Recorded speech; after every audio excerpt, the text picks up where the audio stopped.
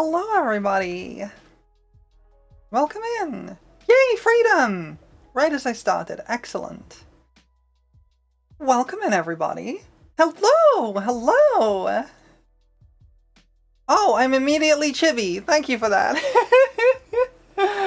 I'm so cursed. Well, hello, everybody. I hope you're doing super great today. Yeah, I hope you've been having a good day. And had a good day yesterday. I forgot to mention it on Monday, actually.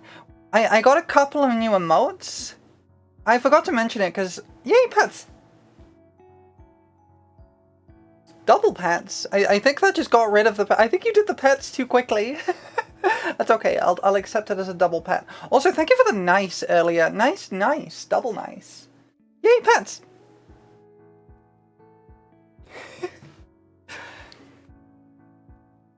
Yeah, I added a couple of new emotes. I forgot to mention it because I added them kind of the start of last week and then ended up not streaming last week. So, yeah.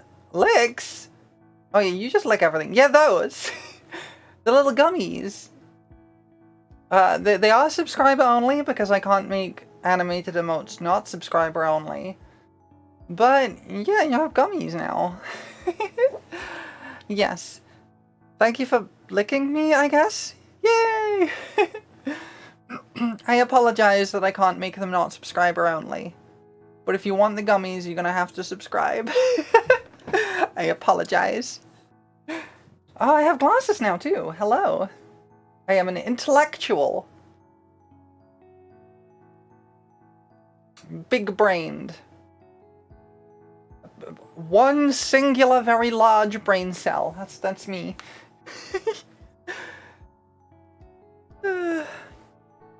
Anyways, we're doing some FF14 today. There's a new event on. I think it came out yesterday. Maybe it's been out for a few. I haven't really played much FF14 lately. I've been too busy with Monster Hunter. But there's an event out, and apparently you get a cool outfit for it. So I want a cute outfit. We're gonna be doing the event, and then probably doing some dungeon runs afterwards. Probably with trusts, because I got a lot of my trust still. You've heard of the intellectual dark web? Now get ready for the intellectual fey web? Yeah. Yeah. It's my secret network of intellectuals.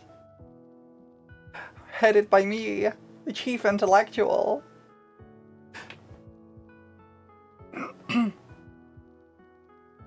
It's a super smart organization. Mega smart, ultra smart.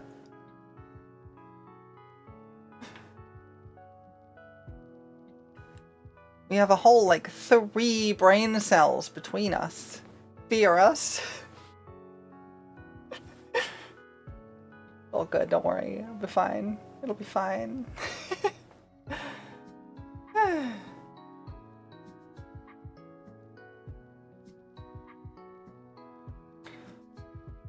Okay, I had to fiddle with my model lately because Nvidia's been doing some annoying updates to how their tracking works, and a lot of stuff broke.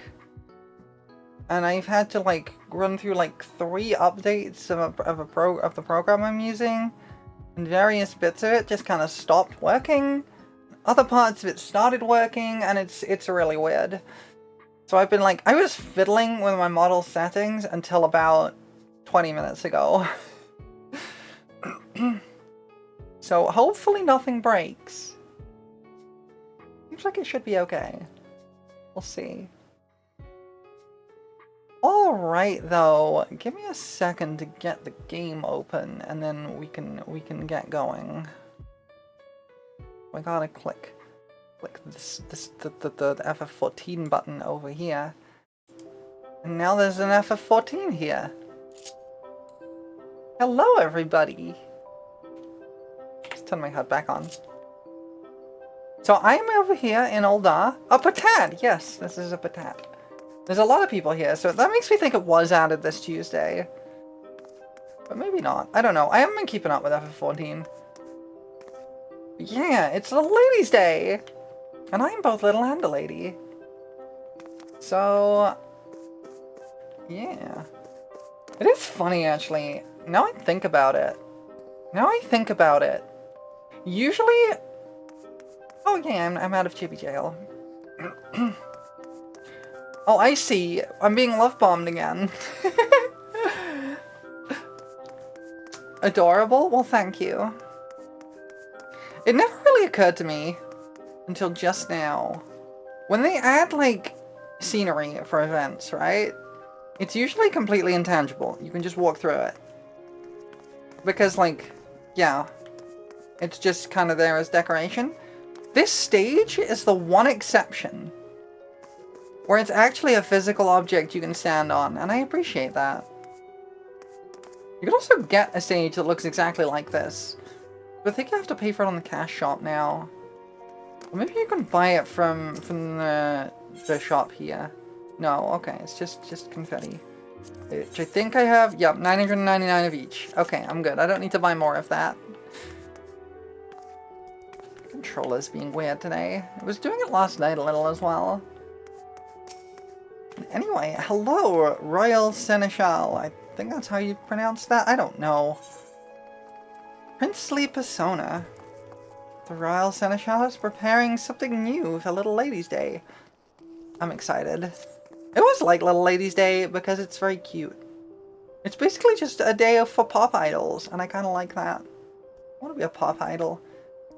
Alright, let me get this guy's voice. Ah, Yatsusu.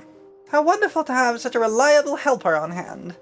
As you've no doubt noticed, the Little Ladies' Day festivities are upon us once more. By the way, I must ask, you know of the Songbirds, do you not? Oh, silly me, of course you do. I've met them several times. They're cute. That trio of princess-styled entertainers were relative unknowns when they first took to the stage, but they've since become a Little Ladies' Day staple. Now, we hope to introduce another such sensation, but this time the singer will be butler-themed. Okay, I'm intrigued. I've titled this new act The Seneschal Prince, a royal among servants. A loyal servant to his princess. Your luck for a while now? Be the best little landlady? I will do my best. Thank you for stopping in. I appreciate the luck. The prince in question is scheduled to debut in the upcoming festival performance, but 'twould seem our chosen star is yet to return from picking up his costume. Though there is ample time ere the show begins, his prolonged absence is a source of concern, to say the least. If only I were not so preoccupied with preparations. Would you mind looking in on him for me? Picot is his name. Picot? Picot? Picot. I'm gonna go Picot and assume he's French. Is his name.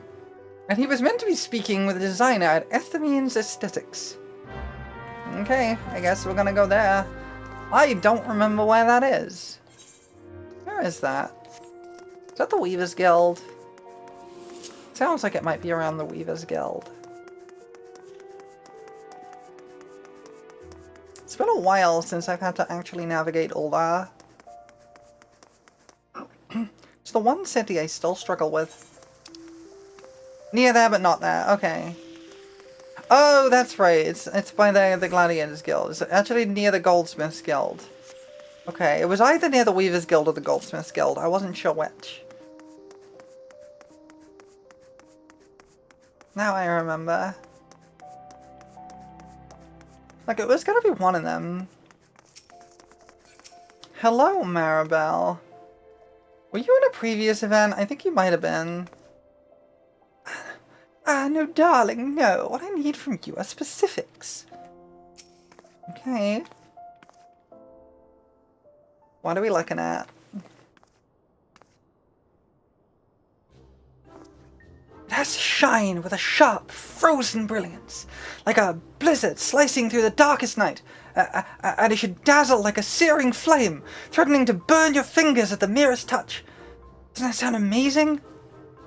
Wait, which do you want? A freezing blizzard or a burning flame? Oh, maybe you can help. How can we create a silvery costume that melts into chaotic darkness? Should I give up on the shiny element? Oh my god. He's the worst client! Yotsusu, how lovely to see you, darling. We haven't spoken since you helped me snatch victory in the walk-off. What brings you to Estamenes? Estames? I don't know how to pronounce that. I am bad with names. Here at the Royal Seneschal's bidding, you say? Well, I could certainly use some guidance with this costuming conundrum. The costume itself is largely complete. I simply wanted to add the finishing flair in accordance with the prince's wishes. But I'm struggling to envision the image he's trying to convey. Well, there are just so many dimensions to looking dashing. How can one narrow the options down to a single idea? Forgive me, darlings, but I have other projects to attend to. Would you mind coming back once you've helped the lad decide on a more definitive direction? Okay, I can do that.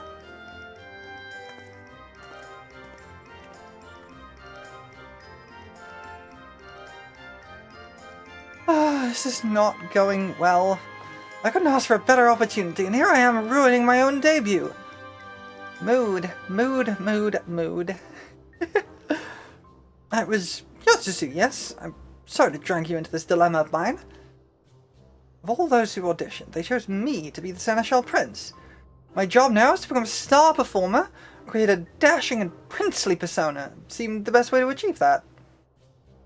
So I did my research into the subject, delving into books about the most gallant individuals, how they act, how they dress, that sort of thing. But when I tried to explain, it all came out a jumbled mess. I like the little Lalafell in the background just kind of peeking in. It's cute. What makes the Seneschal Prince a prince among Seneschals? Come to think of it, what exactly is a Seneschal anyway? Honestly, I'm thinking the same thing. I don't really know what that word means. Perhaps you should have researched that instead.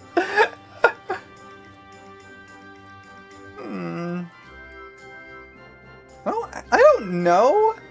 So, I'm gonna just sass the guy. Time for sass.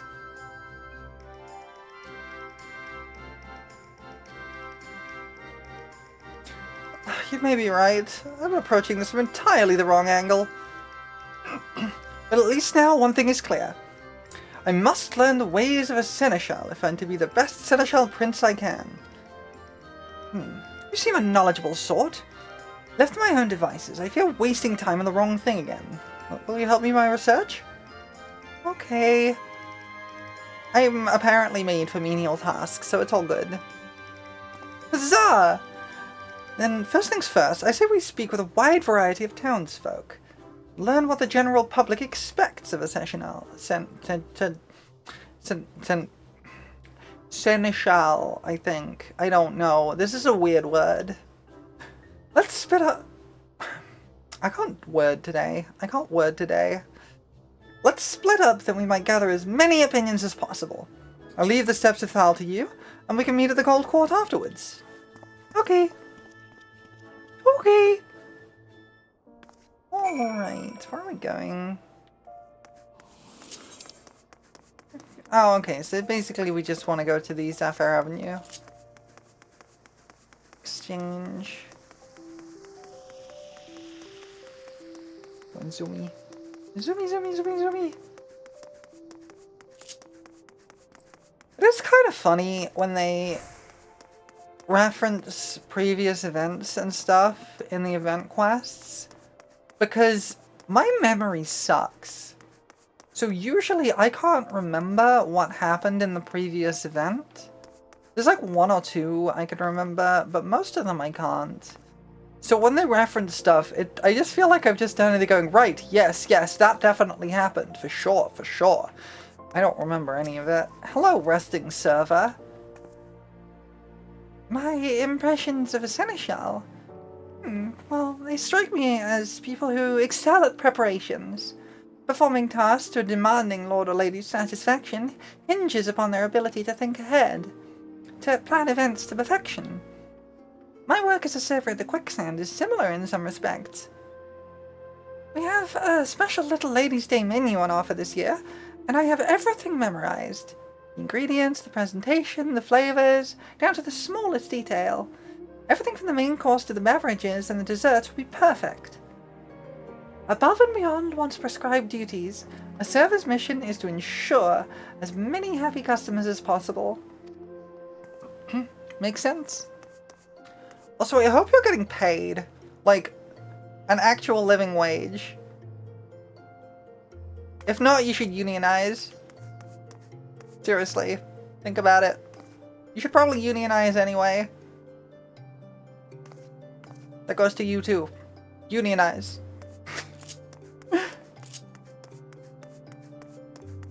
Alright. Where are we on next? Momodi definitely pays a living wage? Yeah, you're right. She would. They should unionize anyway. The best time to start a union was yesterday, and the second best time is now. Hello, bargain hunter.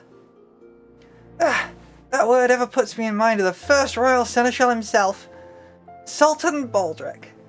It said that every year one girl was chosen from the townspeople by lot, and he would attend to that lucky lass as her personal servant for the entire day.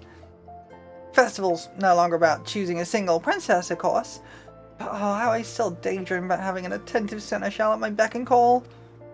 As a child, whenever Little Ladies' Day came around, I would always hold out hope that this would be the year I was chosen.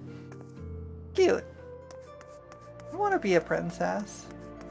Actually, no, I want to abolish the monarchy. Can we do that instead? Next best thing. Wait, gotta go this way.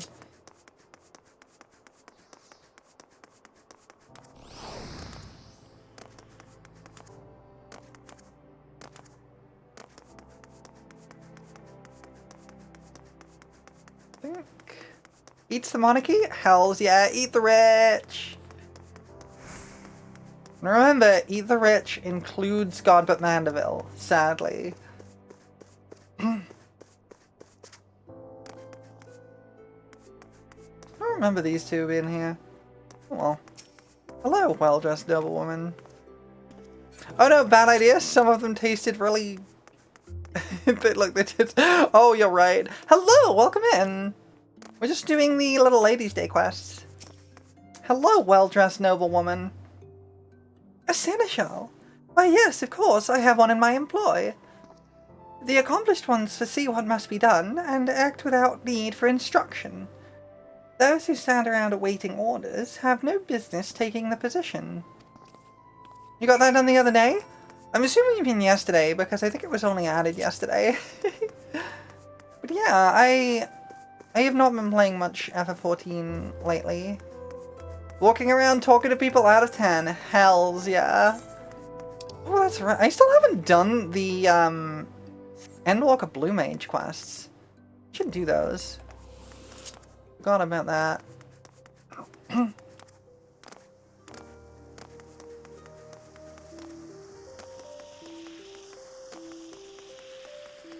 Alright. Pick up.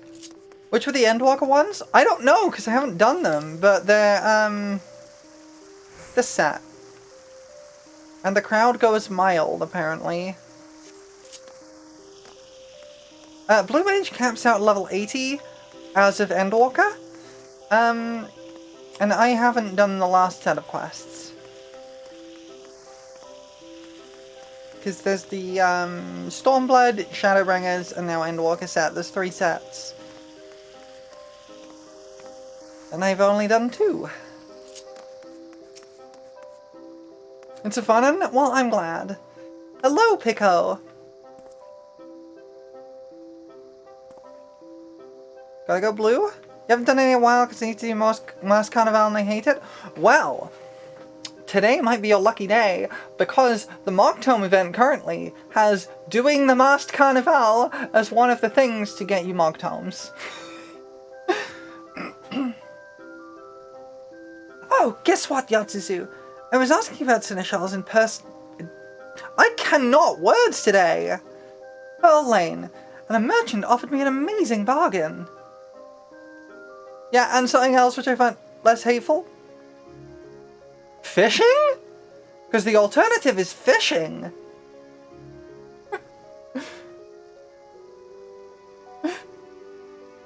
It's catching a specific big fish. I don't want to do that. He showed me a rare urn of incalculable worth, but even the heavily discounted price was far more coin than I could afford. Come to think of it, what do urns have to do with seneschals anyway?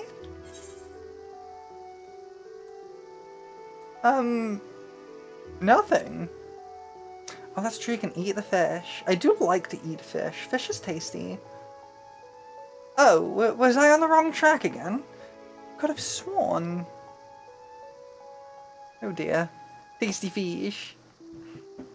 Look, you spent 12 hours fishing in Montana Wilds the other day? I know! You were yelling about it. I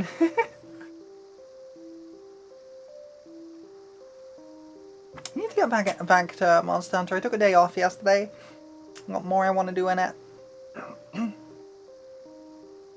I see. So a seneschal is someone who serves others. Someone who anticipates what needs to be done and prepares for those tasks in advance. In my case, then, I should be a seneschal who serves his fans? Controller? Can you progress the text box, please? Thank you. Yes. When I put it like that, it feels just right. I should be thinking of ways I can make the crowds happy. Fan service incoming? You know what? If this guy's doing it, I'm down. I'm down. I'm down for some fan service. Honestly, the best fan service I've seen in anything lately has been in Dungeon Meshi. Because the fan service character, you know, the one that's constantly getting, you know, panty shots, is Senshi, the stocky bearded dwarf man, and I love him. It's great. I love Dungeon Meshi, it's so good. You've done all the fishing quests in it now, and you have tentacle lures, is right? And someone should make you food. Senshi should make you food. If you haven't watched it yet, you really should. It's very, very good. Although I think there was like I think they did greenlight a second part, because it kind of stopped in the middle. I know the manga goes a lot further. I think they did greenlight a second part, so I'm excited for it. And that's exactly what I'll do. Now, if you could stick around a while longer, I'd appreciate some help in becoming the best seneschal I can be. Okay.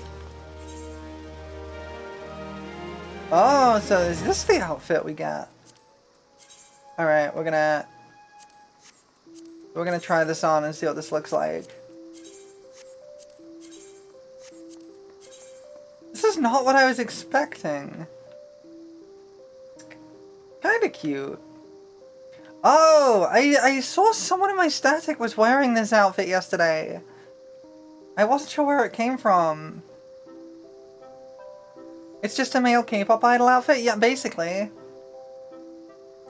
See, I had heard that we got a K-pop idol outfit, but I thought it was just like another femme K-pop idol outfit. But now we have a mask K-pop idol outfit. I do like these boots, though. These are good boots. The heels on those. Heck yeah. Wait, that is a straight up, like, headset microphone, huh? You don't like how the shoulder cape thing doesn't flow? Oh, that's unfortunate. It has no physics? That's unfortunate. A princely debut. Pico ponders over an appropriate direction for his stage persona.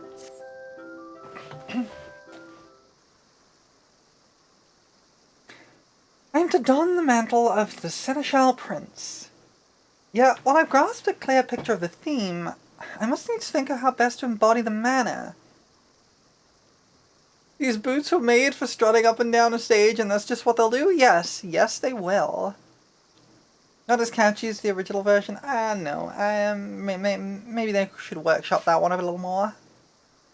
A little bit more time cooking, I think.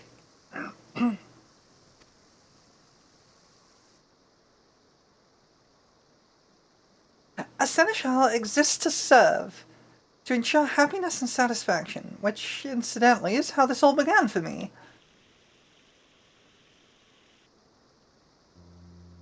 The sad truth with most capes and stuff with this. Yeah, I was kind of hoping they'd have a little bit more, like, cloth physics and stuff with the graphics update, but sadly not.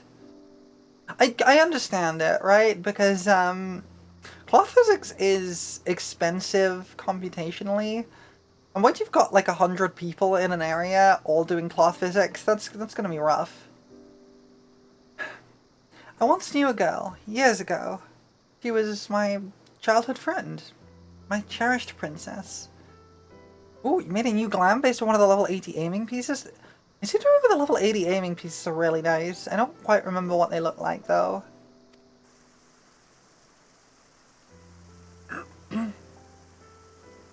Tried using this set and just ended up the headpiece? Fair. Fair. Dancer with headset mic makes some sense. It really does. I could see myself using the headset mic with the other Little Ladies Day outfit, the Songbird outfit. That could be fun. But alas, she was born with a terrible ailment. She could not rise from bed, let alone leave her house. Thus I took it upon myself to bring the outside world to her. No, only a woo outfit dancer must a woo? Fair. You do love to a woo. I acted out all sorts of tales, a hero's saga, a jester at court. If you wish to hear of it, if it would make her smile, I would assume any role under the sky. One fateful day, I happened to see a songstress in town. She dazzled the audience, and the elated looks upon their faces. I had to rush back to my princess's bedside to share the experience. You know, the can't go outside and dies in bed disease is pretty common in old art. Yeah, it's the anime illness. The sad anime illness. Sad. Yeah, everyone in old art gets the anime sickness. I sang and danced my heart out for my audience of one. Performance for her and her alone. How her eyes lit up. Her happiness was everything I ever wanted. It spurred me to practice day and night, and I did. I began to feel I truly was a famous performer. Then, all too soon, did Thal call her to his somber halls. Aww.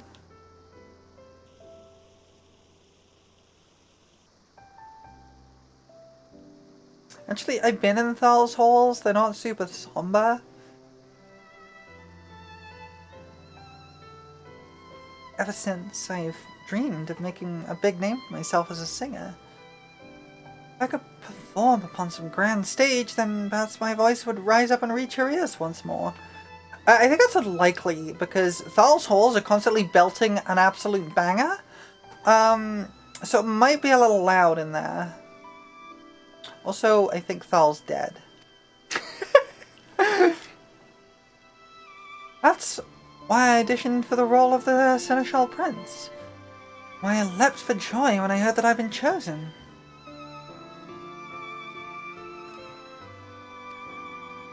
Yet, even though I began all this for her, it's become every bit my own dream as well. I yearn to sing as that songstress did, and stir the hearts of the crowd. Heck yeah! Thank you for listening, Yatsusu. Talk to someone helps put my thoughts in order. Right then, back to the task at hand. Once I've settled on how best to serve my audience, then I should have all the specifics Maribel needs to finish the costume. Let's head over to the Little Ladies' Day stage, shall we? With the better part of the preparations finished, it's likely begun to draw a crowd. The sight might inspire some ideas for my Seneschal debut. Heck yeah! Hey, we gotta zoom. We gotta go zoom in. We're going zoom in. Zooming! I love to zoom. I've been playing this game for... how long now? It's gotta be... I think it'll be 8 years this year. And I have truly embodied the the nature of the zoomy Lalafell. I mean, I zoom. You didn't have, you weren't interactable earlier. The heavenly Narumi will soon be here in person. I thought of nothing else for days and days. I can't remember which one Narumi is. Hello, Quicksand employee. There's always quite a crowd gathering by the stage. Perhaps I should have a word with the Royal Seneschal and ask if I can pass out some flyers. Yeah, fair. Advertising! Anyway, hello, Pico. The following event cannot be skipped. You may wish to cancel any pending duty finder registrations. Okay.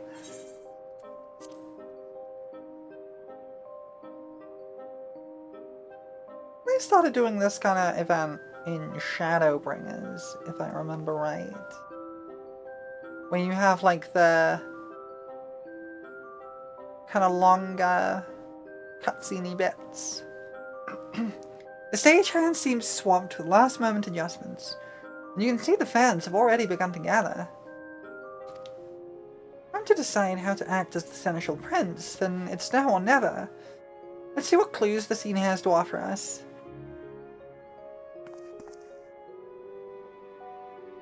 Wait, is it gonna do one of the... Oh, it is! Oh no, it's one of these. These are the new type they had in Dawn Trail. I thought it was gonna be one of the Stormblood ones where you have to kind of focus the telescope around and then select things. Okay. We're gonna start over here and then just kind of work backwards, okay? Let's go. Really hungry? Get food! Get yourself some food. Something delicious. You can. Yes, of course. Don't eat the event, I'm doing that. Eat the rich instead. Yes, of course. If we're speaking of seneschals, we should look no further than the Royal Seneschal himself. Look, it may not be digestible, but everything is edible once. Everything is edible once. That's some wisdom from me. Void Squid can digest anything? True. Such a courteous demeanor, and so precise in his movements. Now that I think on it, no matter the work we do together, he is never less than thorough with his preparations. About virtual things, I'm sure the Void Squid can digest some virtual stuff. I imagine he'll be more than willing to help us implement any new plan we might propose. Probably. Anything. See there? A particularly eager Songbirds fan.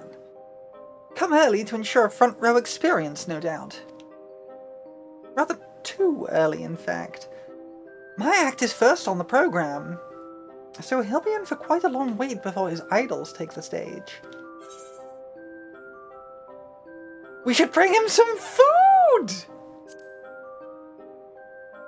Yes, of course. He must be exhausted from standing there all this time. The least I can do is make him more comfortable for the duration of my performance. Please don't eat people's hands. Hands? Okay, you may be a Void Squid, but you're not a llama. Please don't eat people's hands. And I hope at least one person who is watching gets that reference.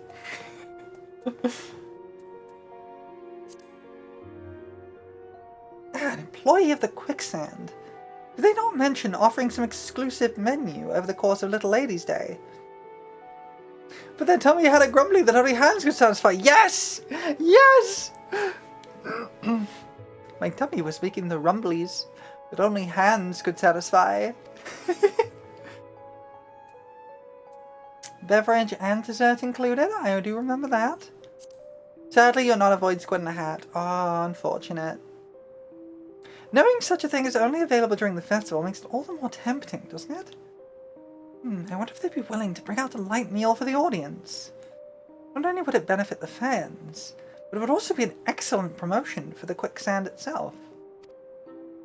True.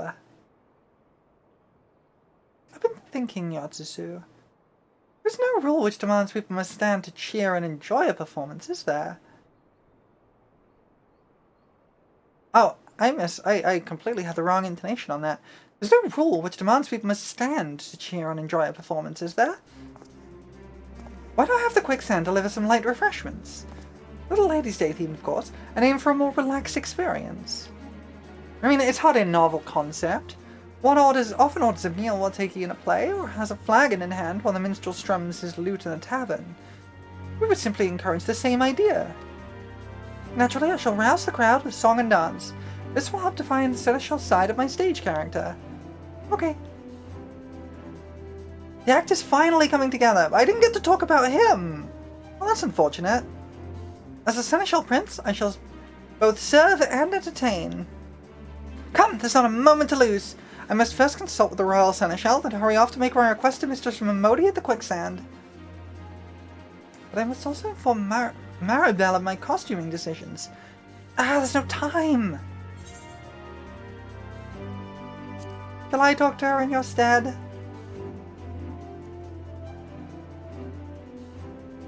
You would do that for me? Thank you, Yatsusu. I'd be most grateful if you could explain the costume concept to Maribel for me. Okay. Maybe that. You truly are my savior. I give you my word that the show will be a great success. Please do be sure to attend. Nothing would ever get done in Eorzea without the wall. You're completely correct. The wall does like basically everything around here. Alright, where are we going? We're zooming this way. It's still wild to me that we still don't have this as a dance emote. I'm amazed people can go to the bathroom without us. They can't. Have you ever seen anyone go to the bathroom in Eorzea? Think about that. Has anyone ever been to the bathroom in Eorzea?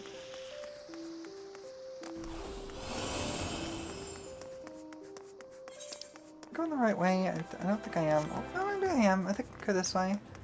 Need pretzels delivering? Whoa. Need anything crafting gathering? Whoa. Need a monster hunted? Whoa. Well, the hunting guild, but...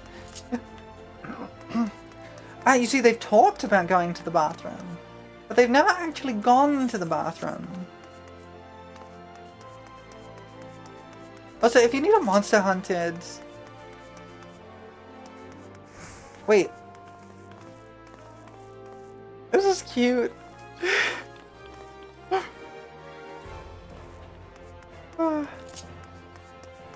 Yeah, the wild's usually the person the hunting guild gets to do it. Yeah. In fact, they've even been the person that the hunting guild from a different franchise got to do it one time.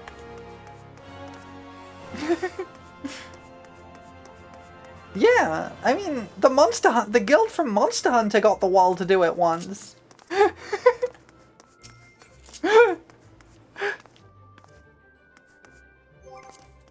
I mean... We didn't fight a Rathalos for nothing. Technically twice. I mean... More if you want to farm that fight? I mean... Hold on. I'll find it. I mean...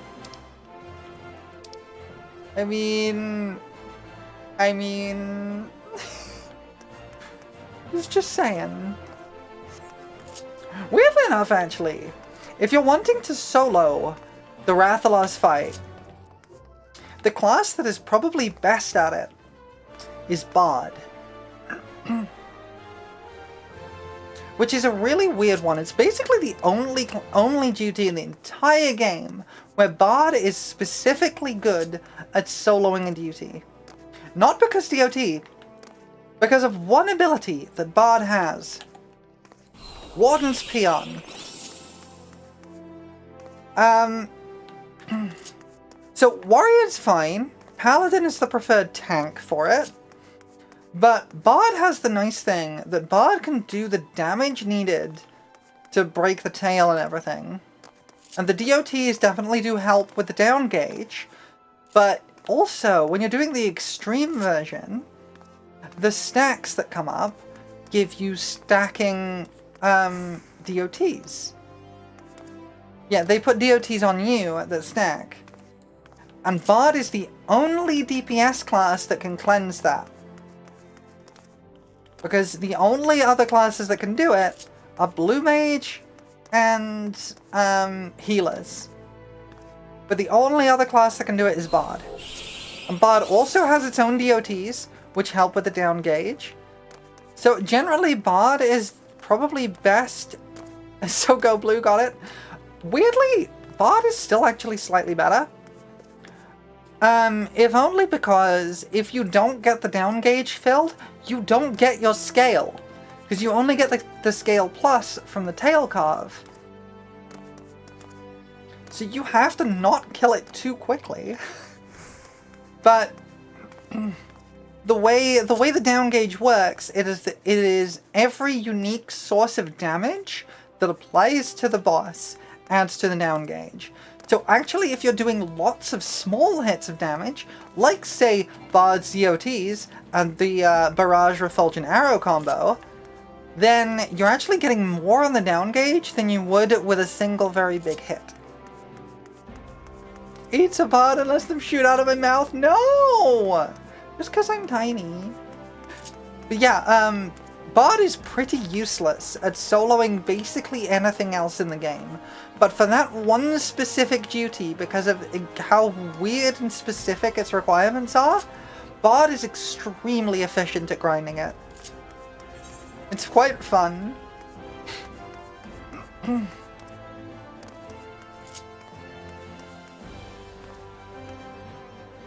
can say maybe you're right, I am small. I am small. One might say I'm a little lady. And speaking of which, the segue. You'd be inclined to just go get a couple of friendos? Honestly, it's pretty fast to do it solo. It's a really quick grind these days, especially if you're doing it unsynced. Yotsusu, darling! How fares our princely seneschal? He's fine, I guess.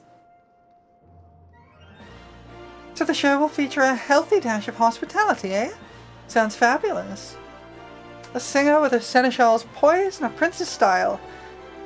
Yes, darling, I know exactly what this costume needs. Leave it to me. Please let the Royal Seneschal know that I'll have the outfit ready in time for... I accidentally hit my controller. The performance. I kind of figured that was what it was going to say, but I couldn't be sure. But yeah, you could also get a couple of friendos to grind Rathalos EX. I think I did grind the full 50 runs of that. But I think no, I don't think I ever saw the drop. I just grinded the 50 runs. I'm trying to remember. I might have seen the drop on the last run. I'll have to see. Let me check. I can find that out. How many Rathalos scale pluses do I have? 2. I did not see the drop on the last run. I have never seen the drop.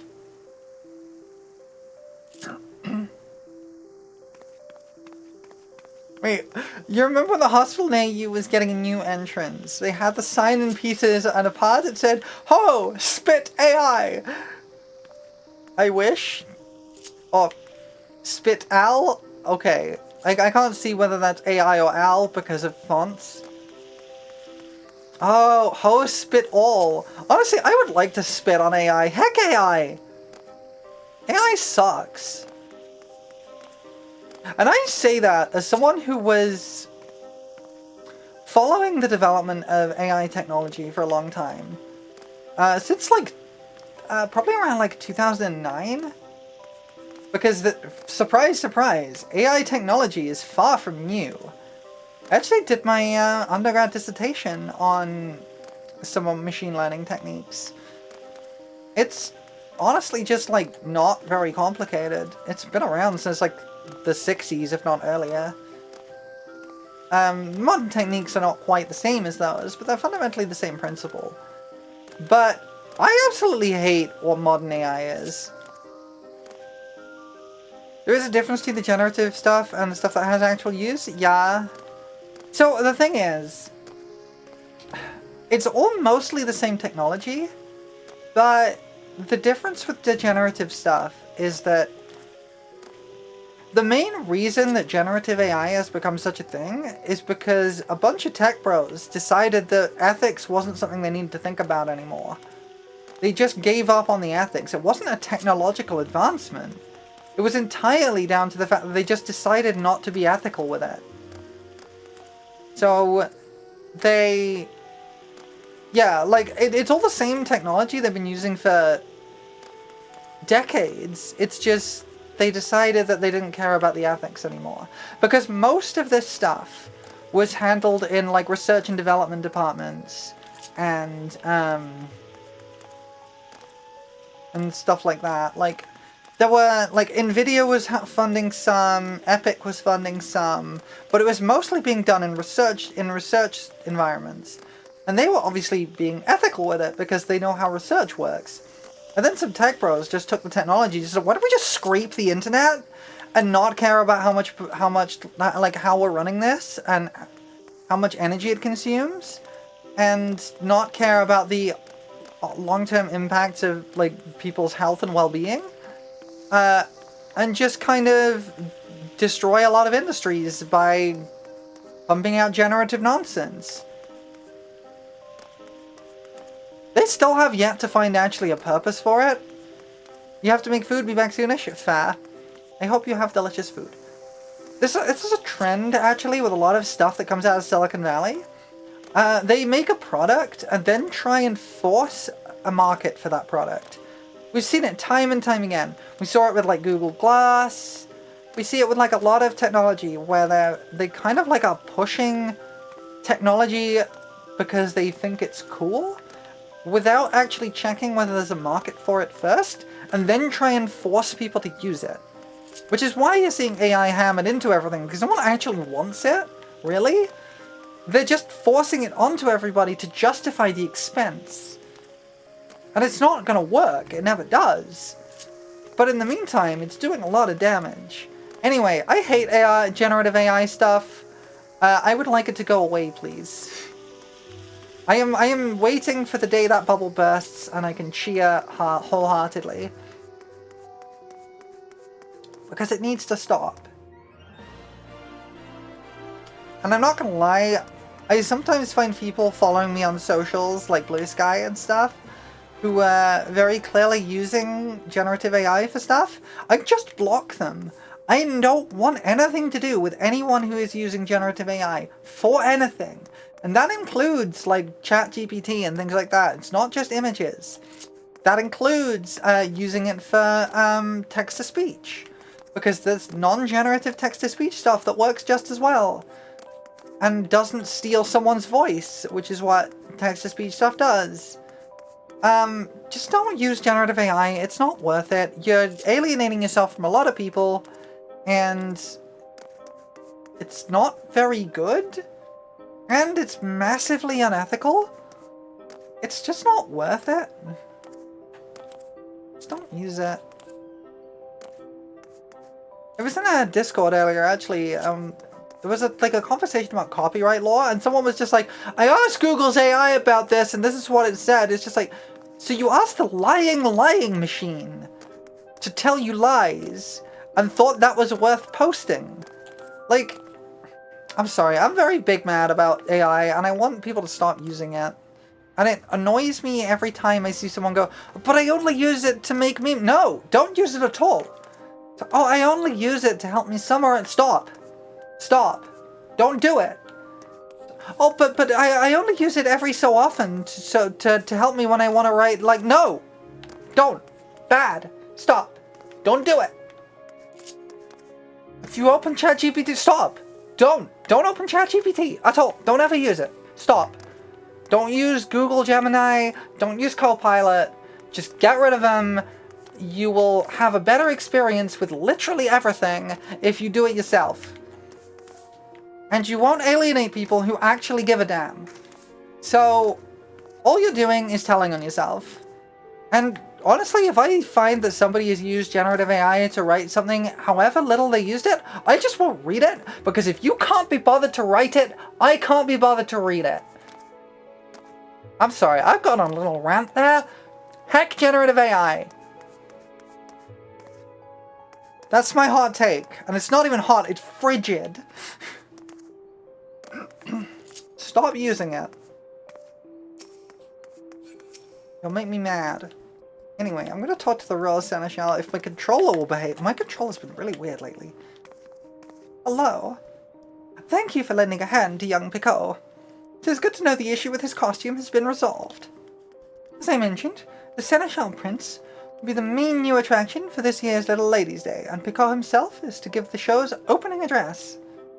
I cannot imagine how events might have unfolded without your assistance. You will stay and watch his performance, yes? Absolutely, I would love to.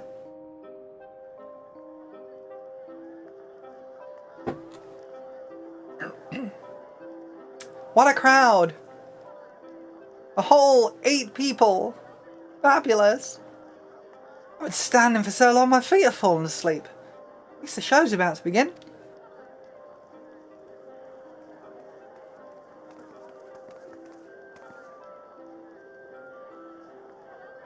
Should be starting any moment now. The first act is their debut performance for a new singer, isn't it? The Seneschal, Prince? What would a Prince of Seneschals be like, anyway? I have no idea what to expect.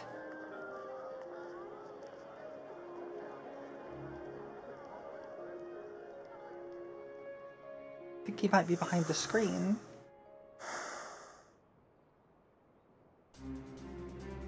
Ladies and gentlemen, welcome to our Little Ladies' Day performance!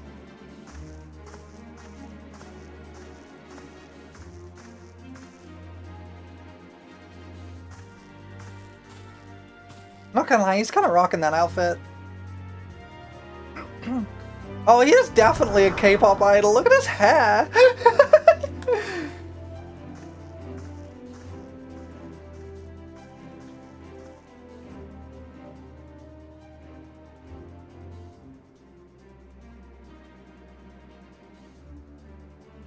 I am Picot, the Seneschal Prince, and I shall be your guide to an ephemeral world of wonder. I imagine you're all weary from the wait. Don't be but a trifle, we have taken the liberty of arranging for refreshments. Special festival menu prepared by our friends at the Quicksand.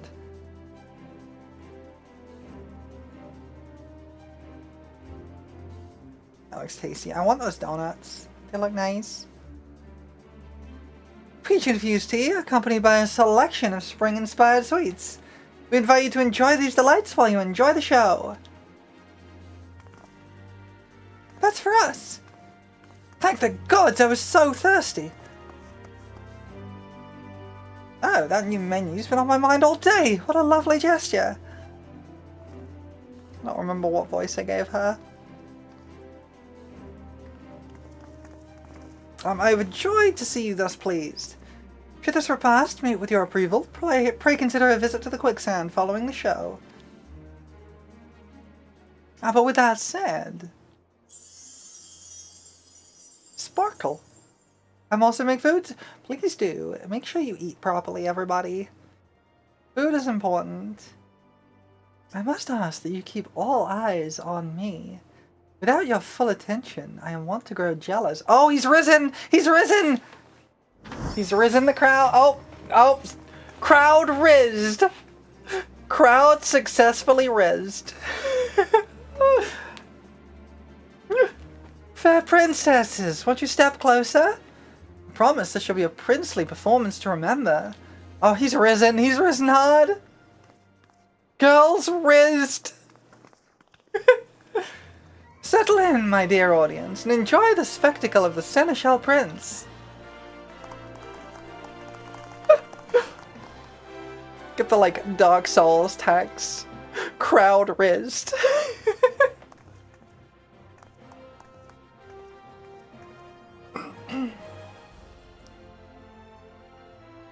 It not only entertains with song and dance, but also captures the crowd's hearts with warm hospitality. A wonderful display.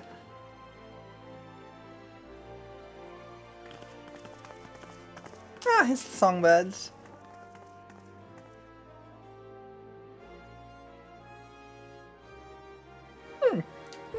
bad, not bad. It seems we have quite a show to follow. And the songbirds will deliver. We'll take the stage by storm and build this excitement to a raging crescendo.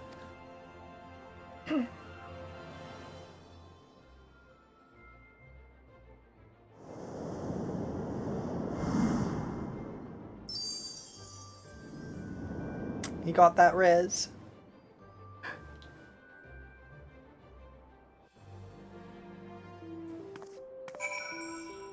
Amusing.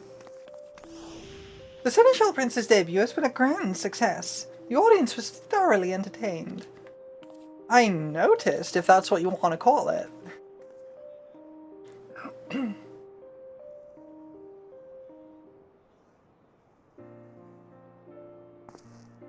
Yatsusu, thank you for coming to my performance.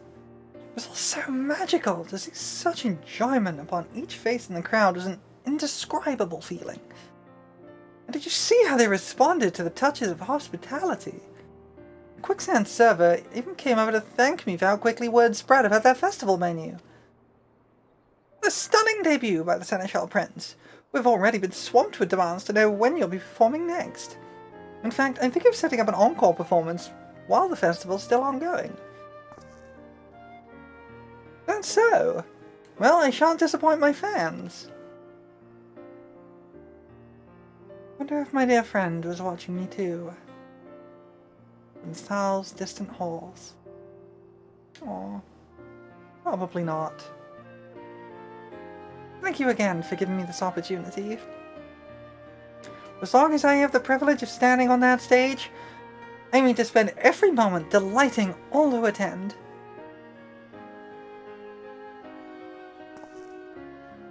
Ah, I almost forgot. I had Maribel craft you a matching costume. I was not alone up there in front of the crowd. I felt you standing beside me, as you have been every step of the way. I have that effect on people. Given your part in all this, you're every bit the Seneschal Princess, so please do the honor of accepting this gift. Okay, I'll take it. I won't say no to a cute outfit.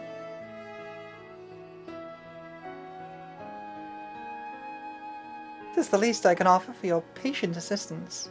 Now I must be off to prepare for my next appearance.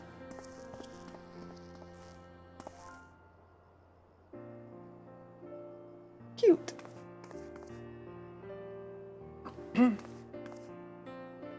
I too offer my sincerest gratitude for elevating our celebrations to ever greater heights.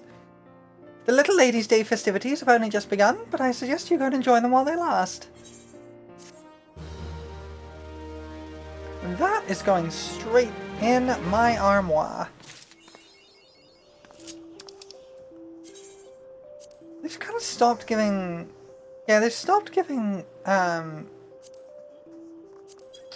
titles for... They stopped that quite a while ago. They used to give you titles for doing, event quests.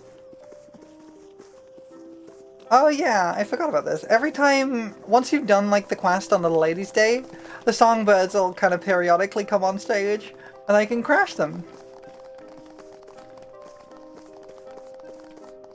I like the songbirds, they're cute. They have cute outfits. I do have an outfit like that. Okay, I need to go put that in my armoire.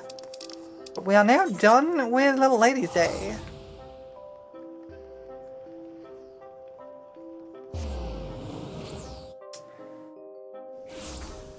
It only took an hour, that's fine. What is up with my controller today? Where do I want to go? Where is it? It's kinda... There it is. I need to go to... In room.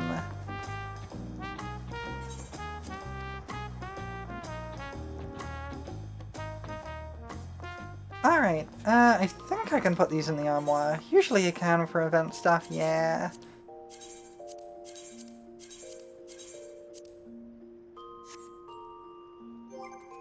Did the boots not go in? Apparently the boots didn't go in. Okay. There we go. Now when that's sorted out... Wait a second.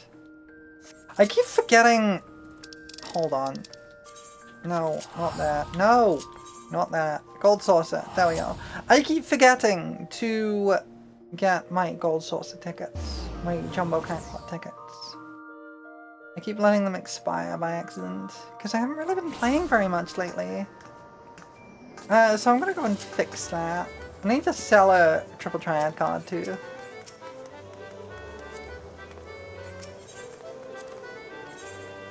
Might as well do the little jackpot while I'm here. You! I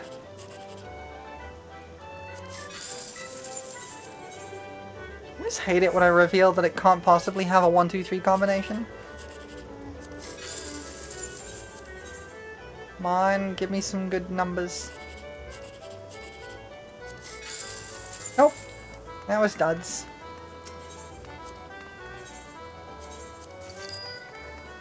Okay.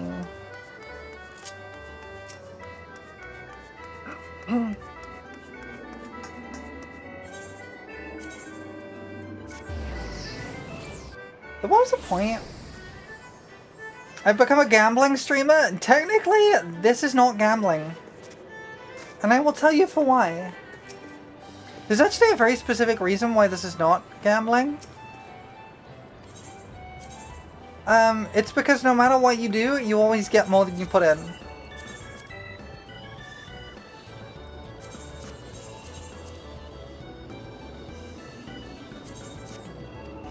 There is literally no chance in the gold saucer of losing money. Technically, pachinko isn't gambling either. Not quite.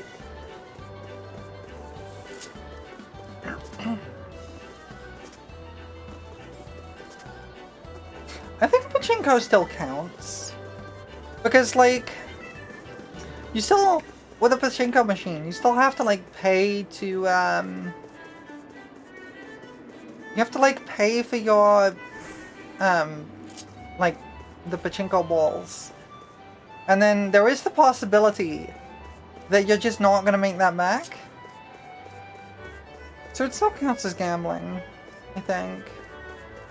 But with the gold saucer, it is literally impossible, even if you get the worst results, to earn less than you put in.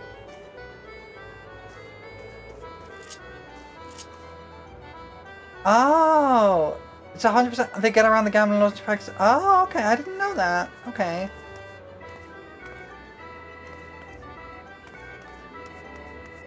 I see. Fair enough, then. Honestly, I don't know how the gold saucer makes money. Because, like, no matter how little or how much you put in, you always get more back. How the heck does the gold saucer make money? I guess it's kind of like everything here is done with, like, effectively, like, gambling chips. It's basically what MGP is. So they could just do whatever the heck they like with it, because you get random stuff, then go next door to a place that exchanges for cash. They're technically separate businesses. Oh, okay. That makes sense. I'm still kind of laughing that I made a video game a little bit ago, and I built a whole... It's like a 2D platformer. And I built a whole pachinko minigame, complete with, like, programming all of the physics for it. Just for one minigame at one point. It was so much effort. It was not worth it, but it was fun.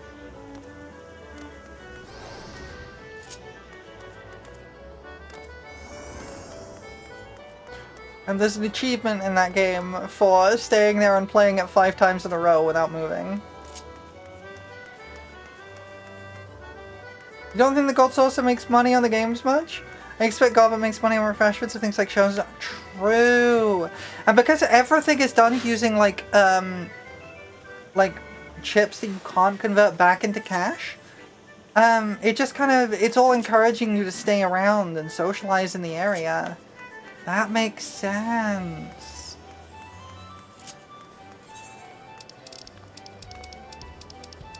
I like that we're discussing the, like, financial situation of a fictional business. Anyway, I'm gonna run some trusts. No, that's Dark Knight. I want Gunbreaker. I'm level 96 on Gunbreaker.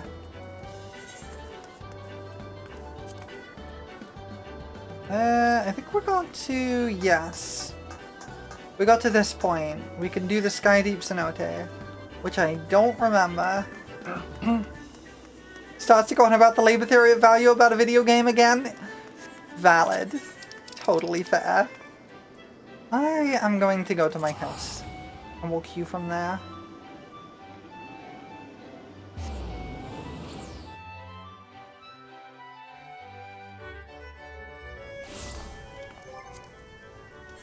No, not that. I want the trusts.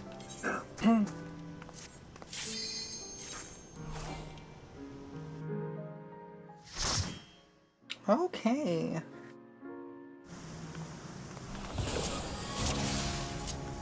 Let's go! At one point, you and I have had a conversation about creating a player-run market board guild to try and keep prices fair, you know, stop everyone undercutting someone. Maybe years ago? I don't remember.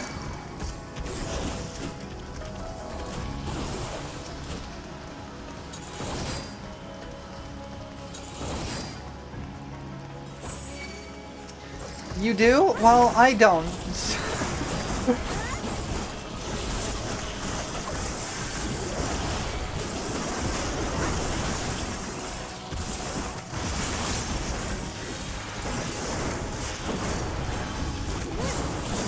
You've mentioned it to other people? Fair.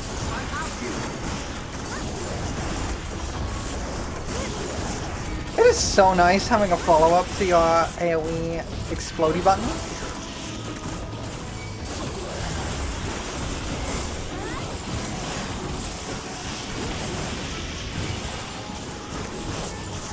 It was like my biggest complaint about Gunbreaker was the lack of that follow-up.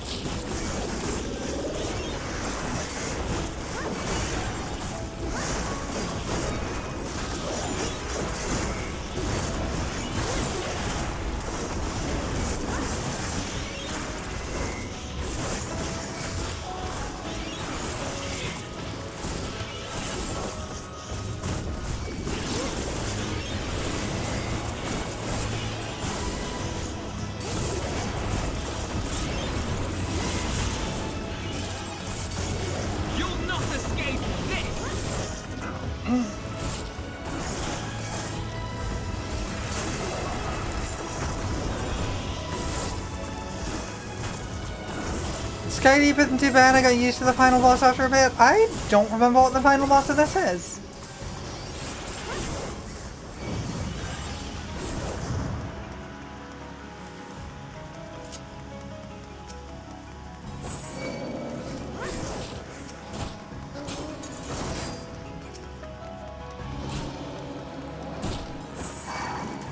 Simon says, but an actual fight? I still don't remember.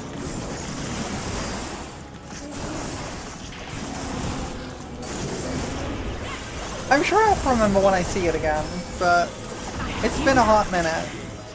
Oh, Dwarf boss, giant purple man's lost. I suddenly remember in very stark detail what the boss of this is. It is one that very much annoyed me in my first run because I got like really, really close to beating it and then got knocked off the edge.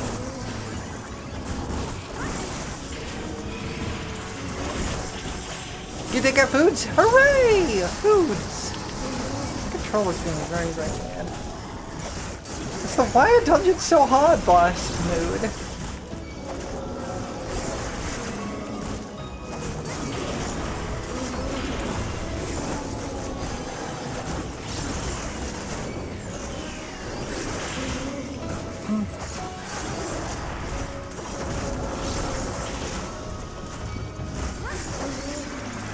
Wait, who's eating whose appendages?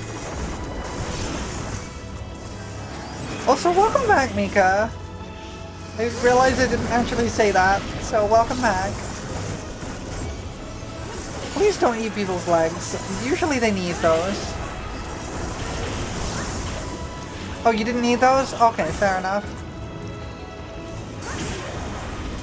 Ahoy! Hello, Chagall! Welcome in! Why is my controller acting up today?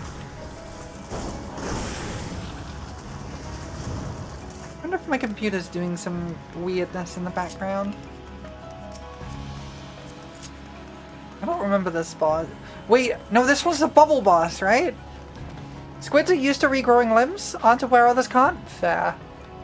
This is the bubble boss, right? The one that has bubbles?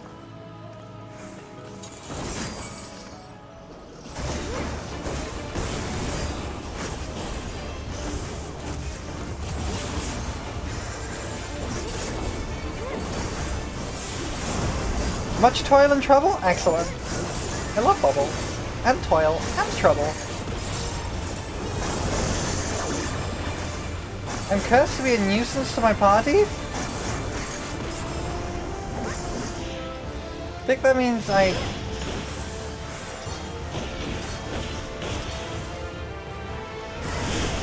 Oh, thanks team!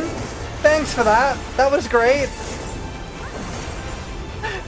My trust members gave me 2 vol stacks! You go to run stuff for XP and don't remember to re-up the FC buffs or something? I did forget to put the FC buffs up. I forgot about the bubbles.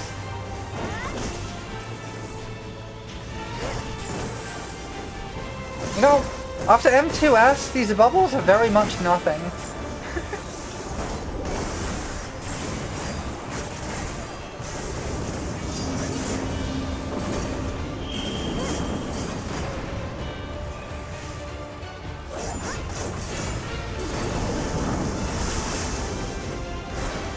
That was not the correct location to be in.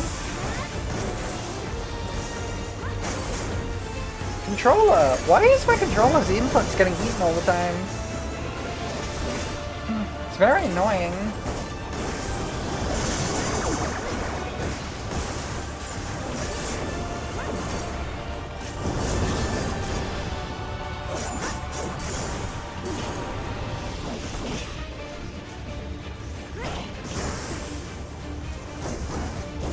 Yeah, this is very much nothing after M2S.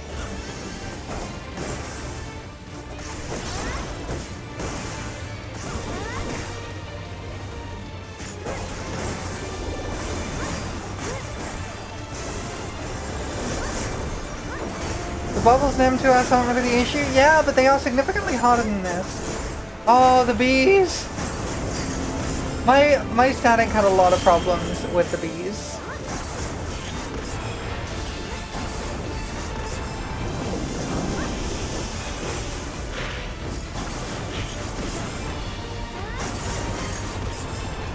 Especially the first set of bees, which is amusingly the one that's the same as they are in the normal version. I have problems with the second set of bees. They were confusing to me.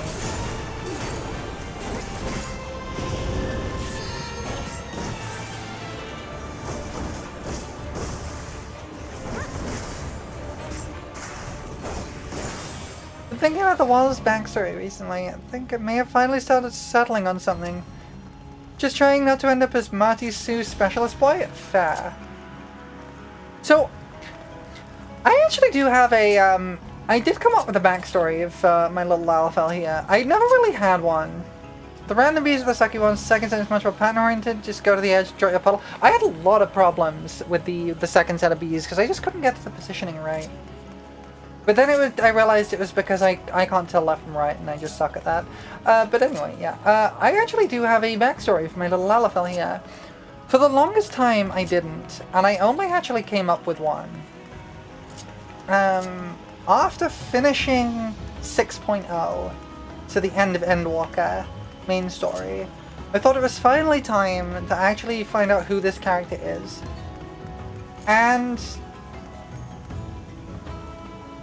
so, the story I came up with is, in part, based a little on my own personal experience, and in part based on a desire to explain why my character's name is not quite lore accurate.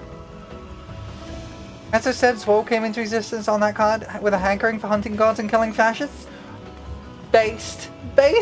But yes, So let me explain my Wall's backstory a little bit here. My Wall was born in Gridania, or at least in the Black Shroud. Yotsusu Miku is my character's name. Although when she received her last name initially, she was originally Yotsusu Yotsu. And she had a best friend when she was growing up, who was another Lalafell named Mikuku Miku. And the little backstory I had for it was that they both independently became adventurers together, and they both fought in the Battle of Katano as mercenaries, effectively. And unfortunately, Mikuku Miku died in that battle.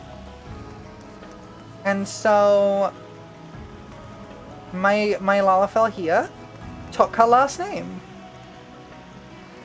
as a kind of memento. And that is why she is called Yotsusu Miku. That is my little backstory for my character. Like I said, it's based a little bit on personal experiences that I've had, and a little bit on just wanting to get an explanation for that name. Identity theft is a serious crime? Shush. And that's so nice. Yeah, I think it's a nice one. I like it. I think it makes sense for this character. You just went with your usual moniker, just split up a bit because two names? Valid. Also valid. You know, I appreciate that a lot of people have a different ways of experiencing this game and how they interact with it. And you know, I think that's really beautiful. It's really nice.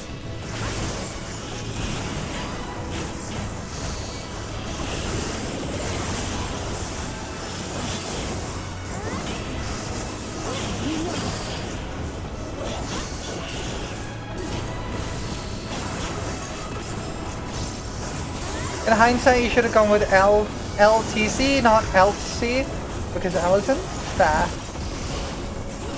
And the Holy See and all that, yeah, fair.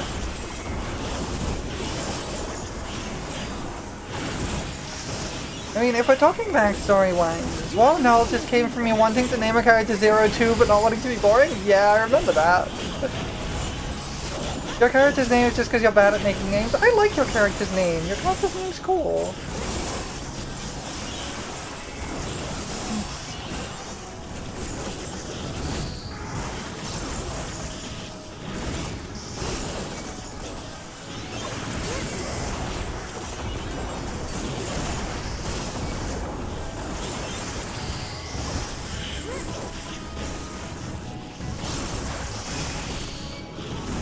Could have gone with one of my old silly names, such as Ptolemy.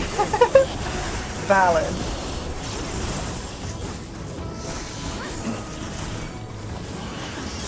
Yeah, I don't actually really have a like set of character names that I use in everything.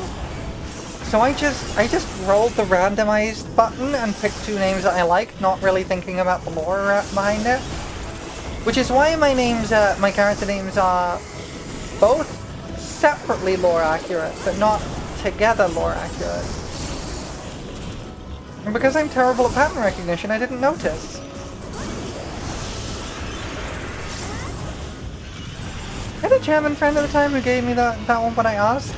It's actually like a more local dialect sort of way of saying 02, I think as a basic German wouldn't be quite the same. Yeah, I did wonder about that actually, because I did used to speak a little German. I don't really anymore, but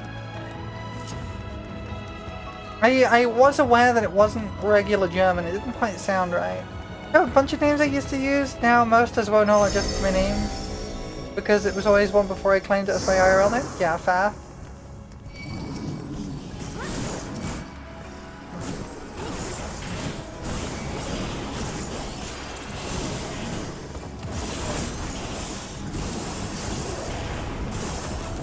Eventually work out if it's worth using Gunbreaker's Gnashing Fang combo in AoEs. Controller, can you stop? So the deal with Wild Shackle is, as I know who he is, what he's like, how he is, there's not really much anything before being on the card. He started in Grenania, but I 100% know he's not from there, that's not his home. No one there knew him, there were no records of him, and there won't be no matter where he goes. It's isekai like. Ooh, that could be an interesting one. You could do like something like an actual isekai story. That could be interesting.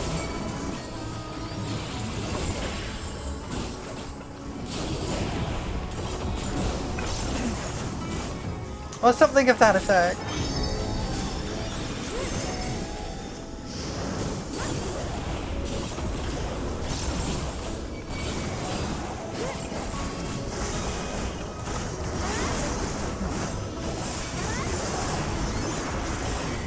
I'm excited to hear what you come up with. Shut up, Alphano. My controller's being really awkward today. I might have to plug it in. It's a Bluetooth controller, so I usually don't plug it in, but I might have to. Try that after this pull. If it starts randomly disconnecting. So aren't your cards shaking hands if we're not really existing before the card in slightly different ways? Hells yeah.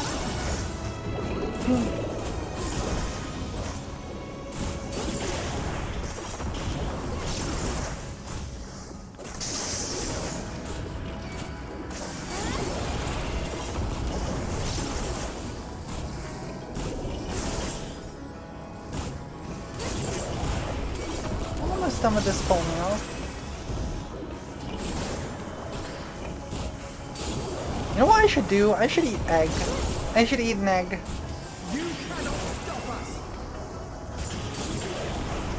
That's what I came up with. Trying very explicitly not to pull Martisu, I'm the specialist boy ever type stuff, but something that actually reasonably works in law. Yeah. Where's my egg? Egg. And let me try plugging my controller in. I dropped the wireless thing charging thingy on the floor. Hold on. Yeah, there we go. Okay. Hopefully, that'll stop my controller disconnecting randomly.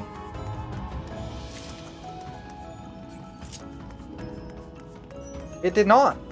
It definitely did not. Hold on. I think I do know how to fix this.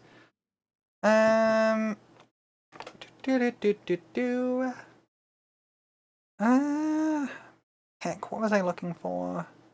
I need the device manager. Sorry.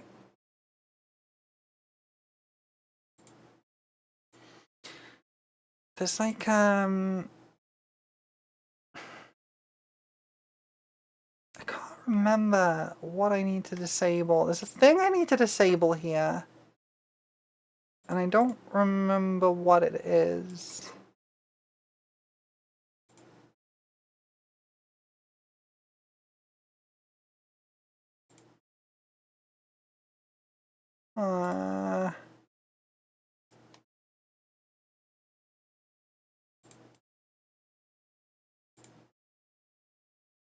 Yeah, I'm just gonna... There's a USB device that is not working, so I'm just gonna disable that and hope this works.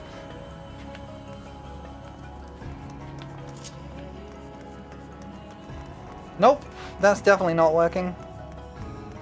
I'm not touching my controller, by the way. Yeah, my controller's just not working at all now. Let me turn that off. Okay, now it's working. Okay, let me read this. During the fall of Dalamud, Charcoal's source soul was not alive at the time. It was just floating amidst the ethereal sea. Charcoal's charge from the 7th, as the world dissolved into darkness like the 13th, pulled the Y'shtola and used flow or something akin, throwing himself into the ethereal sea. Because of darkness going crazy, he remained in there, like how Thancred stayed in the sea via flow for like a month during 3.0. Okay, my controller is really being weird. I have to sort this out. I am sorry. I think I have it bookmarked somewhere. I think I have the solution to this bookmarked. Wow, that's some old bookmarks. Let's see. Where was it? So my understanding of what this issue is, by the way, is I think it is a thing to do with basically Microsoft Device Association Root Enumerator. That's the one I need to disable.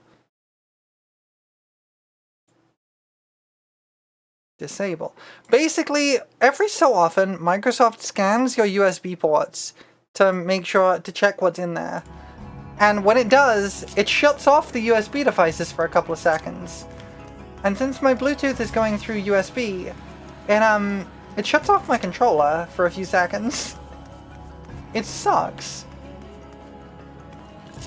I think it's only noticeable if you have a lot of USB hubs, and I have 2 USB hubs, and one of them has 16 ports on it, so yeah. Okay, the rejoining nope, that has not fixed it. The rejoining happens as Dalamud falls, Shackal's 7th shard and his source soul merge. Shackal pops out onto the source, again like Thancred eventually got popped out in Giovanni, but his memory's completely gone. That's a cool explanation. Okay, I have to work out how to fix this, because this is really bad.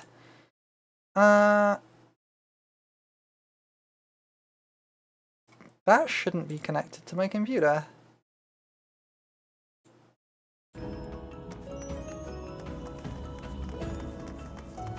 Just gonna run around in circles and see if it'll keep letting me run around in circles for a decent amount of time. Okay, I think I might have found the thing that was causing it. I have some wireless earbuds, some Bluetooth earbuds, and I have them connected to... I use them basically to connect to like my Steam Deck and things. For some reason, they were connected to my desktop, and I think it was scanning for them, but they're not turned on, so it wasn't finding them. So it's like constantly scanning for a new Bluetooth thing, and then that was getting in the way of my controller, I think. Okay, we can continue on to the mirror boss. But I like the backstory, Shakal. It's an interesting one.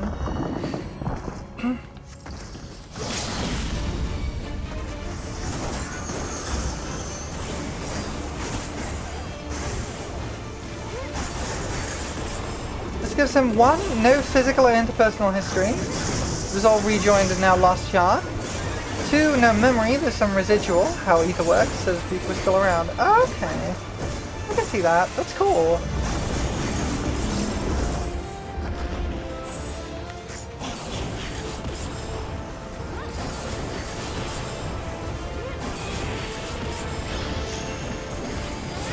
Oh heck. Ow. But he's not needing to be laden with a ton of trauma, he can't mourn a missing reality that no longer exists. Yeah, I can see that. Yeah, should be safe. Yeah, here should be safe. Crystal, mommy needed a god stabber and knew what would exist, so she just did. Honestly, totally valid. I love that explanation.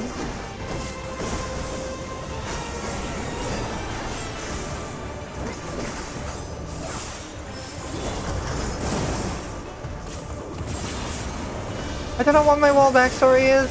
I think it's all gonna be something revolving around being some random nobody, and then as happened in each job, and the memory's taking over. A god stabber she got? Hells yeah.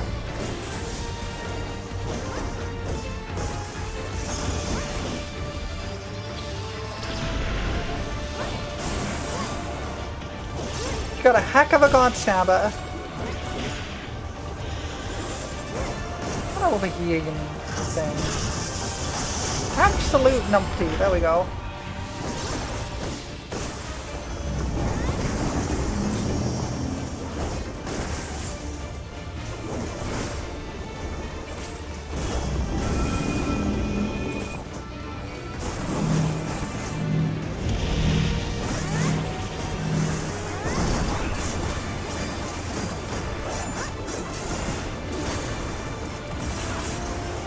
I only made this backstory because everyone else kept talking about theirs and it was funny. It is funny. I'm not gonna lie about that.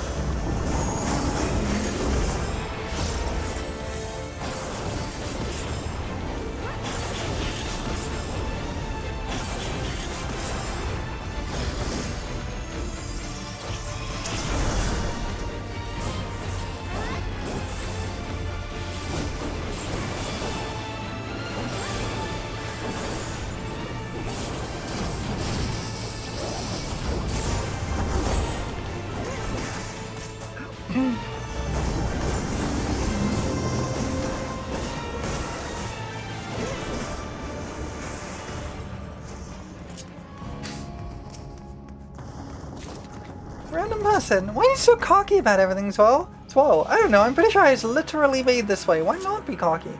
Honestly, totally fair. Totally valid. Okay, Skydie Packer. I'm sorry? I don't think I read these things' names when I ran through this dungeon for the story. Skydie Packer?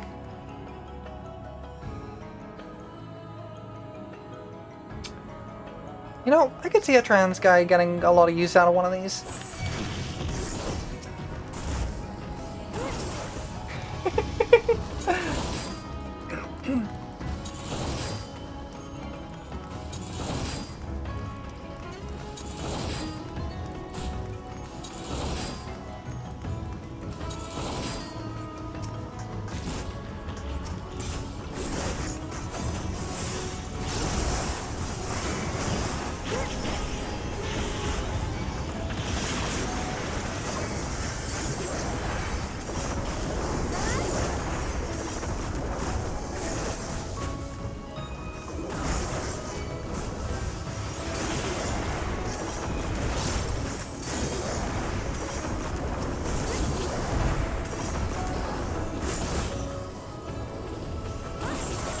Honestly, so impressive with how this dungeon starts and how it ends. That the same music track honestly feels appropriate both in Dead Baby Cave and looking across the room at that. Yeah.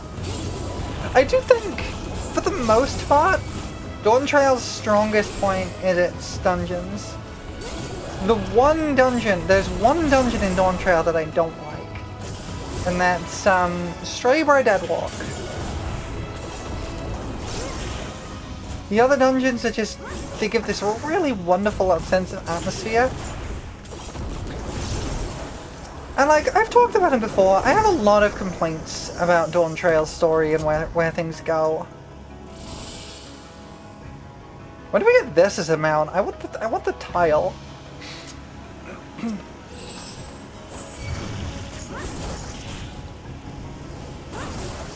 But yes.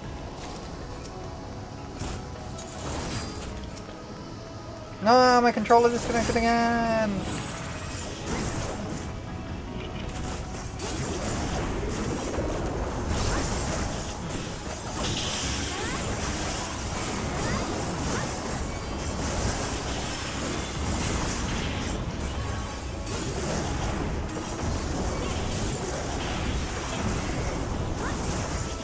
Got close to it with Cloud of Darkness, but yes, need the tile mount. Yeah. Still waiting on Dalamud Puppy Mount, and I want a Dalamud Puppy Mount. It'd be so cute. That is another part of my my character's lore, by the way. She is officially besties with Menfina.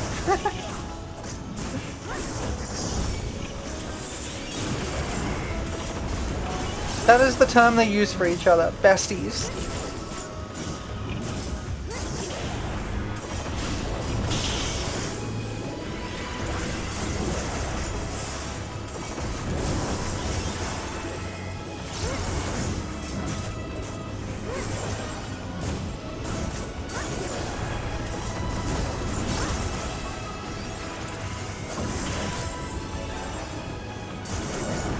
I do appreciate that the tank kits are good enough to actually do the full pulls in Dungeons with Trust now.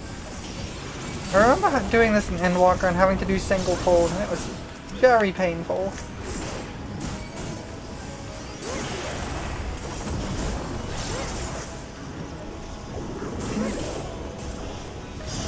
because updated Dawn Trail skills are 100% him stealing ideas to the Ocean fight in the Invoker Alliance raid. I can see that. I can totally see that.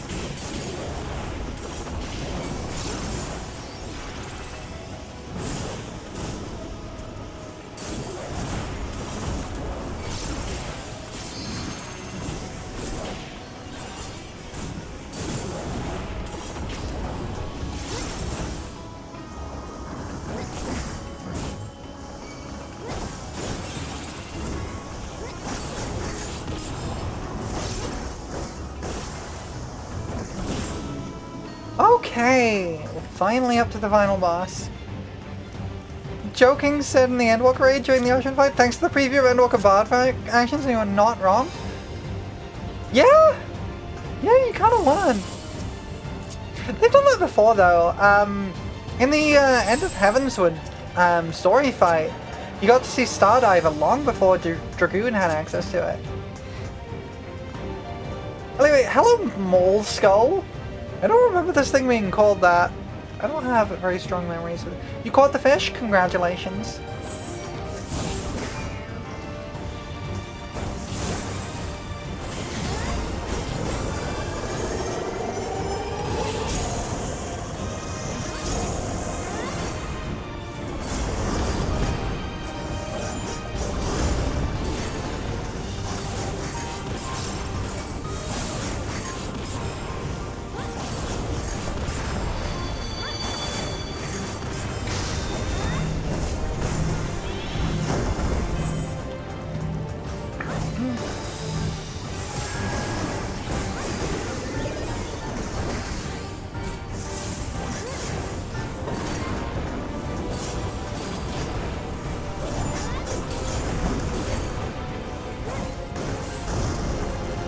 Trying to remember these mechanics on the fly.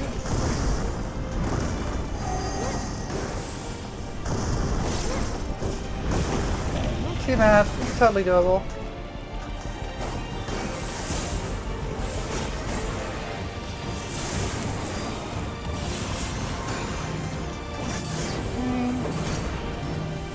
Awesome like that. Now it's a descent to all these other fish? For all the sand that apparently all fish contain? Yeah, fish are made of sand if you don't remember.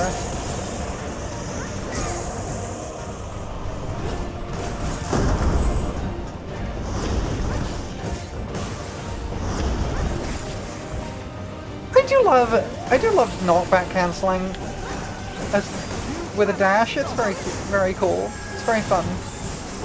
Everything's either made out of sand or ether or Allegan coins. Yes. Some fish are actually made out of coins. Remember that.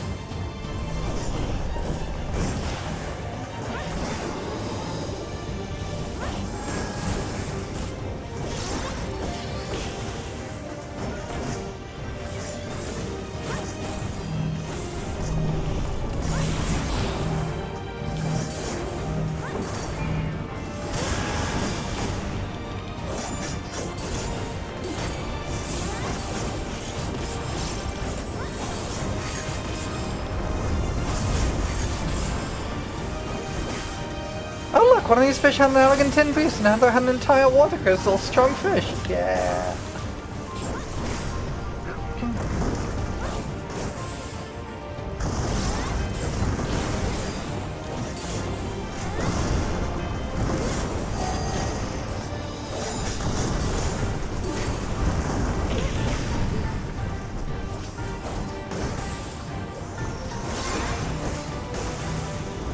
They ate it. Now why didn't you end up with any fish? I mean, in the end is the wasteful part. That's true.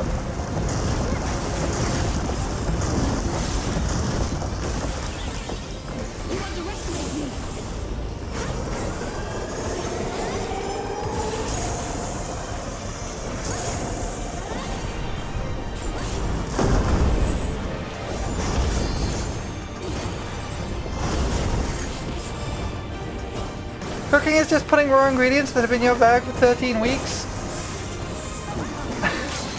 And getting food that stays good forever? Yes. It's exactly how it works. That's exactly what cooking is in real life, right? Joe does not cook for herself, so it's fine.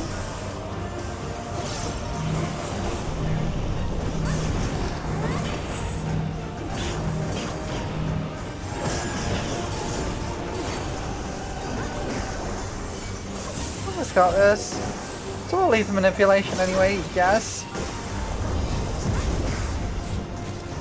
Yay! Got a mole skull card. Do I have that one? I don't. New triple triad card.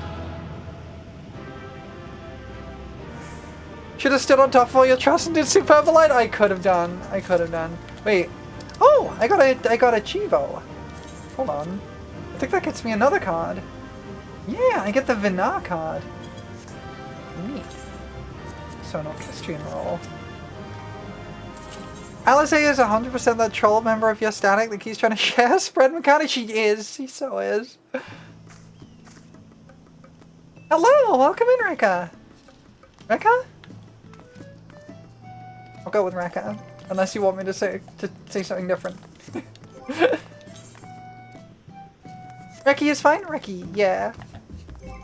Oh, Rek Hawaii. I didn't even think... I cannot words today. Reki. We'll go with Reki, though. I just cannot words today. What was it I couldn't do? Oh, yeah, the achievement. Wouldn't let me do it while I was in my duty.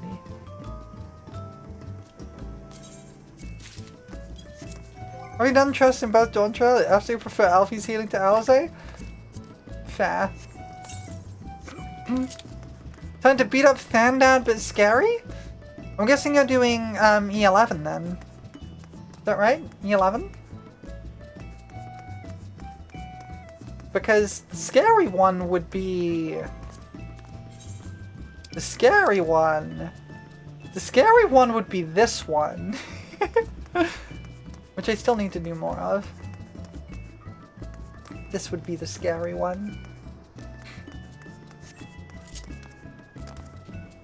That's a long queue? Oof. I'm sorry. I need to drink tea.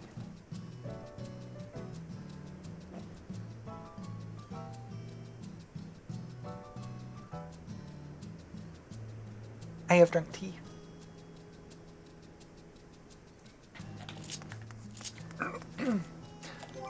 Okay, how are we looking then? So they need 7, they got 7k. 2 more runs of that should hit 96 on everybody. 10Q is shorter as an instant, that's usually how it goes. There's a reason I tend to run normal stuff as Dark Knight. You have Alice and Stola to go for trust leveling, both are at 97. So, I am not doing super well on that front. Oh, is it 3 or 4 for 97? Because usually it's 2. It's usually 3 first, then 2. But I know there's like a point where it doesn't do that. I don't know. Let's just go again. I forgot to up the free company buffs again. Oh well. I'm good at this. Oh, they're already up. It's fine. Let me egg.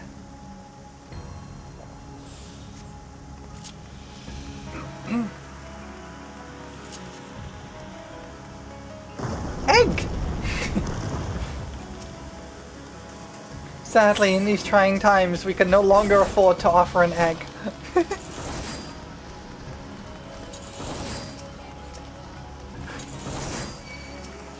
Final Fantasy XIV offers you fantasies that you wouldn't be able to experience in real life, such as being able to afford 800 eggs. Let's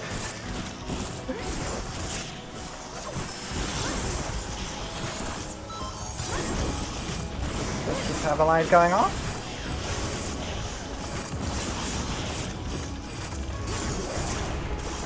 Alphino, it would help if you'd heal me while my Superba light was on. That would help. You have a bunch of eggplant to throw at things, because baked eggplant, because you don't want to waste it. Fair. That was like... You just realized you're playing with CPUs just when they aren't doing anything? Yeah, I'm leveling my trusts.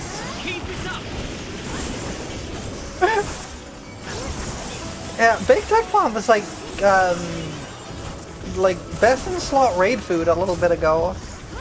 In the old days I would have offered you an Egg McMuffin. These days I will offer you an exceptionally tasty omelette from a sit-down restaurant for the same price. Ooh.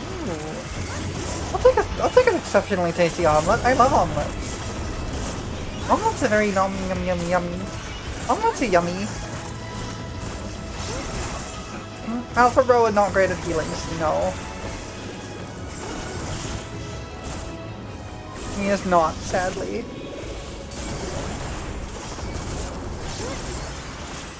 Hi Zoe! Good to see you! I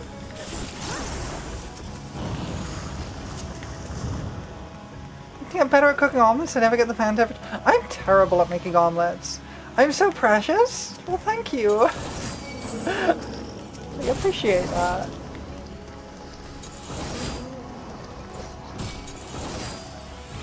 Did you worry leveling the Etruscan didn't really matter who was healing? Honestly, Gunbreaker's managing really well. I'm surprised at how well Gunbreaker manages. I say, dying. Just bloodwetting who needs a healer? Yeah, that's warrior.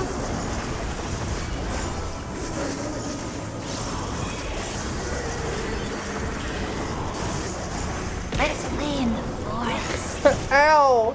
Thank you for giving me one bit. A bit for your troubles. Thank you for the bit. And the pet! Thank you! I appreciate the pet too.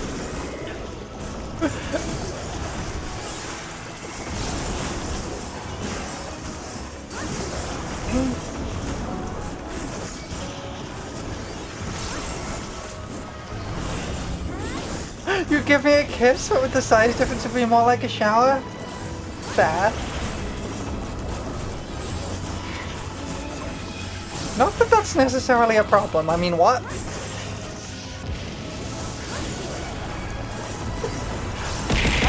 Ow! Ow! Ow! Thank you for the 200 Are we bits! playing with the fairies bits now?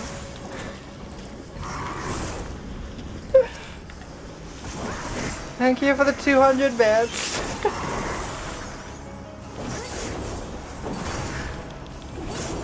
Sorry, you didn't know I did that? Yeah, if you give me bits, it throws them at me.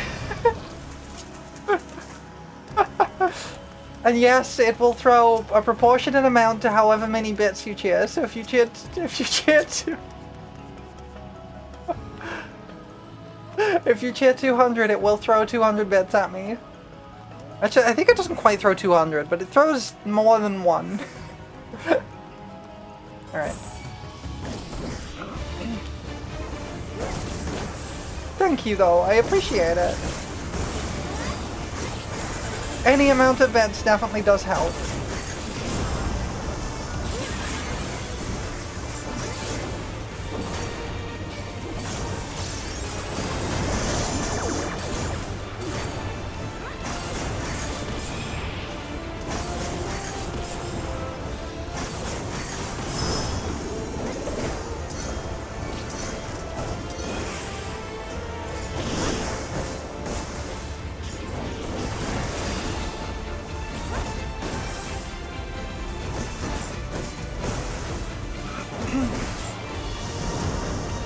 Forgot to do this. Oops, I broke my rotation. RIP.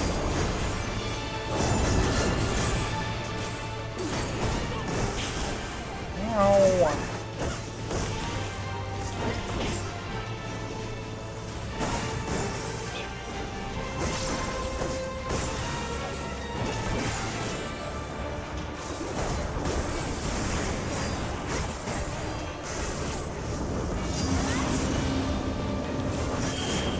Going that way, so this should be safe, I think.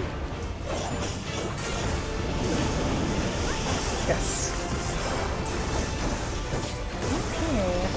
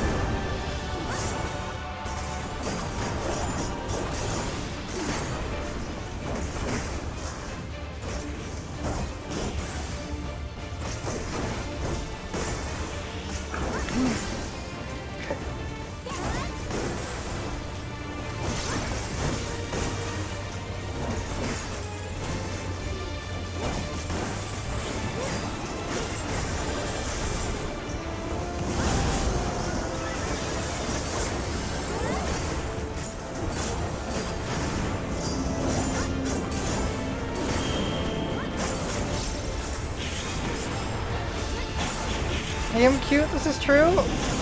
I have been told this. People tell me this a lot. I am not sure I always believe them, but I appreciate it every time.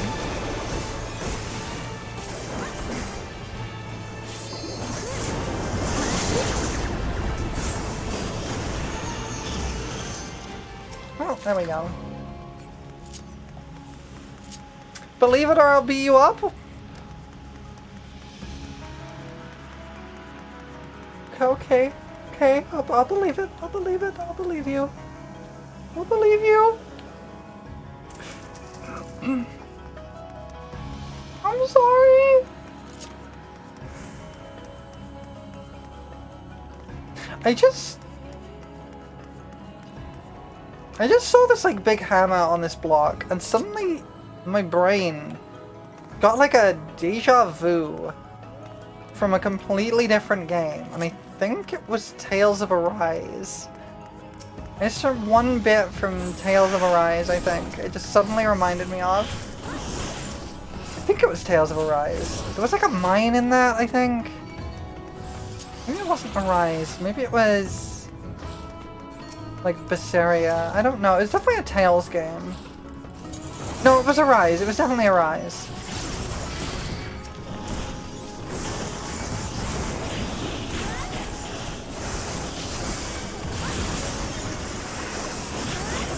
With a JRPG, there's always a mine. True, you're not wrong. They do love their mines. The JRPG protagonists yearn for the mines.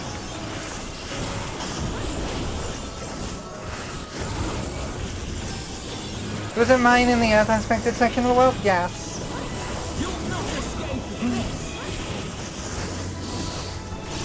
Calm down, Alphino.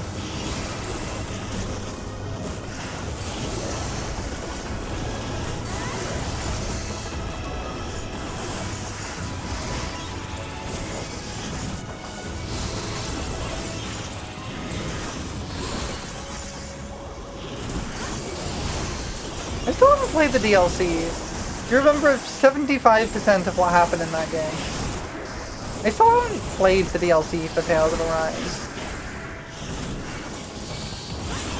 The RPG, there is always a mine, there is always a cat girl, there is always a best boy. Not always true, actually. Though, I will tell you one fun thing about the Tales series. There is... In Tales of Exilia, there is a gruff bad boy who with far too much edge, who is extremely extra and has a deep voice, and who is named Gaius. That is a true fact. That is a character in Tales of Exilia.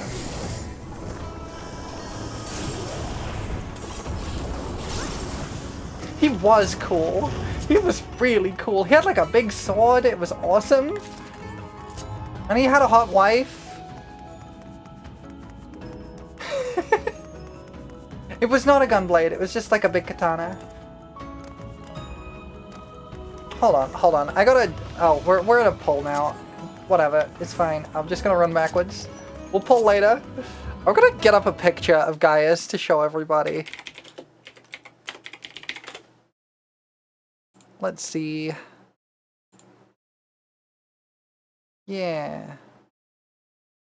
Let me just save that somewhere. Let me pull that up. It's like add image. He shot lasers from us, so might as well be a gun. True, he did do that. Where is he? This guy. This is Gaius. He was cool as heck. Anyway, I'm gonna delete this. For whom do you fight? Yes. He was basically just a grumpy samurai, yes.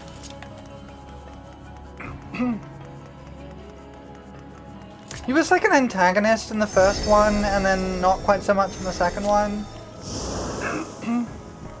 So Gaius, yeah, basically.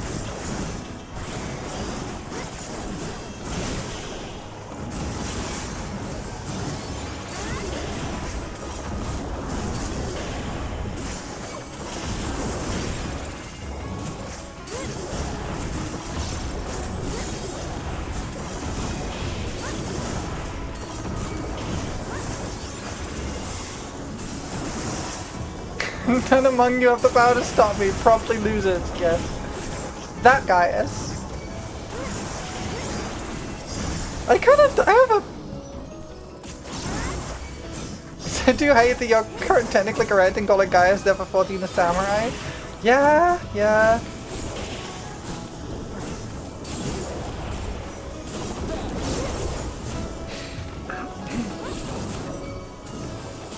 I do kind of unironically like that whole Gaius speech. It's very extra and over the top, but kind of intentionally. Including samurai absolutely did use guns. Yes, they did. Quite a lot, actually.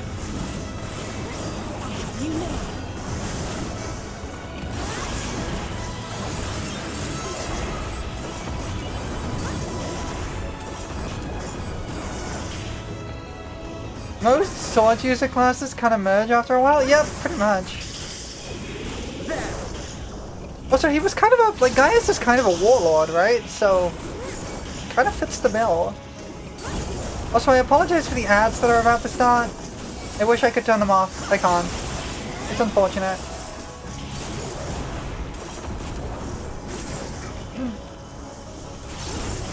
There's a character in a buffalo chicken dip? Oh yeah, I've seen them around.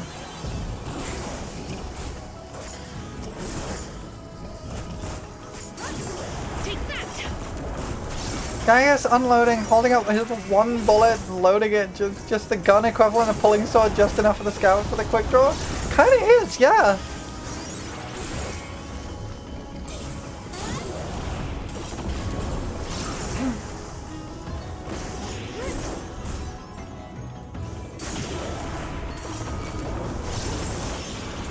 Alright. Try this.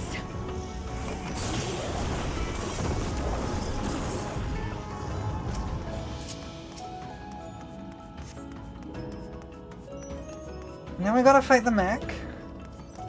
Oh, we already have those.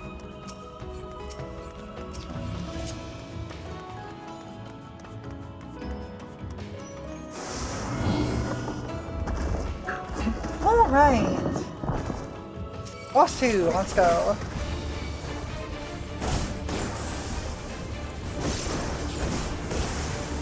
Love it, the machinist literally kicks their bullets in one animation. Yes, it's so good. Machinist job fantasy is so good, I love it.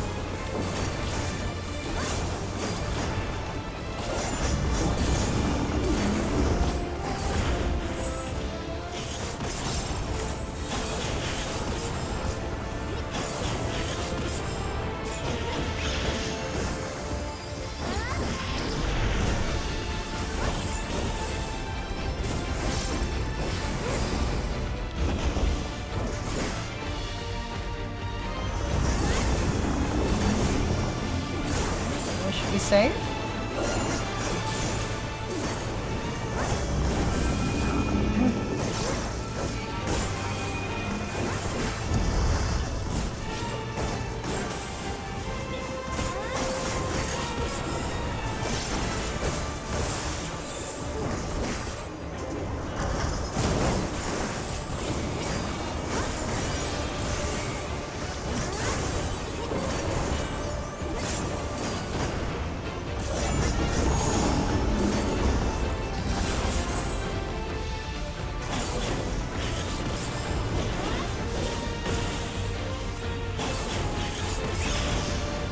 You love it so much you basically made a character that does it in D&D? I make my bullets from magic so I don't have to worry about the fact that I'm best using a labor nation terrifier. You're right, I do have a character in D&D who makes her bullets with magic. She made herself a magic gun. So she doesn't have to reload because she makes bullets. I am a magic bullet? Okay. I'll take it. I don't know what that's meant to mean, but I'll take it. I'll assume it's a compliment and take that. It even is reloading. It doesn't matter. You don't need to reload. Imagine having to reload guns.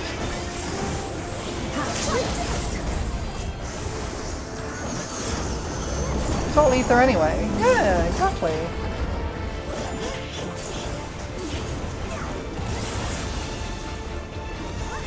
It's so weird to me that Double Down doesn't use 2 slots anymore.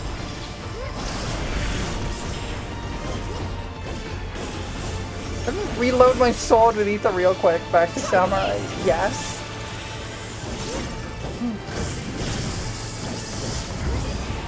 I love that that's basically what Gunbreaker is as well. It's not actually shooting bullets, it's just making the blade go magic. Now go to do my ammunition manifesting and shoot monsters with a silly bow. Yes.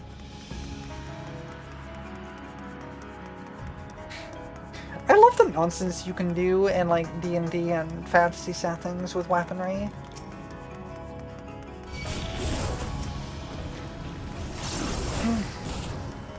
The idea of just like...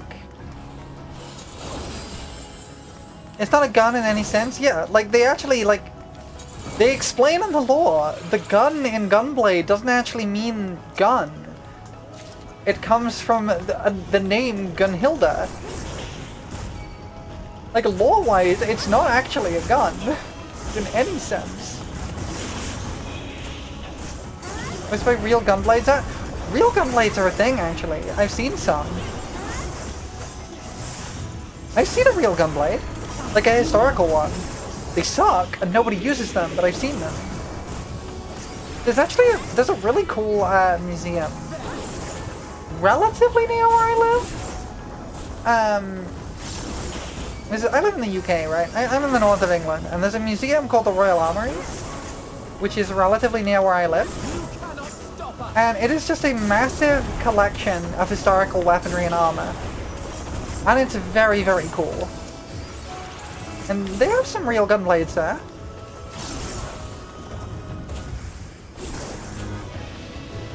Only 1 or 2, because it's not like they were super common.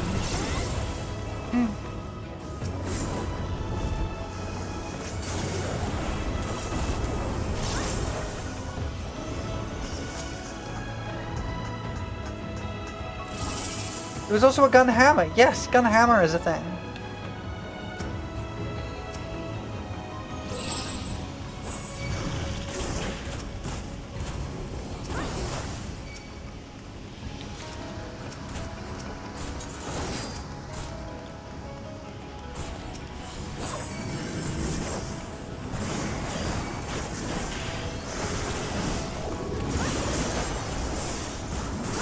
Like, I get the idea and you might be able to make it work IRL, but also, why when a gun is generally a better and simpler option? It's not even that.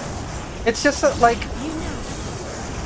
if you need a gun and a sword at the same time, you are far, far better off just getting a bayonet. Because the fact of the matter is, if you try and just staple a gun onto a sword, what you end up with is a horribly imbalanced sword and a very difficult to aim gun. But if you just stick a little blade, like a little knife, on the end of your gun, you can still aim your gun, and you can also stab with it.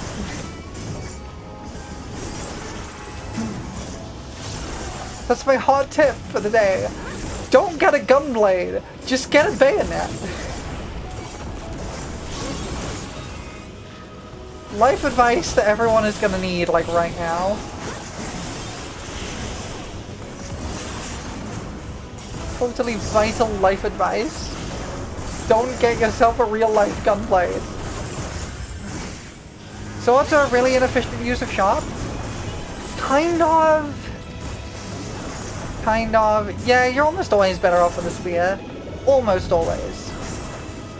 There's situations where I would prefer a sword, but usually, if you're in a like a battle situation, a spear is usually better.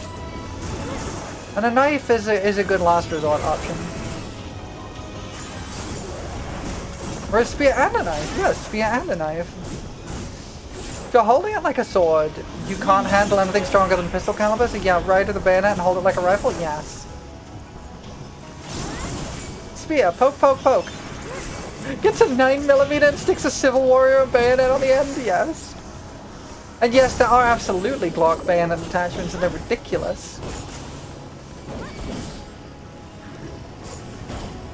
But yeah, generally if you're going to battle, carry a lot of different weapons. There's a lot of different good weaponry. You want to hit someone with something sharp, use an axe. But usually a spear is better, because you can hit someone with something sharp from further away. And then they can't hit you, and that's the important bit.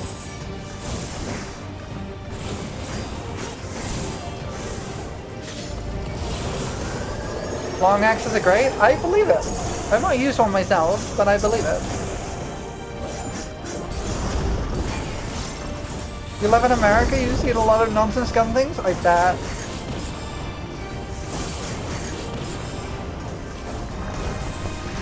You want to hack off limbs, use an axe? Honestly, you can use a lot. You can do a lot more than just hack off limbs with an axe.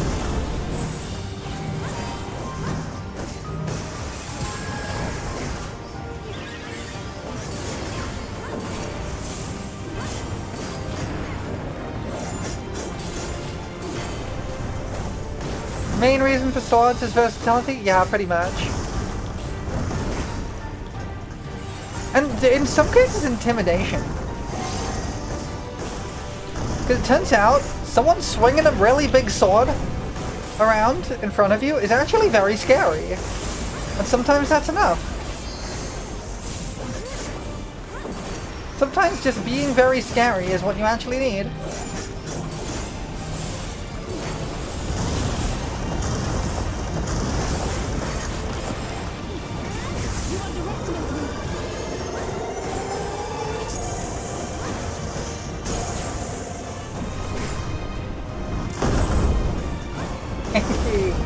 I managed to effectively invuln the pushback by timing my my dash in exactly right.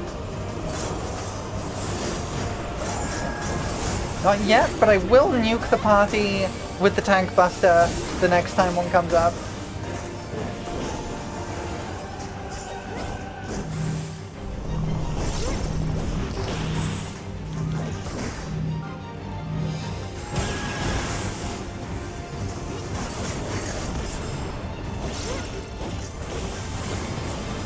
Because it's funny. No other reason. A lot of fashion throughout history is inspired by military tech. I'll believe it. I believe it.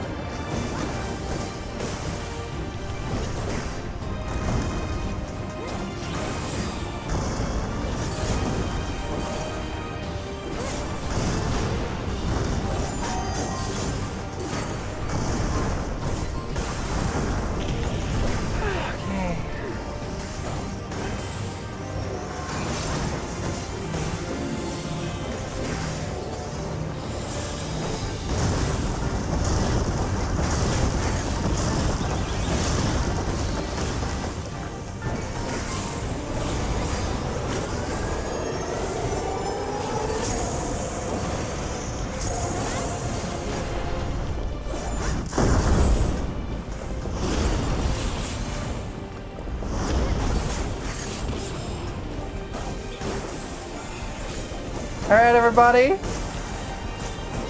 Have fun!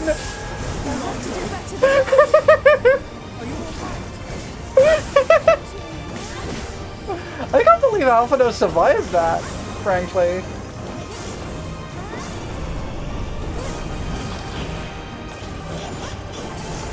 Sorry, Alizé!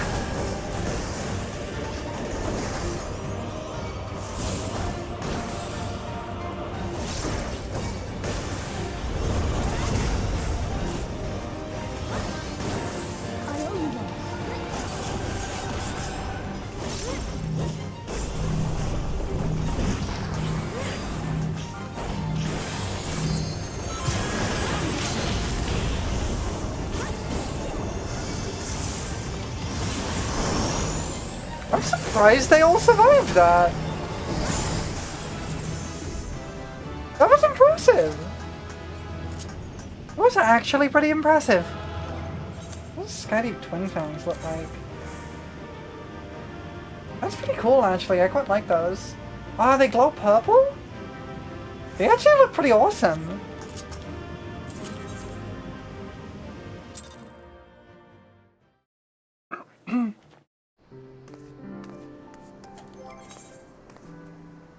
I got a lot of Spirit Bomb stuff there.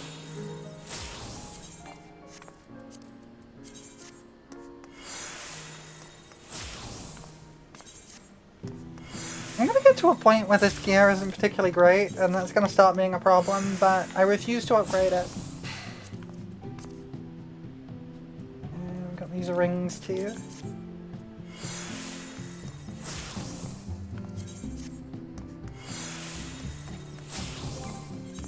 Oh, I need to do something about my inventory. You know what? Heck it. I'm just gonna desimple this. Get my armor a decent level up.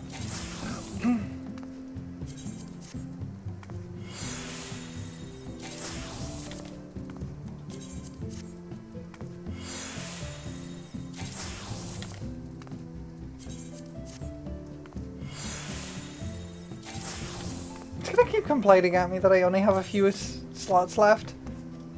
Either desynth or hand over to Grand Company? Yeah, but I don't need my Grand Company for much. I mainly just use it for ventures these days.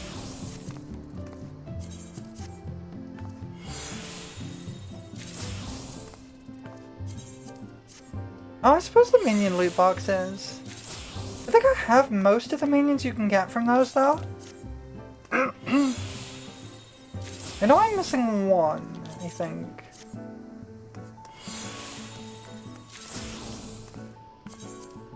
Maybe two.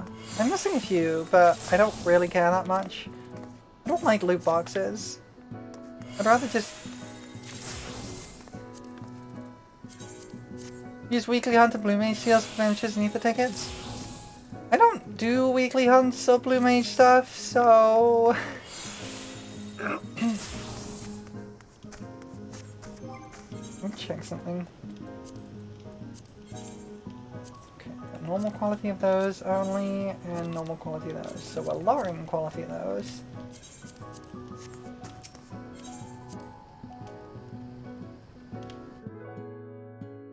Alright, I'm just doing some retainer nonsense. Because I haven't looked at my retainers for a while. I basically just send them on long benches when I remember. I need to re-gear them though. Because they're all still in their level 90 gear. Oh! I got a blue-footed booby.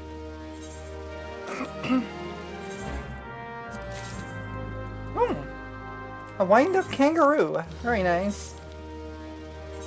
Bringing me minions today.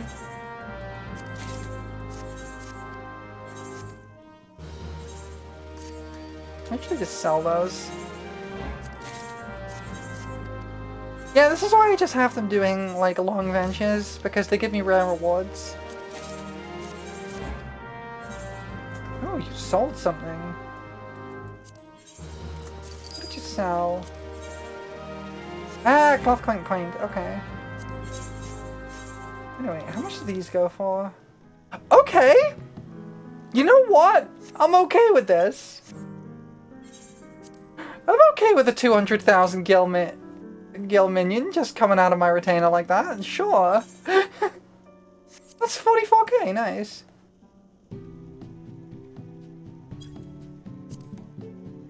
You had this whole thing Tim was going to say about weapons and blah blah, and then my phone rang and it's too late and I'm angry. You know, we can go back to talking about weapons, I don't mind.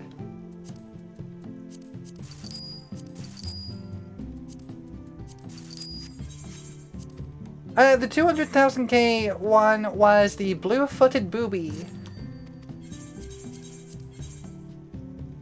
And honestly, why wouldn't that be 200,000k? Who doesn't love some blue booby?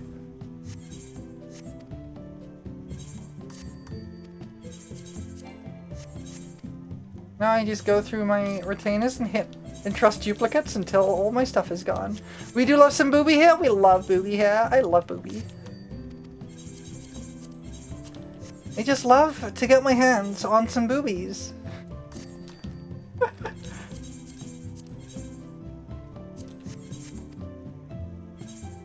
We have fun.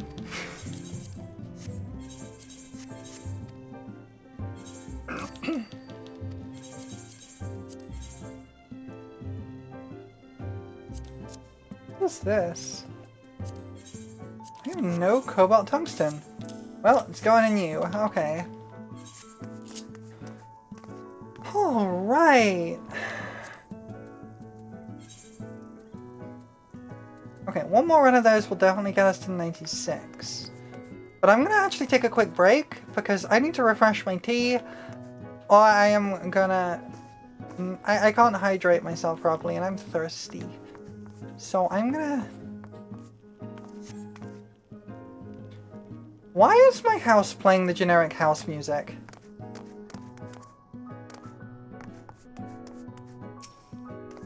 Why is my orchestrion turned off?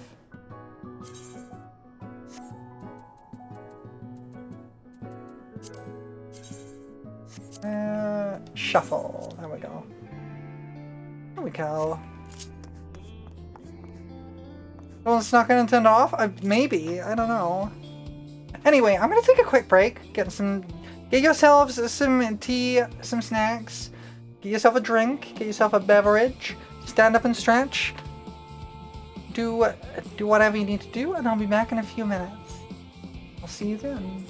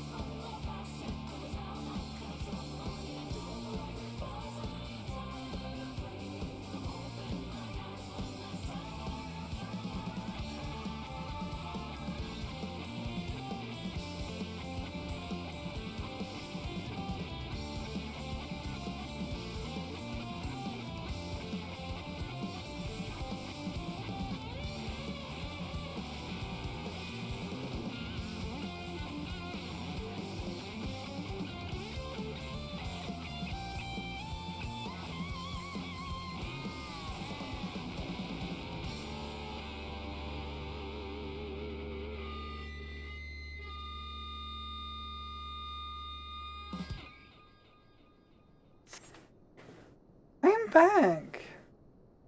Good luck on M3S. Also, not in a good way? I hope nothing bad's happened.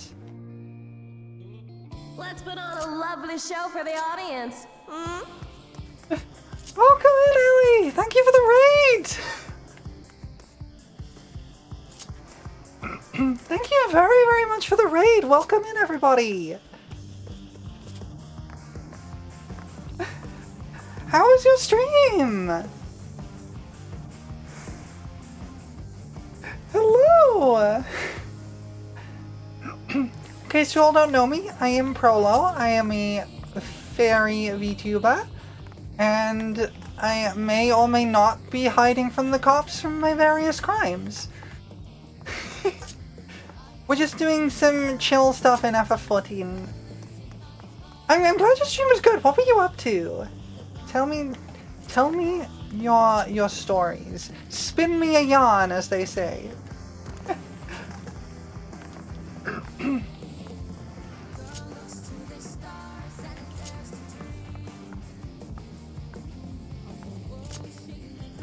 Ah, Marble Ribbles. Okay. I know very little about Marble Ribbles. I have not played it myself, but I'm glad you had fun. Yeah, we are just running some of the Dawn Trail story dungeons over and over so I can level up my trusts. But I am glad you had a good time, and thank you for sending everyone over. I hope everyone who's come over has had a good day and have been having a good time. We're just having some chill gaps while I run the same thing over and over again. All good. Speaking of which, I'm gonna just get one of those going and we can keep yapping.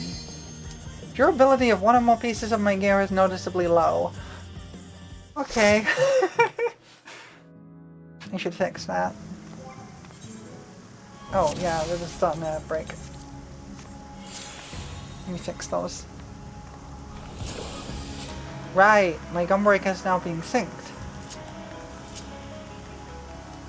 So I have to put my tank stance on at the start of all of these. That's annoying. Wait, I must consume egg. There we go, I have consumed egg.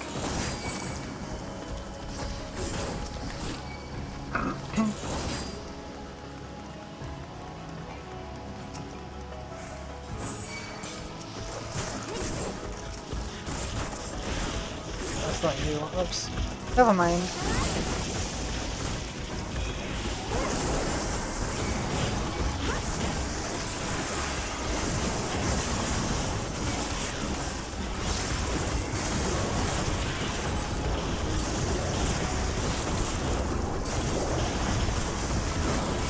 What were we talking about before I went on a break? I don't remember. I think we were talking about weird weapons. And like the feasibility of a real life gunblade and why it isn't.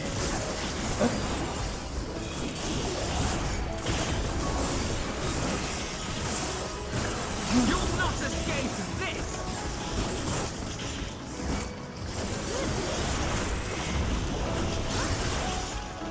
We had sort of moved on from that, yeah.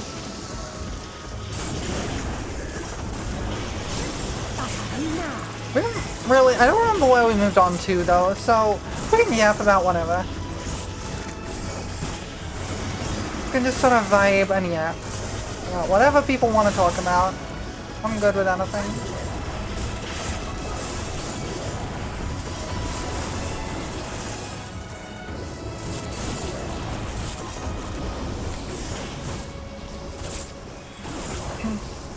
One y'all jellyfishes.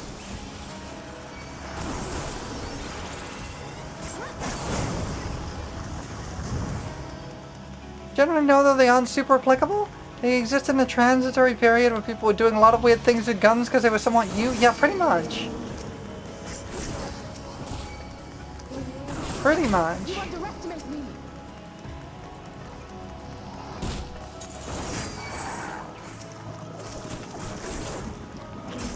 This is it's kind of fascinating to see what kind of things people just make because they can, rather than because they have any real practical use.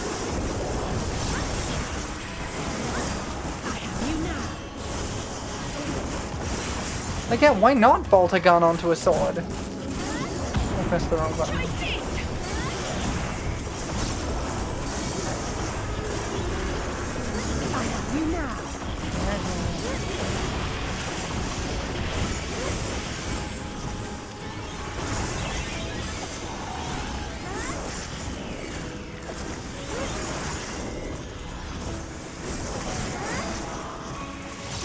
I could have sworn for the longest time that arm's length actually had like a 20% damage reduction on it. And I don't know why I thought that.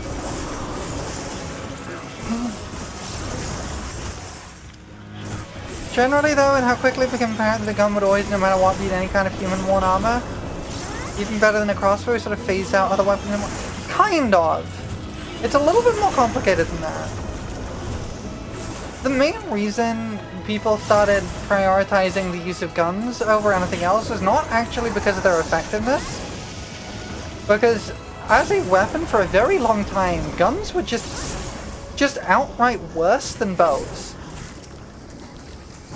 Yeah, bows would easily pierce most armor. Maybe not chain armor as much, but they would pierce a lot of solid armor pretty well. They had longer range, they were faster. The biggest problem was that it took, to use like a war longbow, it took like 20 years of training. And to use a musket took 5 minutes. So you could very, very easily train new musketeers when you couldn't train people to use bows. You can basically hand anyone a gun and give them, you don't even need 20 minutes of training. 5 minutes is all you need. It's quite ridiculous. They are so easy to use. And that's kind of the thing. Especially the older types where you didn't have to worry about aiming, because aiming was not really the point. That's why they had all the, like, that's why when you got into like the late 1700s and 1800s, they kind of just gave up on armor, because it wasn't going to work anyway. And people just kind of stood in a line, pointed vaguely at the opponents and shot each other. Because there was no point aiming, because the accuracy of those things was so bad that 9 out of 10 times you were going to miss what you were aiming at anyway. So you just kind of pointed in the rough direction and hope for the best. But yes, the main reason they were phased out was mainly ease of use, and only after that did it really actually become effective.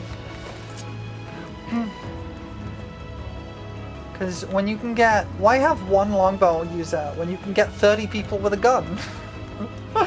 Basically. Anyway, I'm gonna kill this manta ray.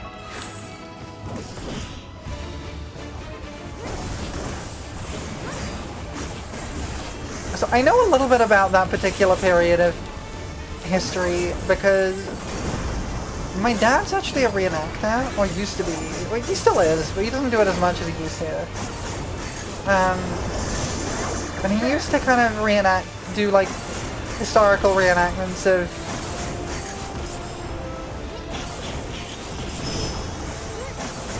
stuff around that era. I don't know how to dodge that. I don't understand that mechanic.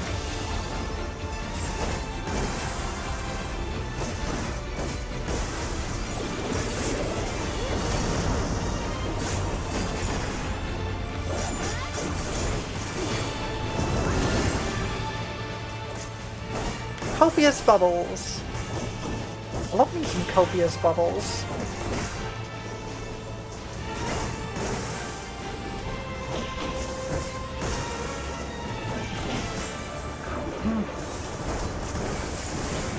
During World War I, we did still have mounted cavalry and some folks in plate. And that ended quickly once they realized the war had moved on to the next up. Kind of, yeah.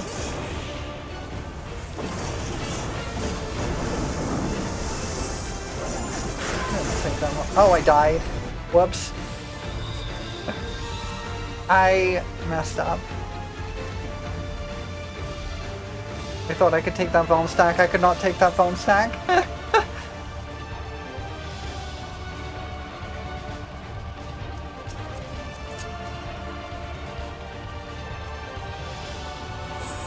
try that again, shall we?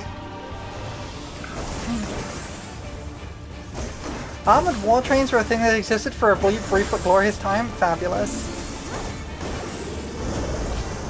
I love trains. Trains are cool.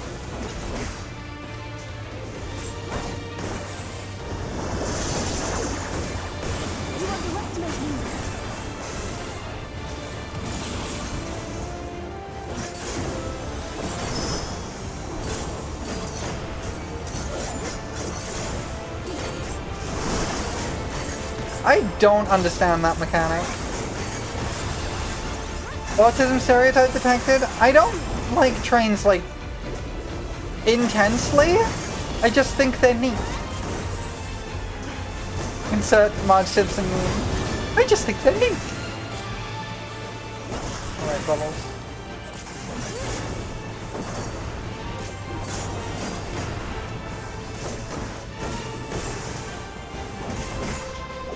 I'm not beating the accusations? Oh no. I know. It's a shock to everybody. I am, in fact, an autism creature.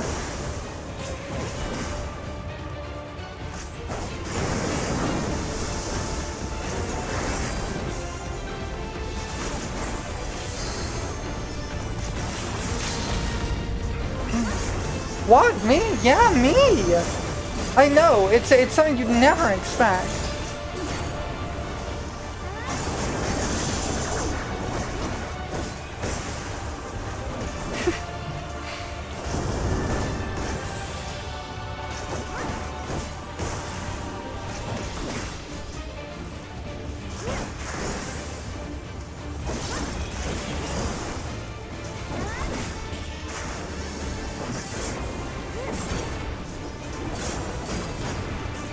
I do love the autism creature meme. Just yippee! It's very sweet.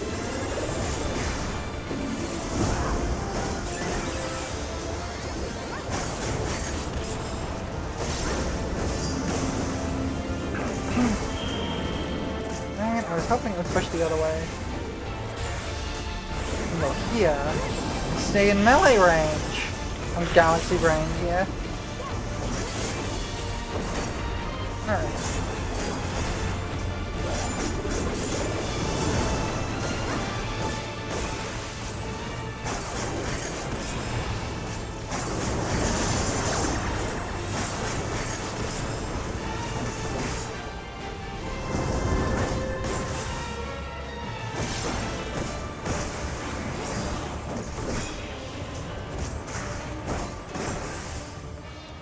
Neat. Okay.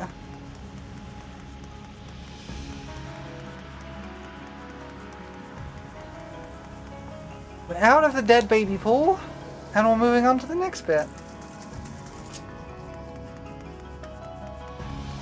Yeah. This dungeon really is in like 3 parts. There's like the dead baby pool, the mine, and then the cyberpunk dystopia, I guess? This is a weird dungeon.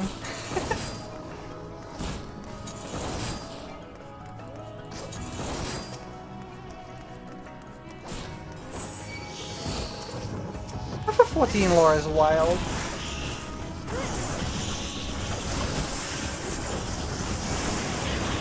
I have you. Do you, Alphino? Do you really?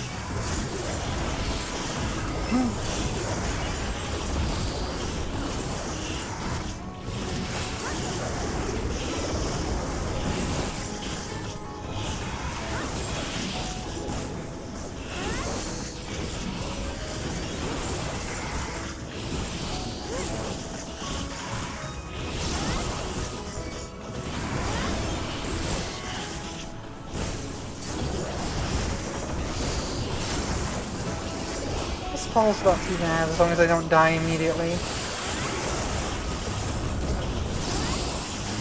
Honestly, I'm kind of surprised at how well Gunbreaker survives in pulls like this. It actually has quite a lot of sustain when you really use its abilities properly. Oops, I pressed the wrong button. Yeah. It has, like, yeah, Gunbreak is great when you use its abilities properly, immediately uses the abilities wrong.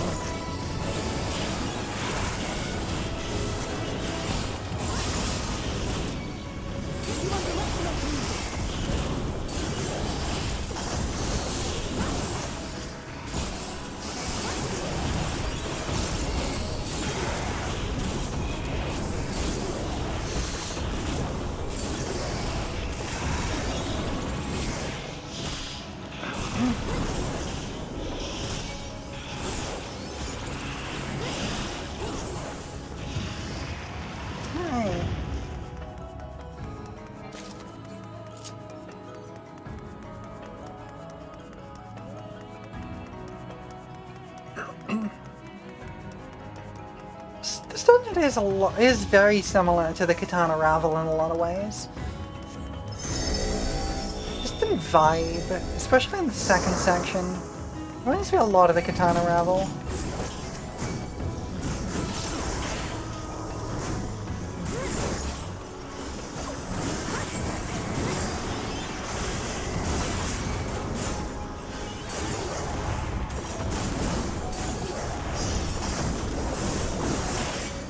You cannot stop us!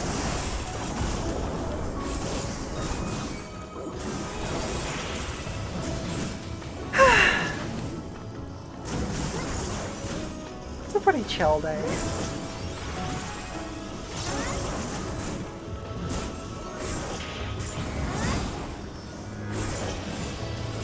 Even if we're being attacked by large rock monsters with hammers, it's pretty chill. Do dungeon, yeah! We're doing some dungeon nonsense.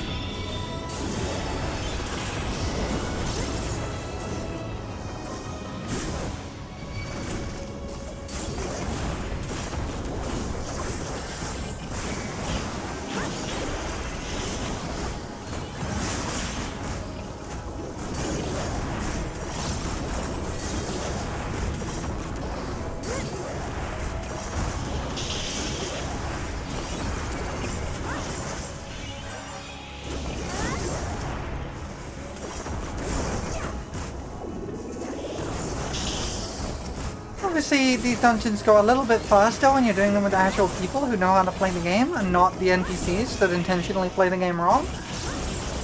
But it's fine. It's kind of just chill. And I don't have to worry about messing up and doing stuff wrong. Which I normally don't super worry about anyway, but it still sucks when you end up with a bad experience with somebody. Or you make a mistake that makes someone annoyed. It doesn't happen super often, but I always get upset when it does.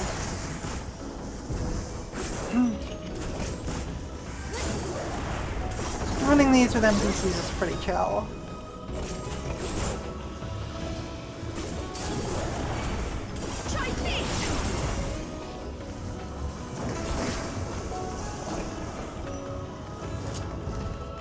DPS left after a couple of wipes, back to the queue. Oh, unfortunate. I'm sorry. I would offer to help, but I think you're on a European server if I remember right. Also I don't really remember M3S.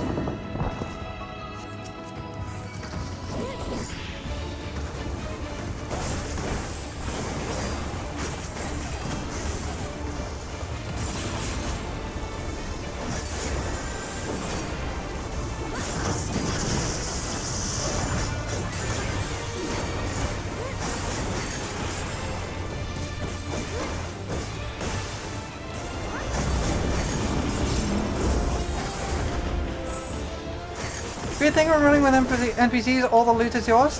While that is true, I should point out, in case anyone didn't know, that drop rates when you are running with trust are lower than when you are running with actual people.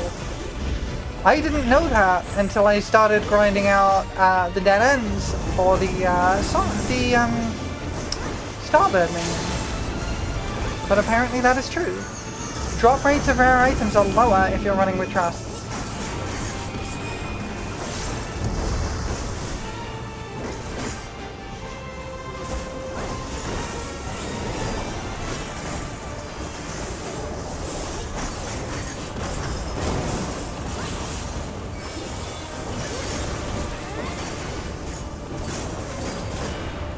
If you're not too worried about that, then yeah, all the loot's yours.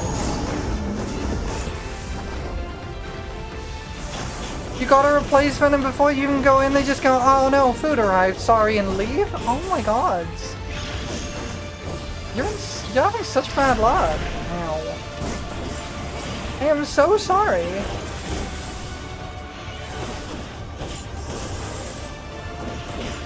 Yeah, people's logic with prog parties does kind of, with like Party Finder does kind of confuse me a lot of the time.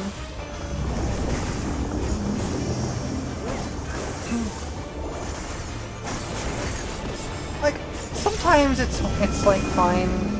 I get it, sometimes unexpected stuff happens. But, yeah, I also get the frustration.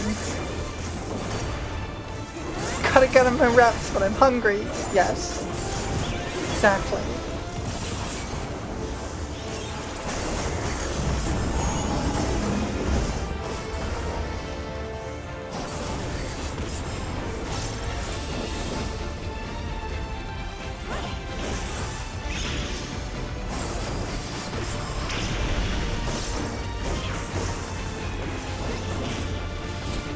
Party doesn't get the mechanic perfectly first time? Leave.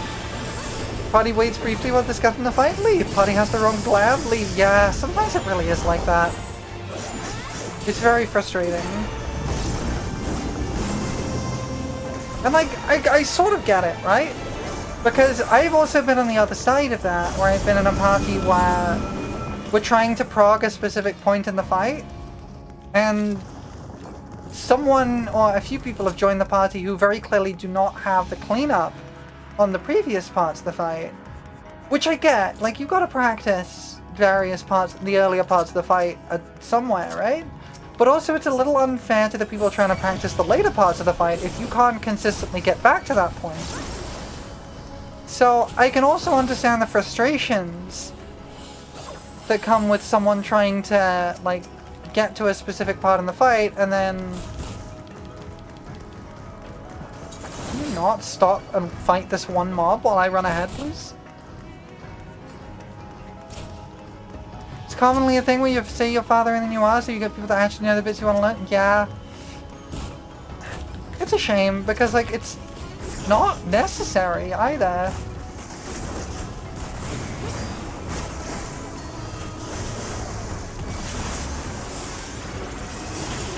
Like, I have joined prog parties for points that are further ahead in fights than I've been at. But every time I do, it's only because I can't find any parties for the points that I need to practice.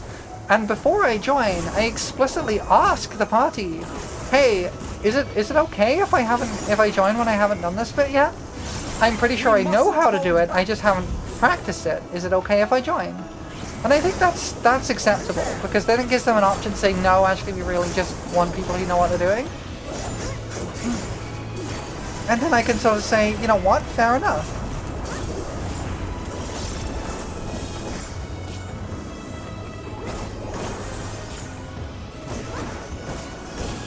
Party Finder can be hit or miss. Well, this is a mess. I like that Alphino and Alize were just like the same person. They combined to make the super twin, Alphinoize.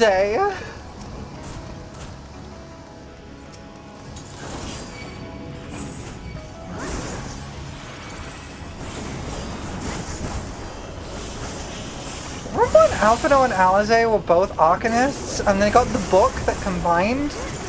That was hilarious.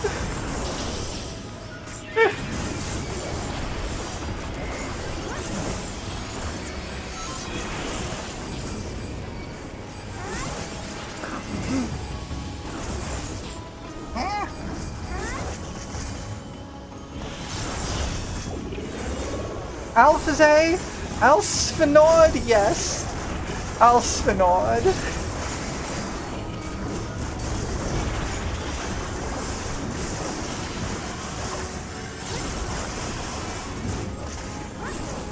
I have you.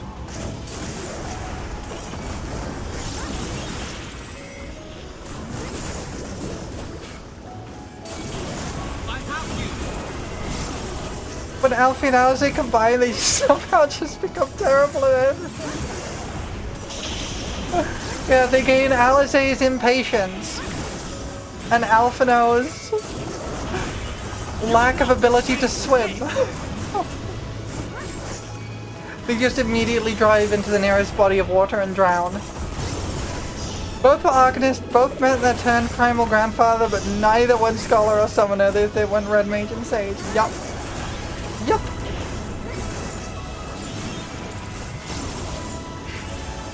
You get a hybrid Red Mage Sage that burns a healer LB. Oh my god.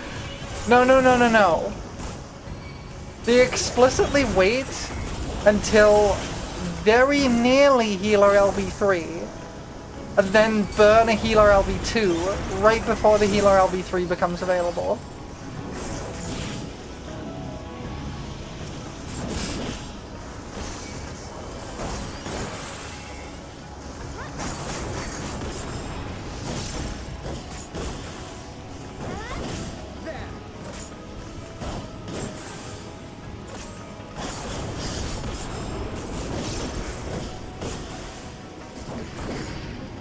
Okay. We're gonna fight the big man with the stamp for a head.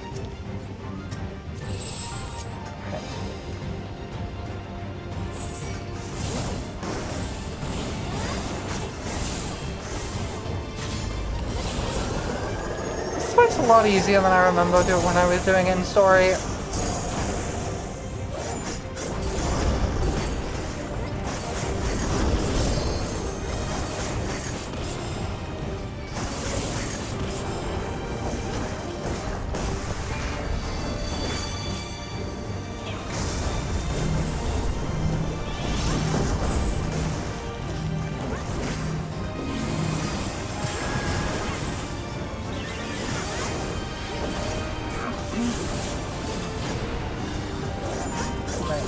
This is throwing rocks at me.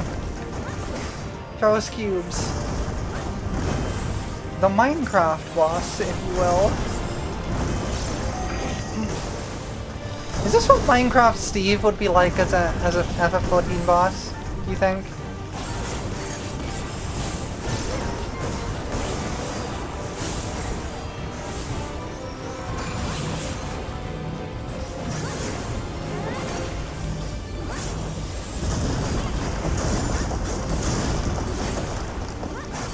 Yes. Makes sense to me.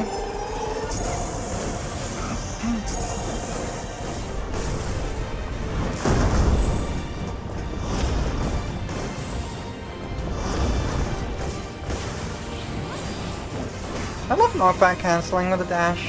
You know what? Y'all survived it last time. Let's do this again. Welp! They did not all survive it this time.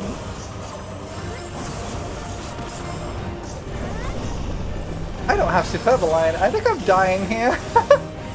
I have made a terrible decision!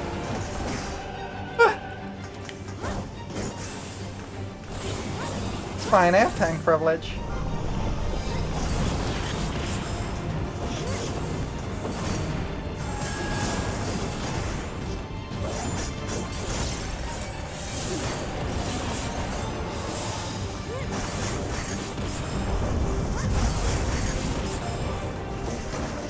Use this. Whoops.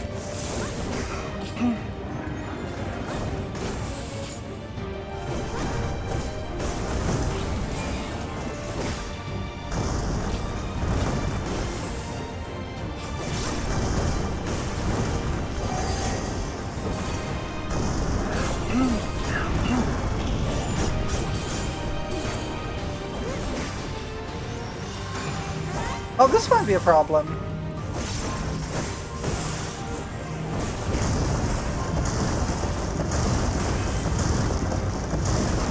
Yeah, I thought that might have been a problem. I could probably have survived that, but okay.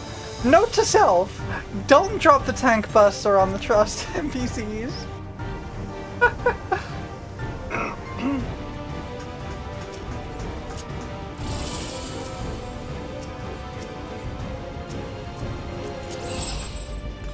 Let's try this again.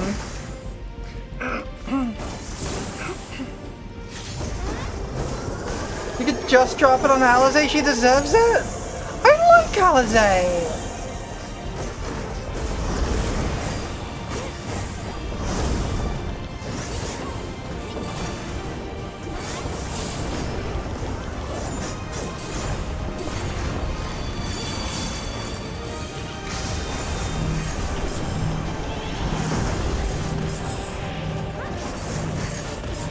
You like it too, but she's so into sharing, it's time to share back?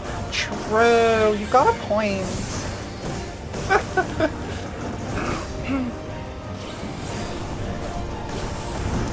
This game's so easy to meme with. Just mechanically. I love it.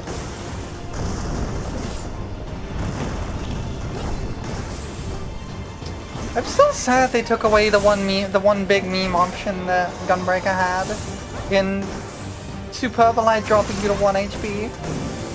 I miss that. Oops, I made a mistake there.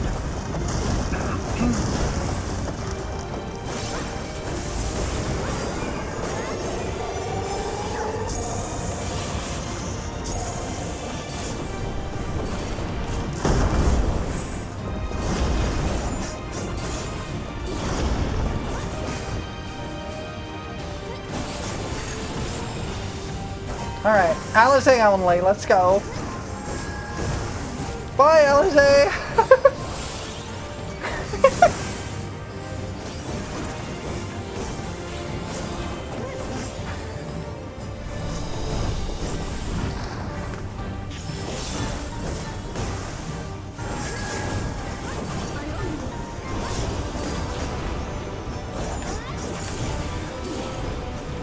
It's enough memeing on Alizé, I think. We'll just meme on both of them. Bye! Oh, no! I'm enjoying memeing on them. This is silly.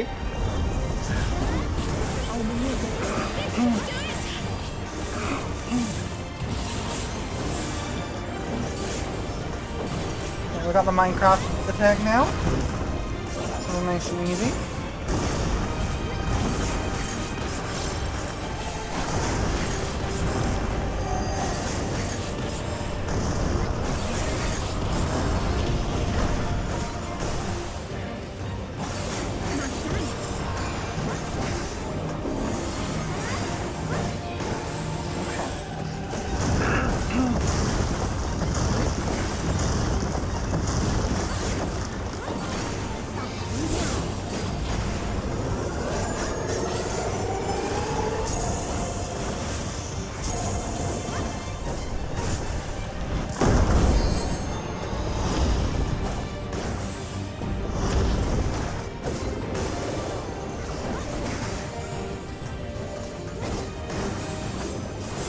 I'm not gonna meme on anyone this time.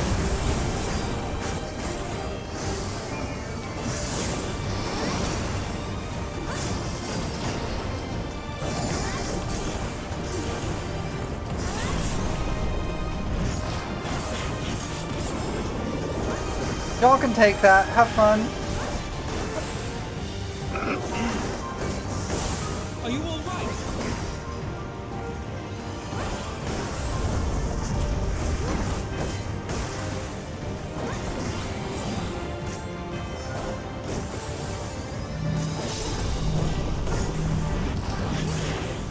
Alright everybody, I hope you like AoEs to the face.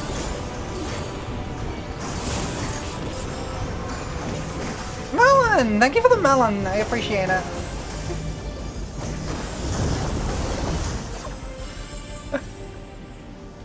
That was very silly.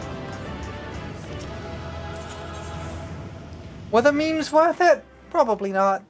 But they were funny.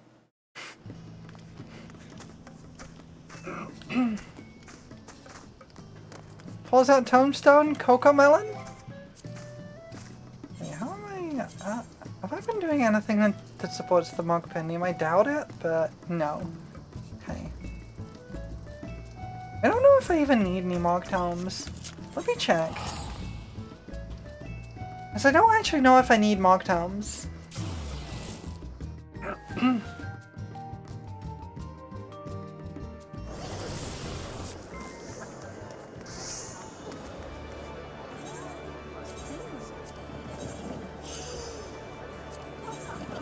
Okay, I don't have to place the earring, but I don't really care about it.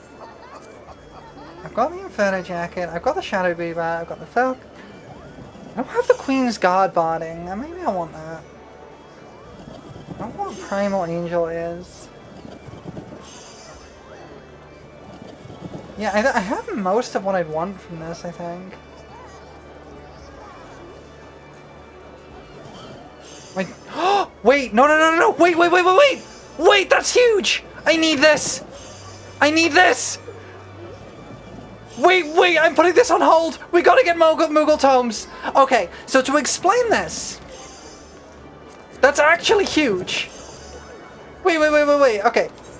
I, for a while, was collecting Triple Triad cards. And I collected every single Triple Triad card up to late...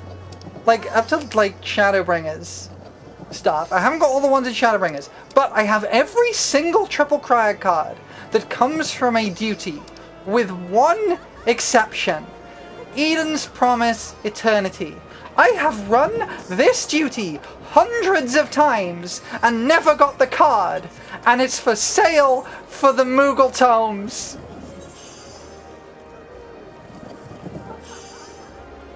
I need it! Okay.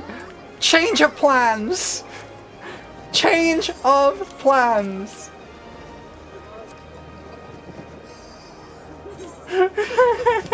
Where's my collection? That's what I'm looking for.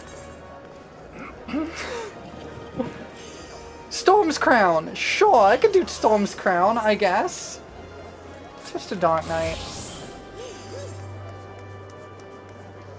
We're gonna just see if we can queue in Storm's Crown. Less than 5 minutes. Perfect.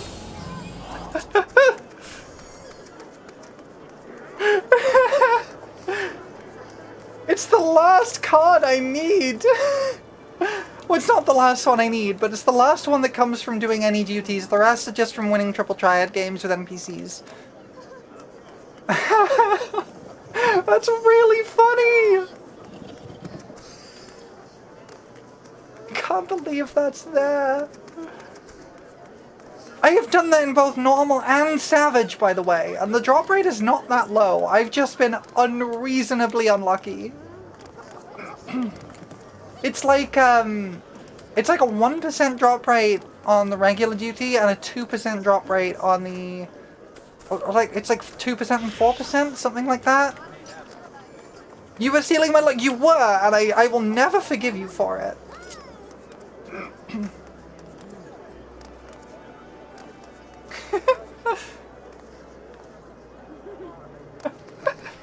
If anyone wants to join in and help me run this, I am more than welcome. You're more than welcome.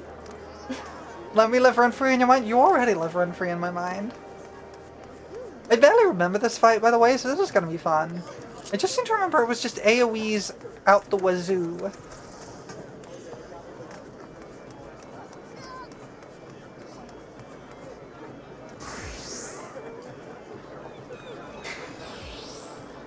I think we have found a Yuri circle. A circle of Yuri. You know what? I approve of this. I approve of this circle of Yuri.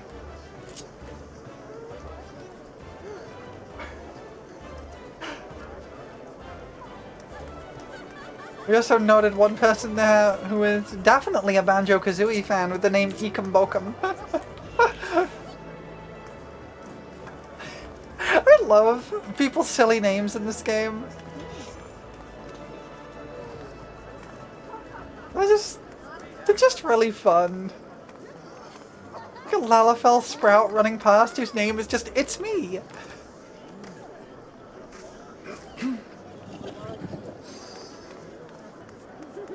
I kind of miss hanging out in Limsa. I used to hang out here all the time before Endwalker dropped.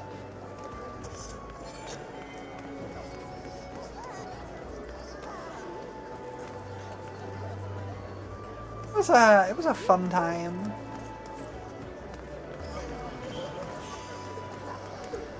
It's a scary place sometimes, but there's a lot of fun people and interactions I've had here. I'm very fond of Limsa Liminsa. I get the feeling this queue timer might be lying to me.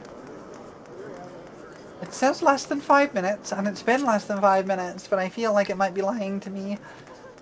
I got the vibe that this queue timer is lying.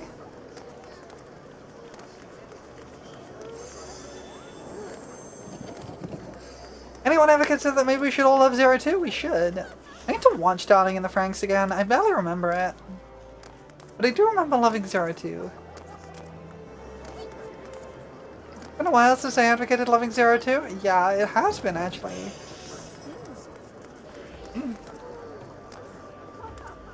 Zero 2 is very good. Very cute. Good horns. You should watch it as well? It's good? Yeah. There's a lot of anime I want to rewatch actually. I want to rewatch Angel Beats. It's been a very long while since I've seen that. And you know, I kind of feel like, sometimes I kind of feel like I want to cry. And if I want to cry, Angel Beats is a good way to do that.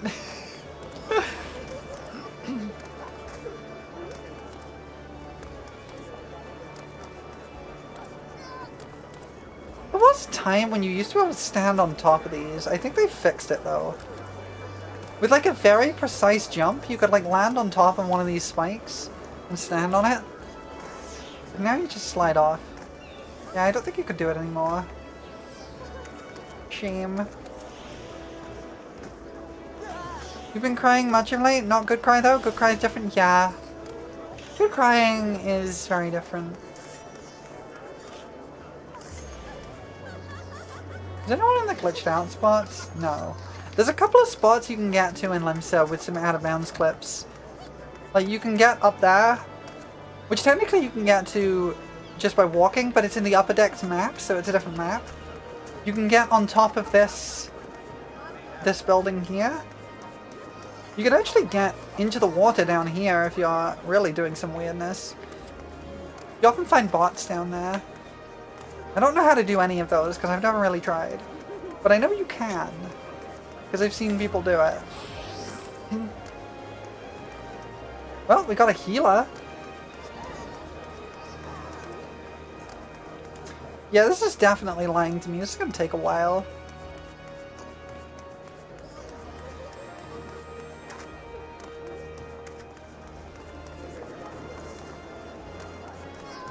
I think I saw a minion I don't have in here as well. Let me check that. Yeah, Biddy Duckbell. Do not attempt to put on your feet. I am queuing in for Storm's Crown. Because this would get me 20 Moogle Tomes. And the one triple triad card I've been trying and failing to get for a very long time can be bought for Moogle Tomes. So I need them. Wait, one of the Yuri circle disappeared. Well, we'll have to fix that.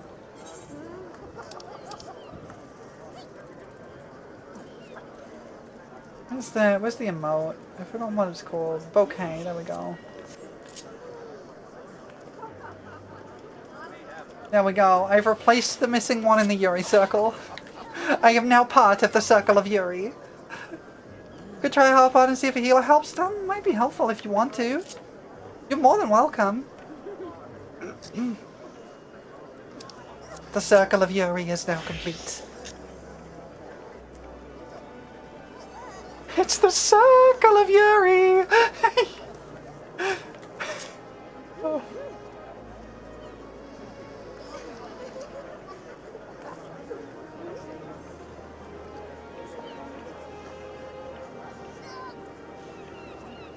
Yes, yes, the Circle of Yuri, yes! The Circle of Yuri recruits more members!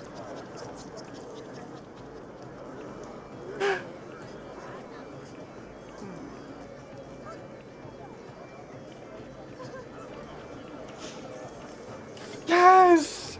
Ha ha ha ha!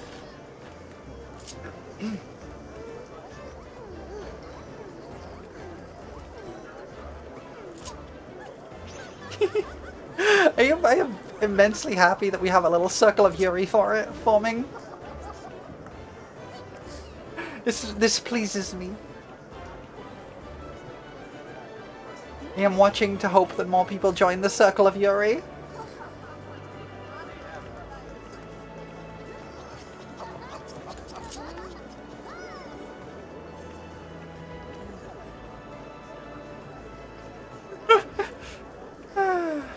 Oh, we lost the healer. Never mind. This is gonna take a while.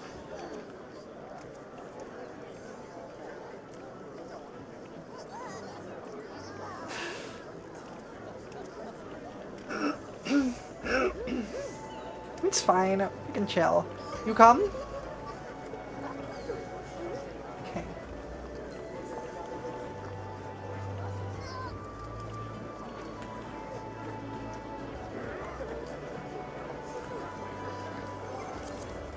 Wait, are you online right now? No, you're not. Okay. Once you are online, I will get out of the queue and then invite you to a party.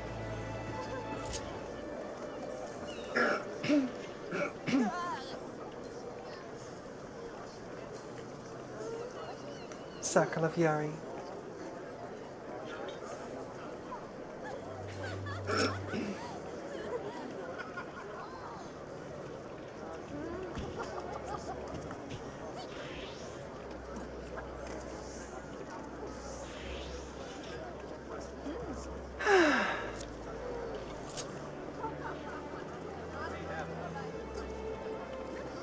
I should start hanging out here more. I miss the vibe. I did enjoy hanging out in Old Charlian in Endwalker. It was very chill. But there were still people around to kind of vibe with. But I haven't quite been feeling that in Tuliyola lately. The vibe isn't quite as social. Partly just because it's so big, I think. Maybe I'll come back to hang out in Lem some more.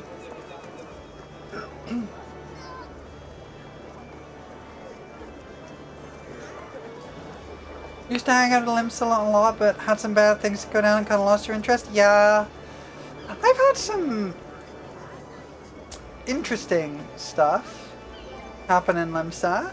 I'm not going to go into too many details, but I have had some people who are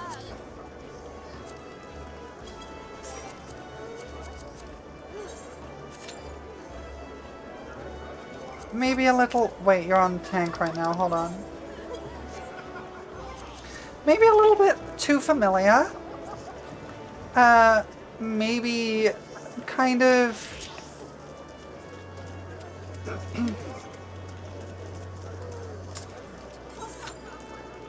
the kind of person who... I've had the kind of interaction when someone has been like, oh, there's a girl on the internet, I must try and date them.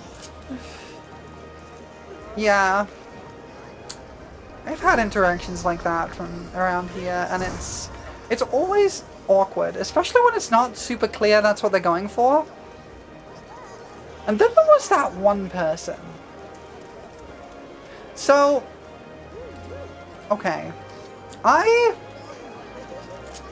spent time in Limsa, in Shadowbringers and Stormblood. And in Stormblood, you had a whole friend group implode because someone just refused to not use a slur? Yikes. Yes! The Yuri circle grows! Yeah, so, there was a person who used to hang around in Limsa. I won't name them. And they were kind of one of the kind of like social members that everyone just kind of knew. They just were kind of around. And I used to hang out with them a little bit. And they would kind of like, they used to like copy my glam and stuff. And then one day they kind of just disappeared. I found out later they were arrested for, let's say, indecent images of children on their hard drive. Suddenly, them hanging around me as a Lalafell player suddenly became a lot more creepy in hindsight. Like, I don't think of Lalafell as children, because they're kind of more like, they're kind of like halflings, right? Or gnomes. And the narrative and the lore and story stuff treats them as adults. But I absolutely know that there are people who basically, I'm not going to go into it. It's a whole, you know what I mean. That was a whole big thing. And that was a weird time. Yes! Yuri Circle! I love the Yuri Circle. I'm a big fan. Big fan of the Yuri Circle.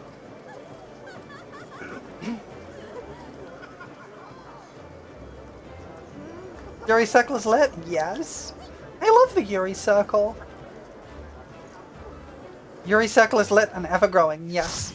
Small, not equal child, but some people are creeps, yes. That's exactly it. Alright, let's try to remember how this fight works.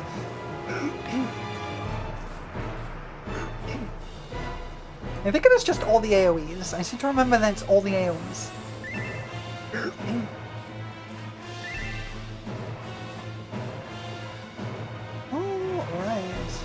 This arena is very cool. I never really got a really good look at it. I didn't really look at it properly. It's all hair. It's so weird.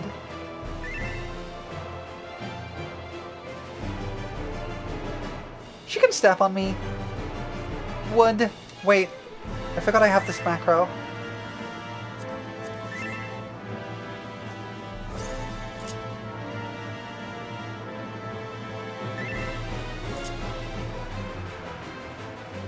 I have a macro that I point at things and then say whether I would or would not. Everyone in the party chat right now, for the record, is saying how much they would Barbarines, yeah. Such rest, exquisite evening. My head shimmered with anticipation.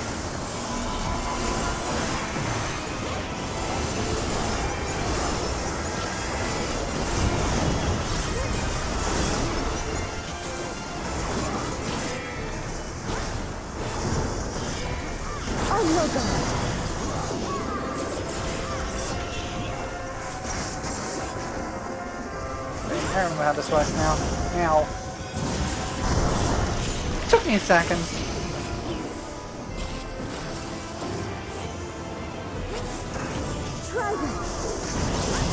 Yes, I am remembering this fight now.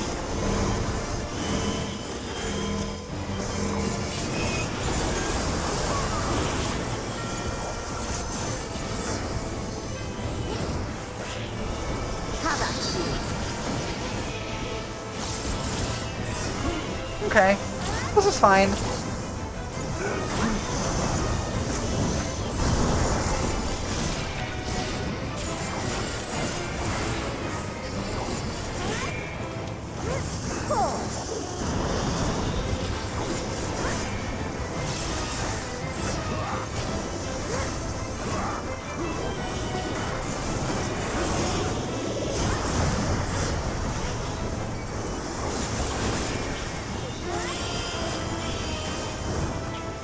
My locks are as the wind. Oh, right. This. Soft, strong, and free. This is not actually all that hard.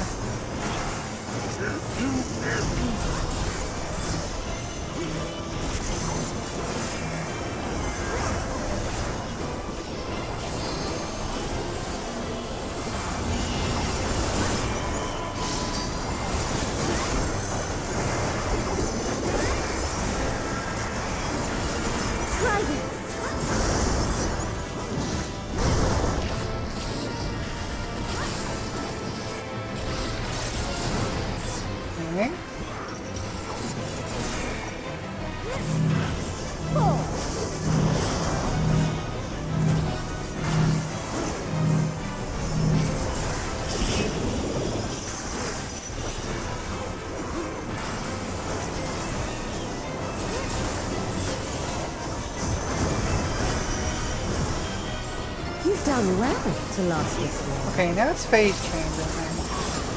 But the battle has only just begun. This is where she gets thick.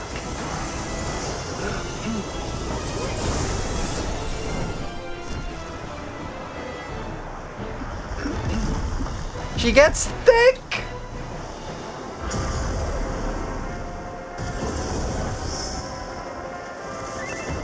She definitely is not skipping leg day. Muscle mommy, yes, but not thick. Okay, fair.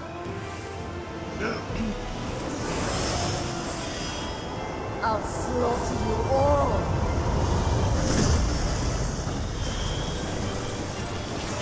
Dodge this if you can. And this is where all the AoEs comes in.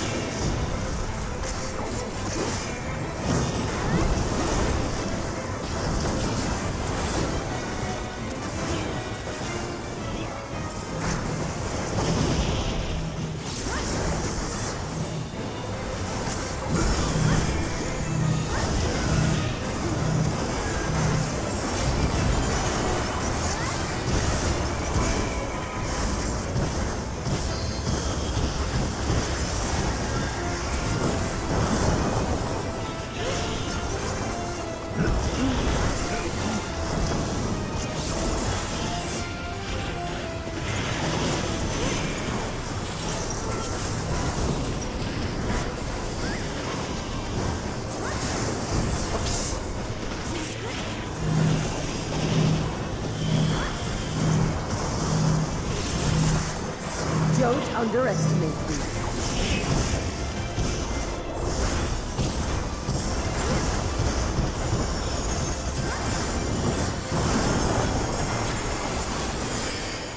Feel my fury. Ain't no more all the AoEs ever. Know your place.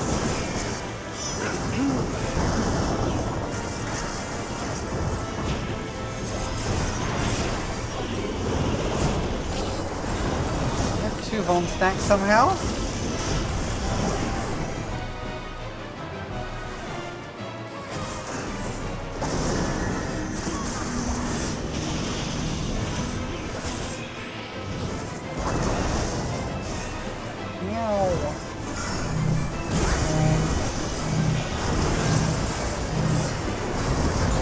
Maybe don't stand to the tank buster.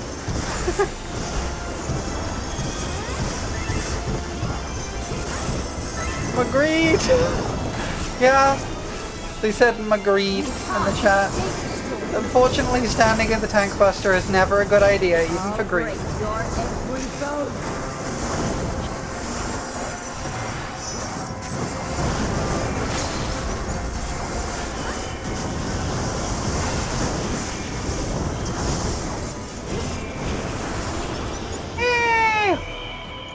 We did it!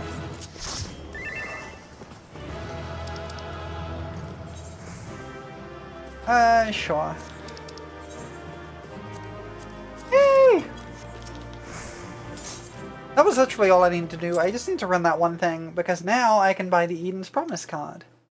And I think also the minion.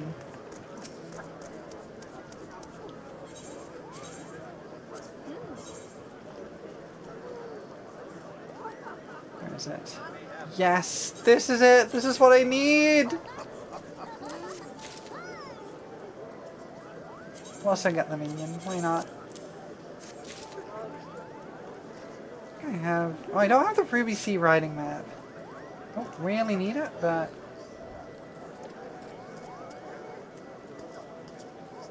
Oh, they have, they have level 90, special, like, guaranteed portal maps. That's cool. I think the only other things I'd be really interested in would be maybe this, and maybe this. Oh, I've wanted that card for so long.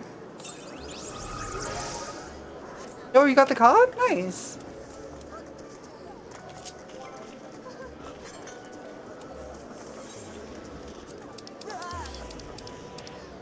Where is that? There it is! We got it! Yay! I'm so happy! I've been trying to get this card for years!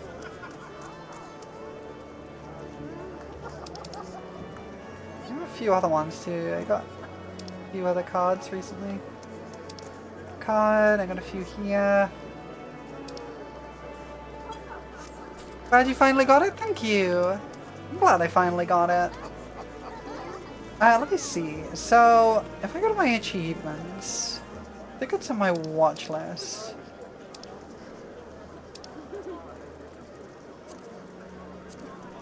Yes. 1 through 312. So this achievement here gets you not just the title Jack of all cards, but you also get a mount for it. You get the mount that lets you ride on little card. And it's very cute.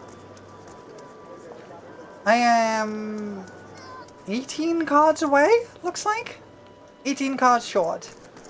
And I think they all come from various NPCs and Shadowbringers. So at some point I'm gonna have to go through and do those. I was basically working through all of the side quests in various expansions. I have done every single, as you can see from my map here, I have done every side quest in A Realm Reborn. I have done every side quest in Heavenswood, and I have done every side quest in Stormblood. I have not yet done every side quest in Shadowbringers, so I need to do that. Sadly, that hairstyle is incompatible with Cat Head for some reason. That's unfortunate. Weird. Oh yeah, I've also done most side quests in Dawn Trail. Not all of them, but most of them. I think I'm short. I haven't done all of them in Solution 9, and I haven't done all of them in the final area. But I've done most of them. No, wait, I have this whole mug of tea that I completely forgot about, so I'm going to drink some. Because I can feel my throat getting dry. You've done all the side quests but one. You know the one. I do know the one. It is an infamous side quest called Feast of Famine. It is also, amusingly, here-ish. I think it starts here? I think it's right here. I've done it. But I know you haven't.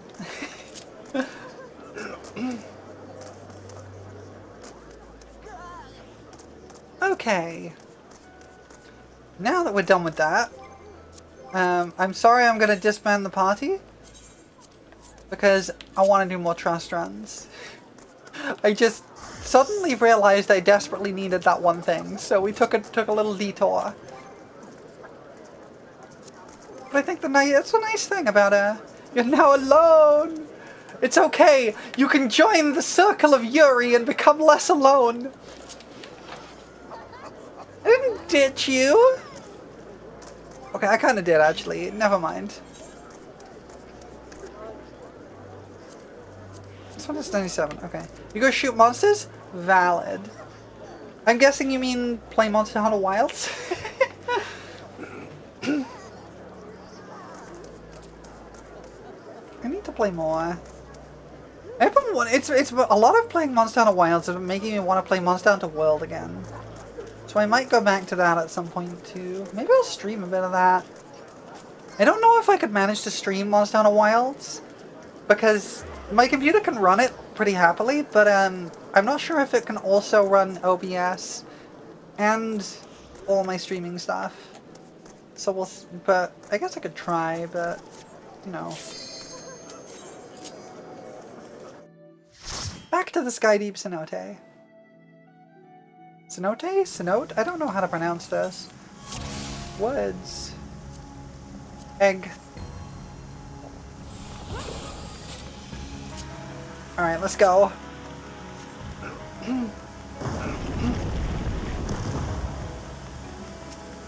You've accepted that you can't stream Wilds? I'm not surprised. I'm honestly more surprised that anyone can.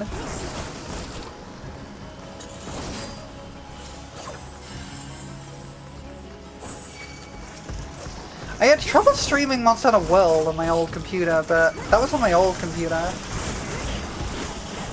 And this one should be fine with it.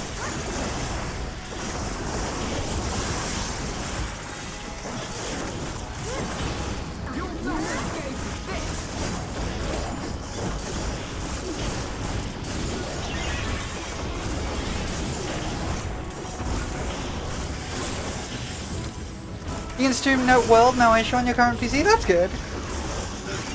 Hello! Hello, Mooney! How are you doing? Welcome in. I hope you've been having a good day. How's the cute fading? I'm doing great.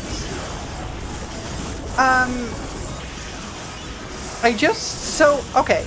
To explain this, what I just did, in FF14, ever since Shadowbringers, I think?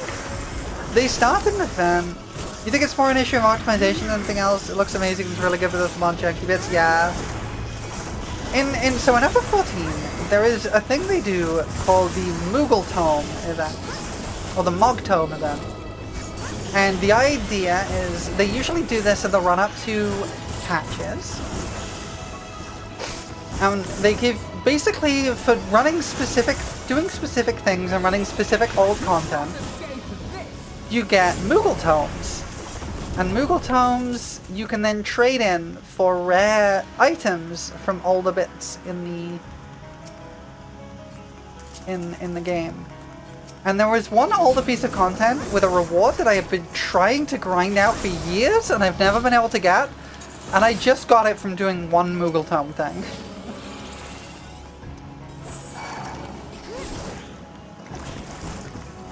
Got done with another challenge in session, but TTRPG systems are so expensive. They are. I'm sorry to hear that. I love TTRPGs, but they can be really hard to get into because of the price barrier. It took me a very long time to get into D&D, and I only did because other people had the systems and things.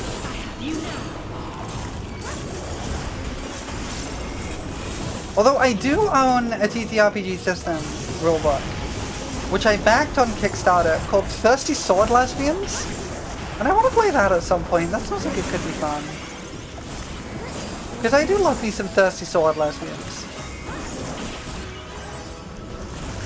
Dragged on kicking and screaming? Yeah. I do want to play Pathfinder 2E at some point as well, Pathfinder 2nd Edition. That looks really fun. You realize you have to pass out? That is perfectly okay. Do what you gotta do. Get some rest, friend. I hope you have some good rest.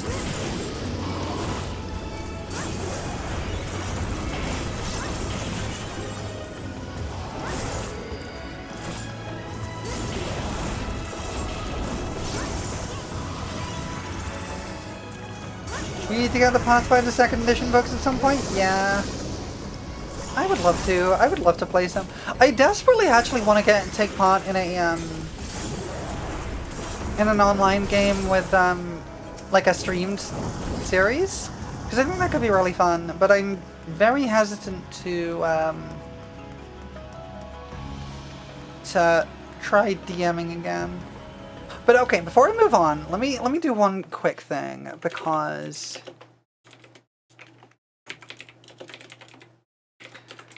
I'm going to do this, since you're heading off. What do you mean, unrecognized command? Heck off.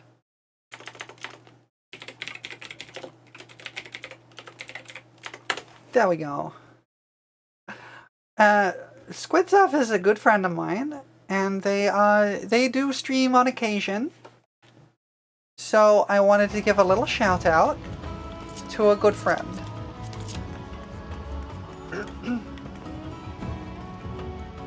Please go follow them if you want. They're very lovely.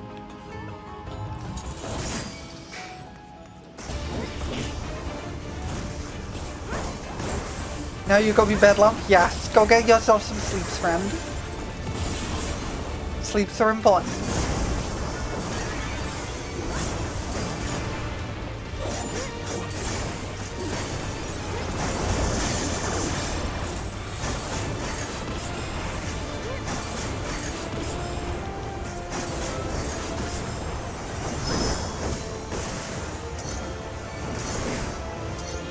Thinking I should be safe.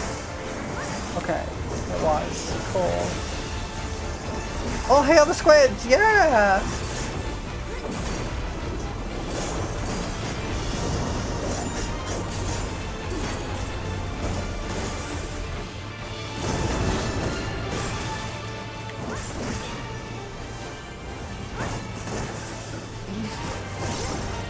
I stood in a bubble. That's unfortunate.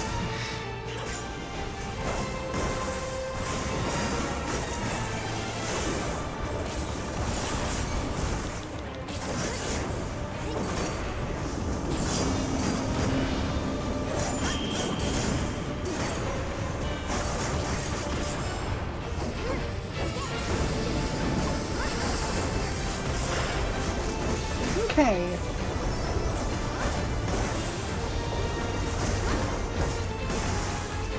Yeah, we're just doing some... This is technically some late game FF14 stuff, but if you haven't got up to this point, I doubt that this will have any, like, none of this will be memorable particularly, because this is like really late game stuff. This is like 5th expansion, middle of the story stuff. So hopefully, even if it is technically spoilers, hopefully anyone who has not got this part of the story won't remember this by the time they reach it.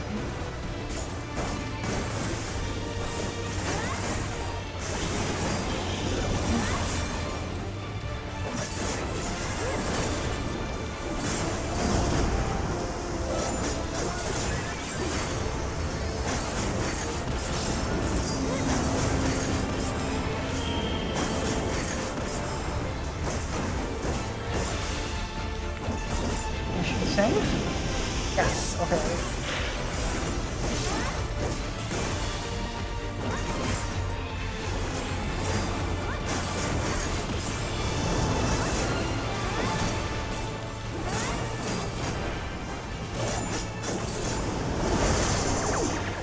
Nice.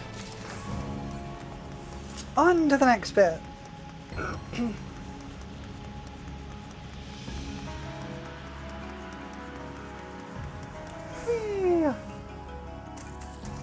That just like teleport me a little bit? Not like it. Maybe it's just a frame hiccup. I don't know.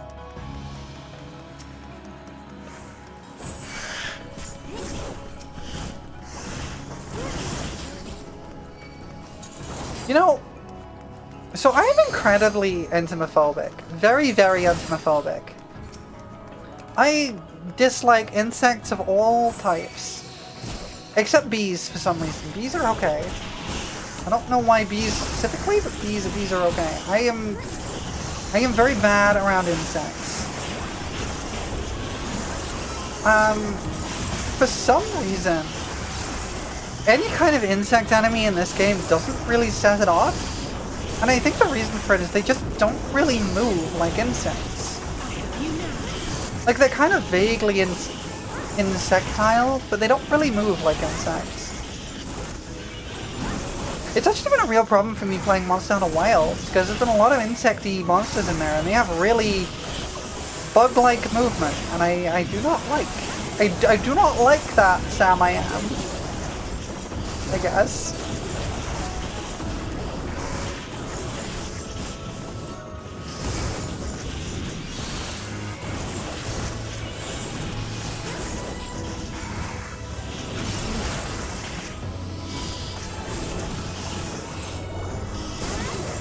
Yeah, bees are pretty cute, especially bumblebees. They're just so fuzzy and round. And they're just so dense. Wilds does have a mode for that, but would you like to know the fun thing? It only applies to small monsters. It does not apply to the giant spider the size of a house. In fact, it doesn't apply to either of the giant spiders the size of a house, nor the giant flying centipede, nor the thing that has like a massive inflating wasp stinger. Like, I kind of understand it from a development perspective, because a lot of the way Monster Hunter works is reading animation tells. So having like a whole different monster swapped out would mean the animation tells wouldn't be the same. So it would kind of mess the ability to even play the game. But also, I don't want to fight a giant spider. That scares me.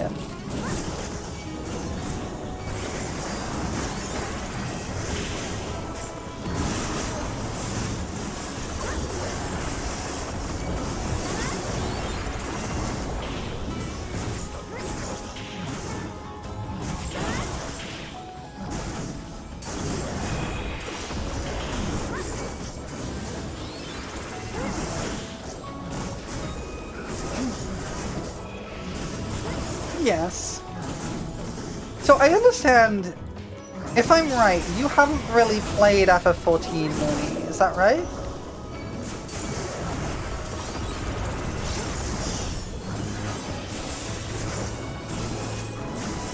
But you have played Rabbit and Steel a lot, which I know is very heavily inspired by Final Fantasy XIV. Just my streams are the most you've seen of it. That makes sense.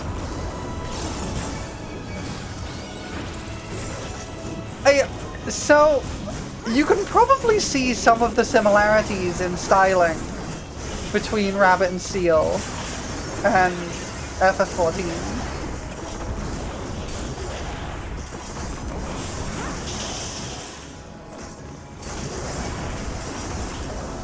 Like, if you look down in the bottom left corner of the screen, you'll see my buff list, which is all the buffs I have active right now. And some of those might end up looking a little bit familiar. Because some of them have extremely similar icons. And a lot of the ways it handles like all the different combat mechanics is very similar. Currently I have a buff active constantly because that's my tank stance that makes me draw more aggro.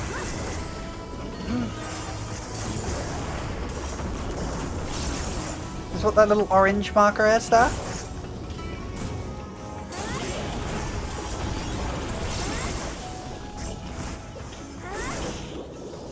There's actually a few FF14 classes that have a pretty direct parallel to classes in Rabbit and Steel. If you see Alizé here, hold on, is a red mage, which is pretty directly comparable to the spell sword in Rabbit and Steel, which I think is neat.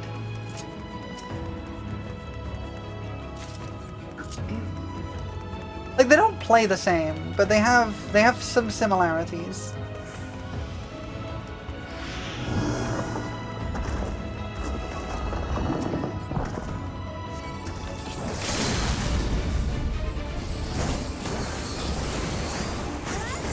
And obviously because it's not a, what's the word, roguelike, the mechanics for each job is a little bit more complicated than they are in Rabbit and Steel, because they don't change over the course of a thing, aside from when you're leveling up.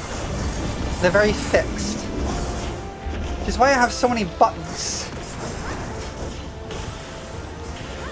Yeah.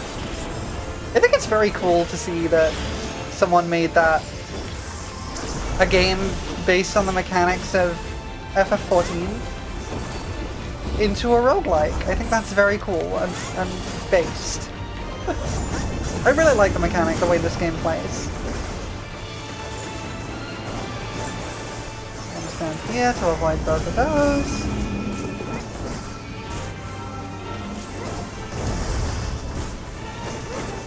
I've actually tried adapting some of FF14's mechanics myself into other games. I managed to put some into a platformer, which is really funny.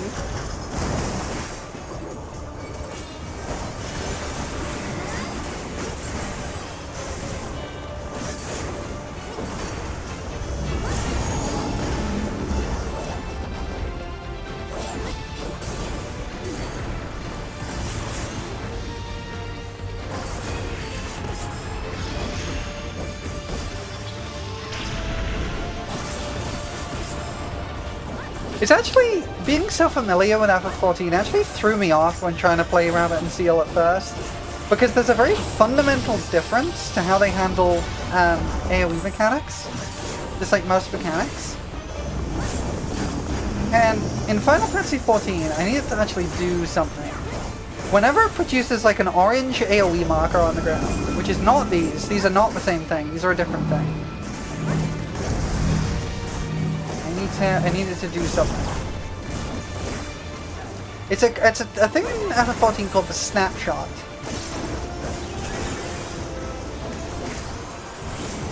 And the idea is that when it produces an orange marker on the ground, which it's about to in a second, like this, that attack, the big like line on the floor there, that will activate and deal damage when that marker vanishes. It does not matter what the animation is doing. As long as that marker has disappeared, you will not take damage from that attack anymore. Even if you walk right into the animation. And that really threw me off playing Rabbit and Seal the first time. Because I kind of expected it to work the same way. And it doesn't. It doesn't in the slightest.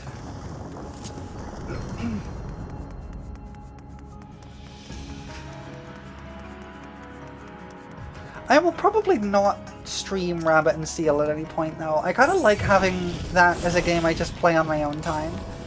Something I can just kind of pick up and go into, and it is very fun. I enjoy it a lot.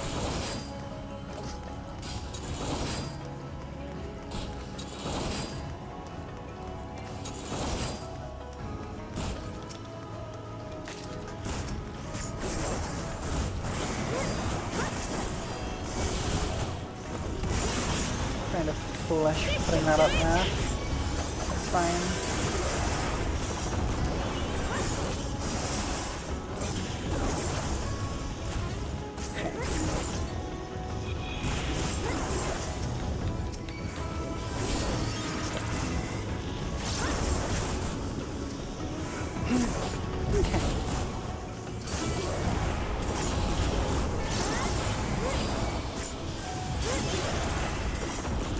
You gotta play more Rabbit and Seal? You do! We're busy, yeah. I haven't played as much recently, partly because I've just been stuck in Monster Hunter Wilds, but I have really enjoyed what I played of Rabbit and Seal. I've not played it with more than 2 people, but it can be played with up to 4, which is kind of wild to me. It is interesting how they made it change, they adapted the mechanics as you step up more people. Because that is something that FF14 does not do. FF14 has its mechanics, and if you're playing solo, then you're dealing with solo mechanics, whether it's intended for them or not. Like, this dungeon is intended specifically for exactly 4 people. It is technically possible with fewer, but it is designed to be run with 4, and it won't adapt to if you have fewer people.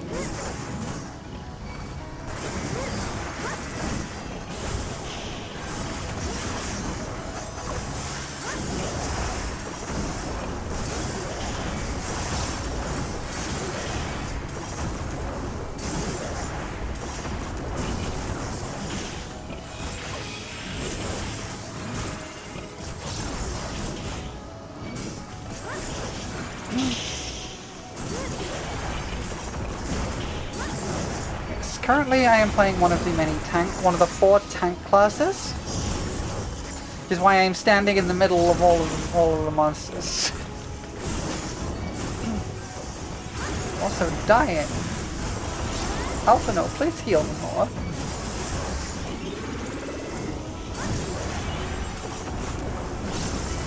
Yeah, I am playing as Gunbreaker, which is the Gunblade class. So I get to use a cool gunblade and make explosions.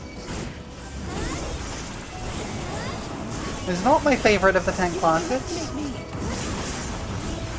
Kinda sucks dungeons don't adjust though. I mean, it's kind of fine because there's never really a reason to run them at less with fewer people.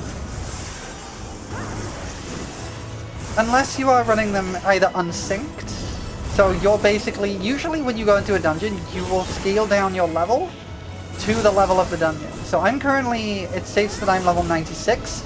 My Gunbreaker is actually level 97, but it is scaled down because the max level for this dungeon is 96. You can go into a dungeon unsynced, where it doesn't do that, and usually you have a bit more survivability by doing that. And that's usually how most people run stuff with your people anyway. But there's never really a reason to do that, because for one thing, you can just get NPCs in here like I have. I just have NPCs filling in the other party members. Or you can just use the duty finder and it'll find people for you.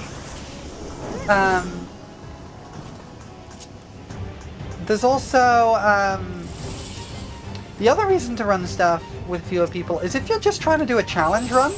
Like you're trying to challenge yourself, and at that point you kind of don't want them to adjust, right? Because you kind of want the challenge of trying to do it what it's not really designed for. In fact, there is a whole friendo who is doing like a whole challenge run of the entire game completely solo. Anyway, I'm gonna kill this thing.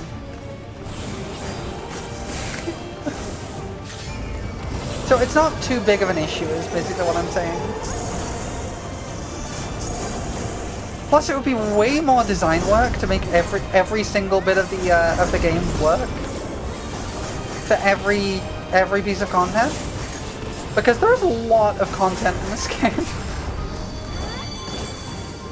and some of it is designed to occasionally be run solo or with arbitrary party sizes. Most of it isn't. But some of it is. You've got like Palace of the Dead, for example, which is like its own little mini roguelike mode, which is kind of designed to be run with parties up to 4, but can be from anywhere from 1 to 4.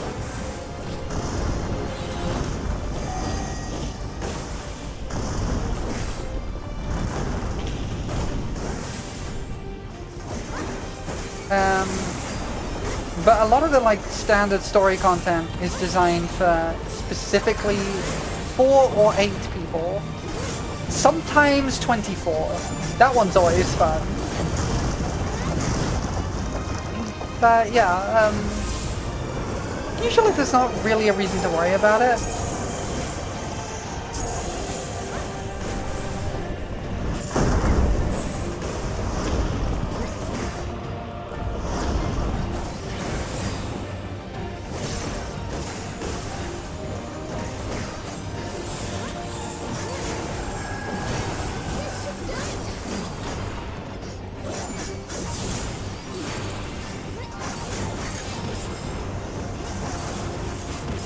Not to be pushed off the edge there.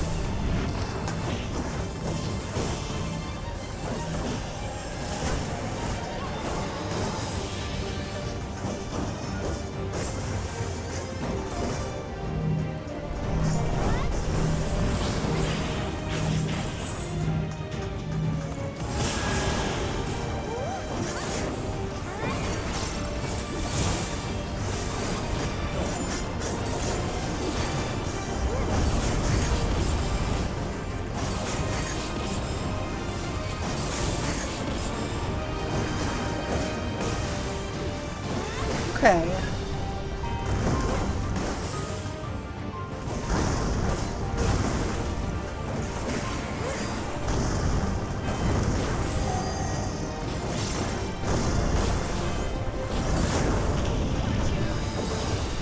So you see there, I just kind of walked into the boulder as it was going on. I was totally safe there, because the AoE had already gone off and already registered the damage.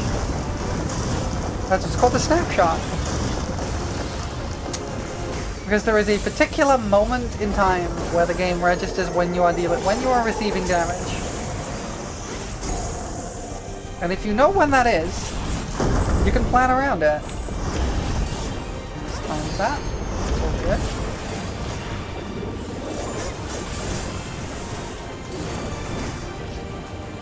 good. Duck, everybody! Wow, they all survived!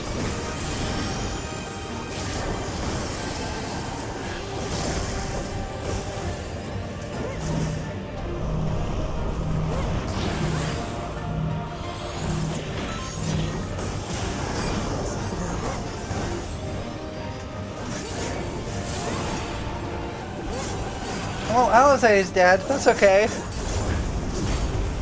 My thanks. Oh, she's back.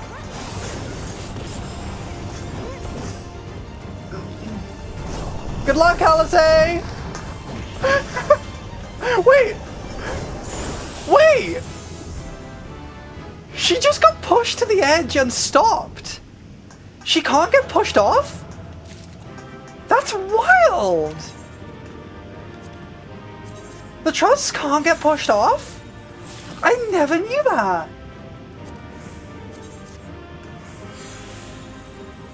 That's really funny, actually!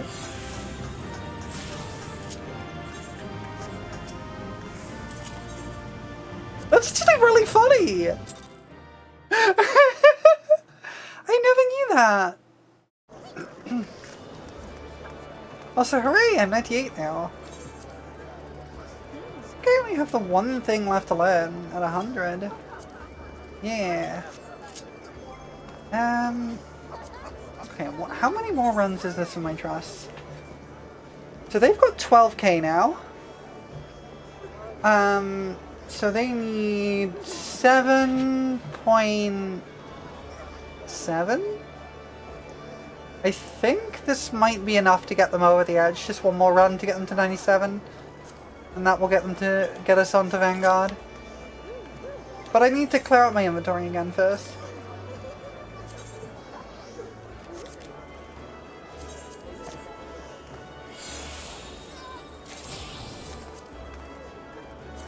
So we're going to do that briefly, and then we'll do one more run. And then, so what I want to do next.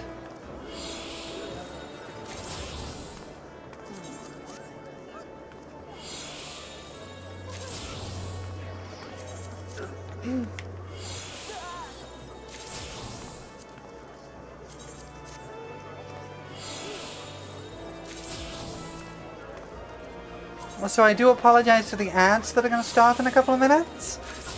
I really do wish I could turn them off. We're going to have to just deal with ad jail for a bit.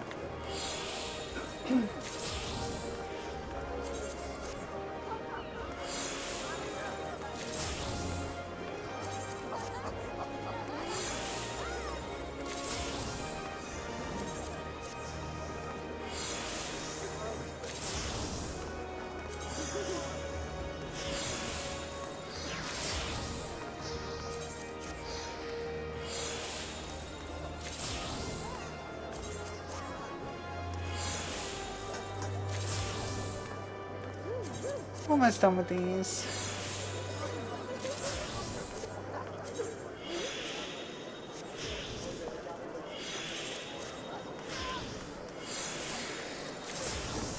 Alright.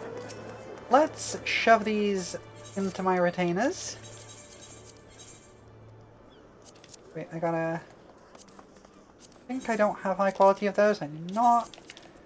No, I don't have high quality of those.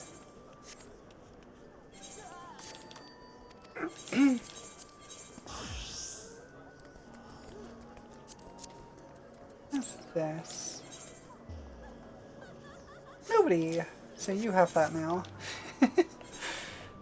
Pretty sure you have my Battlecraft inventory. Yes, okay. Okay. Not that. Trust. One more run should get everybody to 97. Well, I say everybody. These three characters. We've got a lot more to do. We have another 5.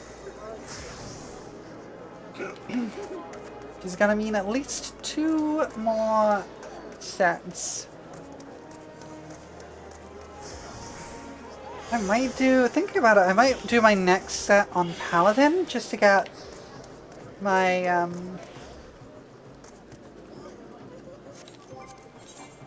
oh, I should have done that already. I'm gonna go and grab a new cat book. But I should do my next set, once I've got these characters to 100, I should do the next set on Paladin, so that,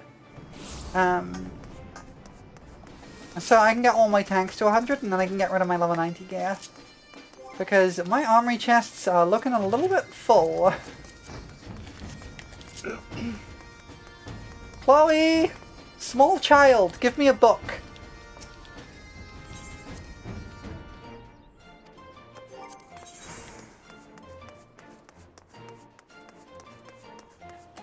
Okay, I think nothing I've done would have got me anything that I weren't gonna get already. Because I'm gonna get something from doing this. Cool. I think I got something for doing it on a trust, so let's do it, I guess?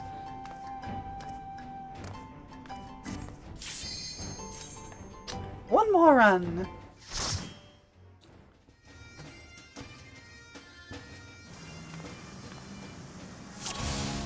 Sorry, drinking tea.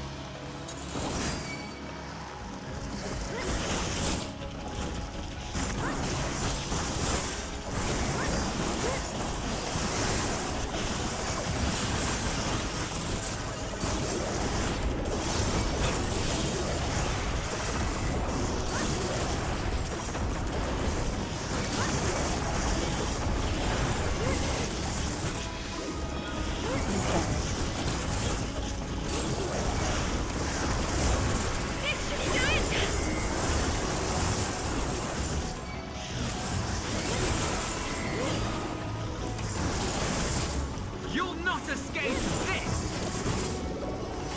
You're all being very loud today. Can you chill? You're all yelling at me.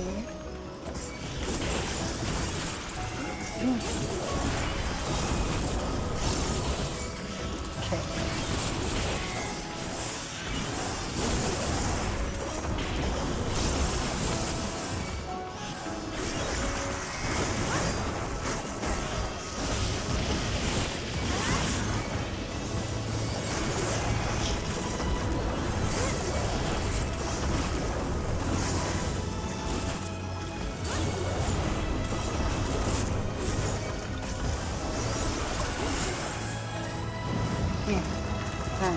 Next one! Okay, it goes this way.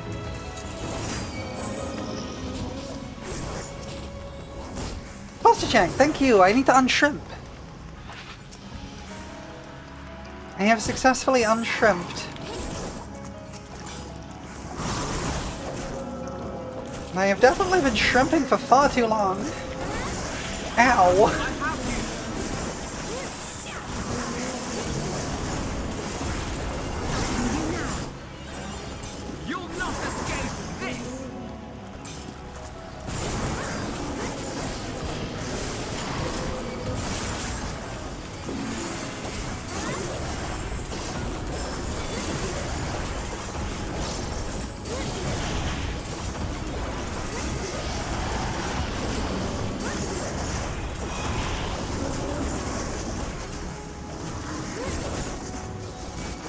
I want to replace the icon for the posture check with a little picture of a shrimp, but I need to actually draw one. Maybe I'll do that this weekend. I might also make the cost of some of my redeems a little cheaper for the subathon. I am shrimp. I am not shrimp anymore. I am not shrimp anymore. I unshrimp. No! Well, now I am shrimp. I am chibi.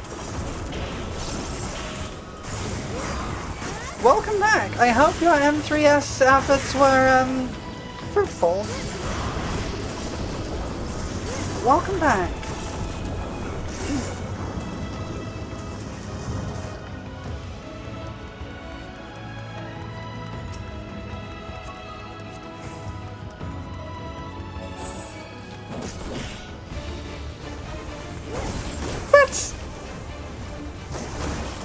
Thank you for the pets. We appreciate it. Got some good runs in, mostly held in place for our tech not quite understanding fuse field. Oh, that's unfortunate. People don't really struggle with mechanics like that. I'm not really sure why, because they're not one that I have an issue with. But I see a lot of people struggling with mechanics like Fuse Field. Chibi headbands, yes! I want to be standing here, I think? Yes, okay.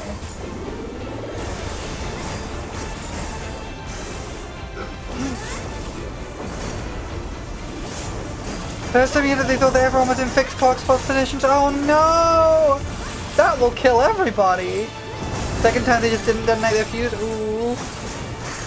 I have been there. Whoops. Forgot about the bubbles. I have forgotten to detonate my fuse once or twice in that mechanic. It's embarrassing when it happens.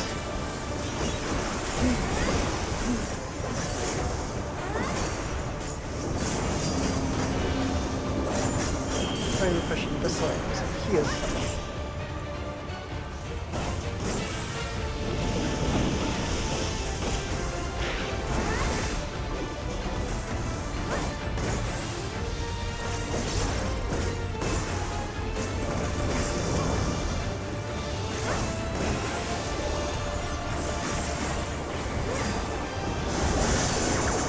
Deadpool M2 missed their fuse, so mine and theirs went off too close together because I didn't see the miss. No! Oh, that sounds like a really cursed set of runs. I'm so sorry. Why can I not see those bubbles? I am just not doing well today.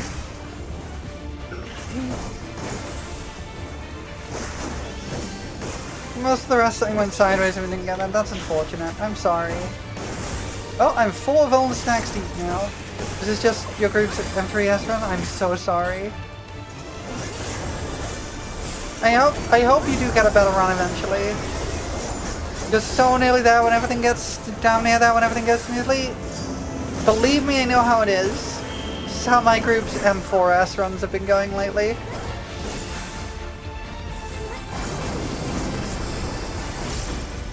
Feels like you're taking too much damage? Yeah. M3S hits really hard. You really need the mitigations to be on point.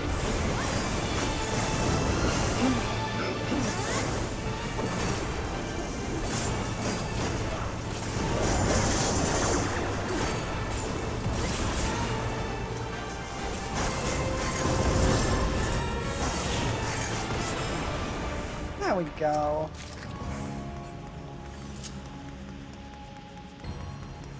On to the next polls. Yeah, I might make some of my redeems cheaper for my subathon next week. Because they're quite expensive right now, and I want people to be able to mess around with them. Bunch of stuff just drops your healers to like 5-10%. Yeah. You'll be spamming Chibi? Okay. May I make a counter offer? Why spam Chibi when you could spam Jaw?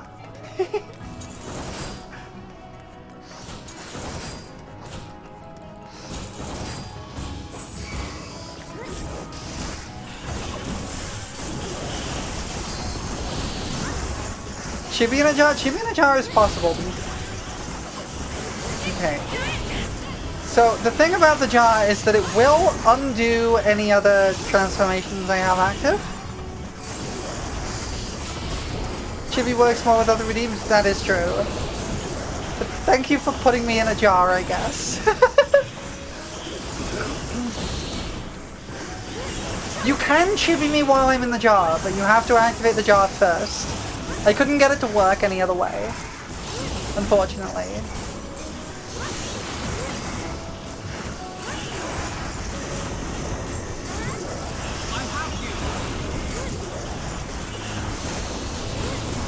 Yeah, unfortunately, yeah, Chibi is technically considered still active, so you won't be able to use Chibi at the moment.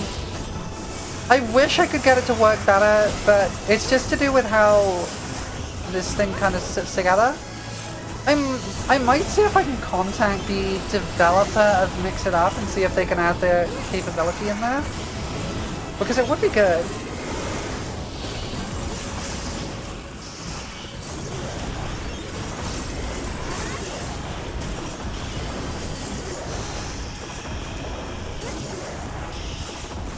Because to go into a bit of a technical To go into a bit of the technical side of it, the reason the jar mode...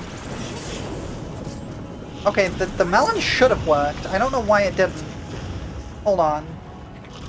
That's not the melon. That's head pats. There's the melon. There we go. I don't know why that didn't work. It should have worked. I might have to check how Mix It Up's doing it. So, let me explain briefly how this works. So, the reason the jar is so weird is because my model has had to open the jar to put the melon in manually. Yes.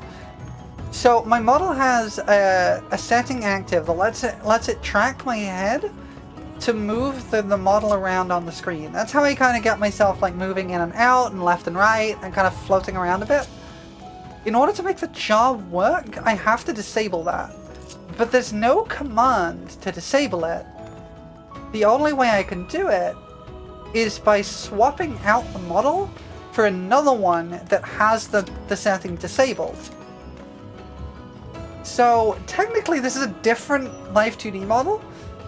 It just has that setting disabled. Or it's not disabled, I think it's just got different settings on. So it's not quite as intense. I can still move around a little bit. But if I could change that setting from Mix It Up, I wouldn't have to do that. And it would be slightly less jank, and it wouldn't get rid of all of the active transformation stuff. So I might see if I can contact the creators of Mix It Up and see if I can ask about it. Hence the brief disconnect. Yeah, like the reason I kind of disappear is because I have to yank the model off screen to reload the new one.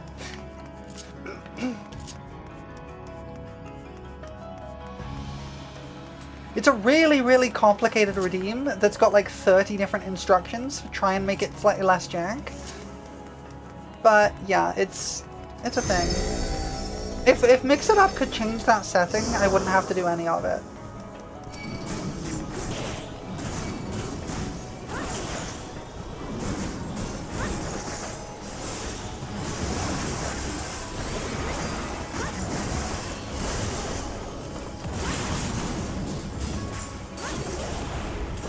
But that's why it does the weird thing that it does.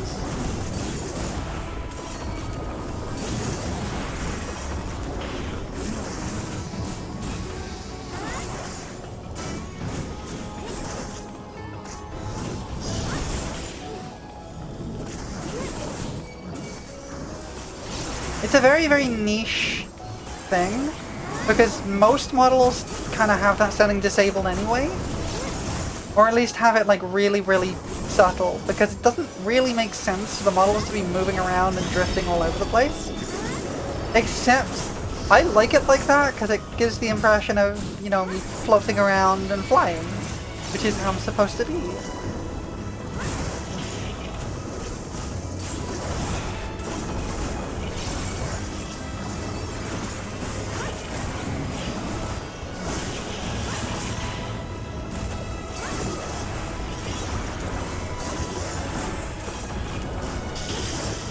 Yeah, I am doing that, being a fairy and all. Exactly, I am just kind of floating around. Exactly, that's what I'm doing. Oh, I'm coming out the jar. That's interesting. Wait, I know what happened. Okay, I know what's happened. And I think that might solve my problem. Okay. So here's the thing. The melon, my understanding of things is that the melon should have disappeared when I came out the jar, but it didn't. And I think I know why. Technically this is a different melon, because this is the one that actually came through when the command was made. The reason I had to manually add it was because it activated on this model, not the other model. You see what I mean? Which means if I set up all my commands to activate it on both models, then it should carry over. In theory. Okay. It's not that I have them both active at the same time, but they're both reading commands at the same time. That's really interesting. You just only see one, yeah. I can't make them both load at the same time, or I would, unfortunately.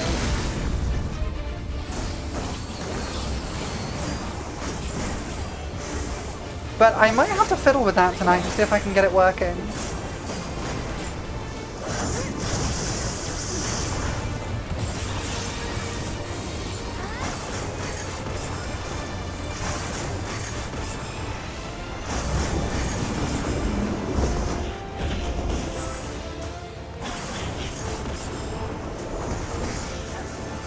Let's say what for Limit Break 1.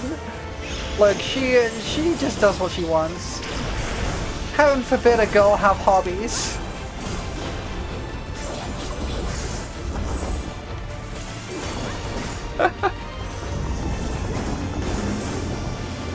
Alice's hobby is wasting Limit Break.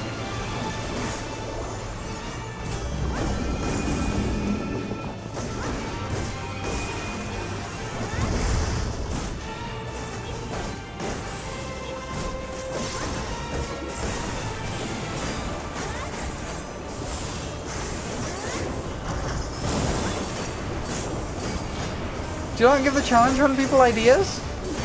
Wait, what idea?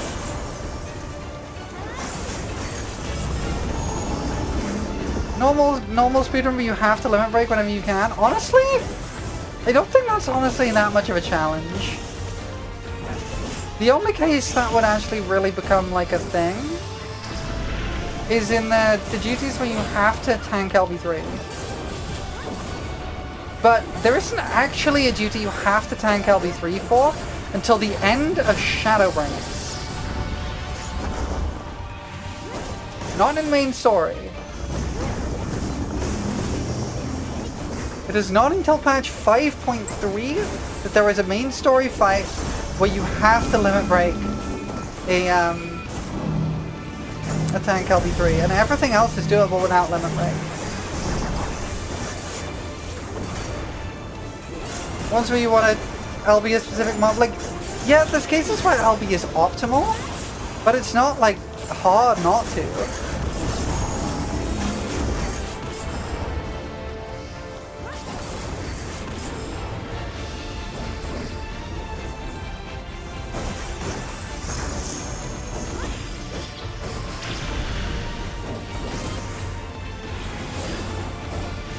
Mostly it would just be irritating? Yeah, and I think that's kind of the thing that doesn't make for a good challenge run. The good challenge runs are the ones that make you play in really interesting ways. Like, speaking of challenge runs, I actually have one as one of the high-end goals for my subathon next week. I have an FF14 challenge run put for quite a high-level goal. Which is to level 100 before entering Praetorium, is the challenge run. Which is more interesting than you might think. Because there's a lot of leveling options in the game that are locked out until you finish Praetorium.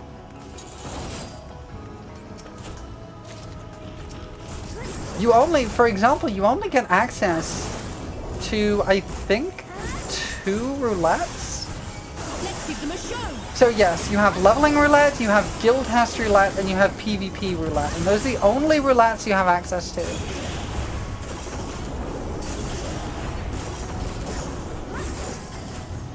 Because you don't have access to trial roulette until you hit do the level 50 hard mode trials. You don't have access to Alliance Roulette until you get access to the Crystal Tower.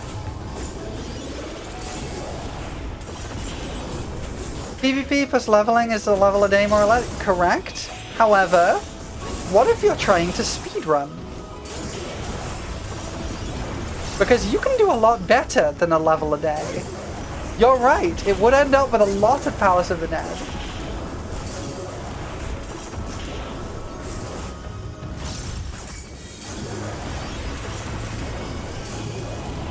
But I think that could be quite fun.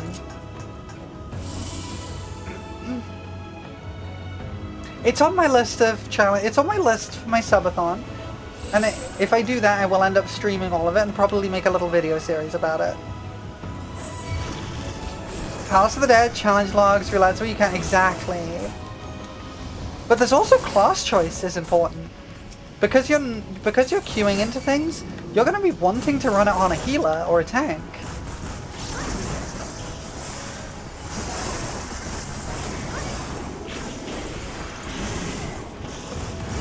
And that probably also puts some extra restrictions on, like, not using the market board.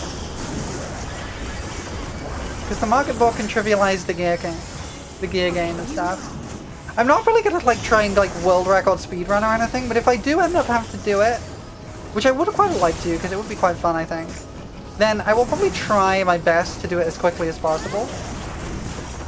It limits you specifically to White Mage, because Scholar you cannot get access to unless you are level 30.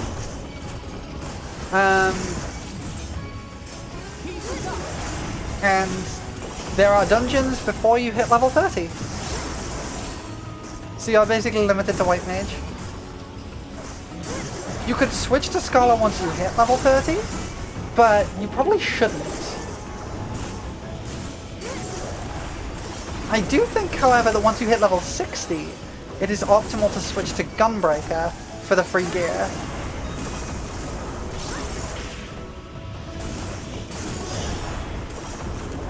Yep, because then you slow yourself down by a couple of hours, exactly.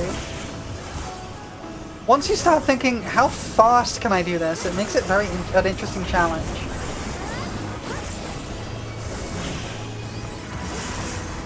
Yeah, if you're allowing yourself to use Crest reward gear, yes.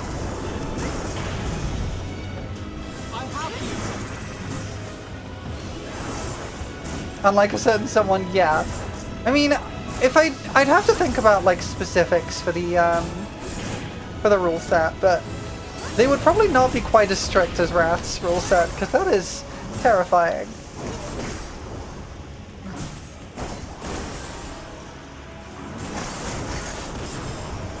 And while I technically under the rule set probably could, solving to Sage at a specific level would be a good idea too. Honestly, actually doesn't matter past that point. Because you're going to end up synced down for just about everything anyway. So, because nothing you're going to be running is going to be level 50 or higher. So as long as your gear is level 50 or higher, it's going to just end up synced anyway. So it's really not going to make a difference.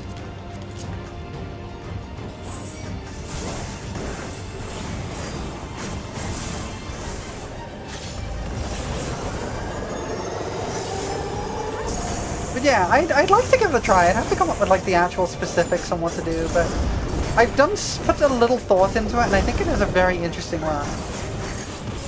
And I think it would be fun to stream. But of course, that is contingent on me getting enough subs at my subathon, which I hope I do.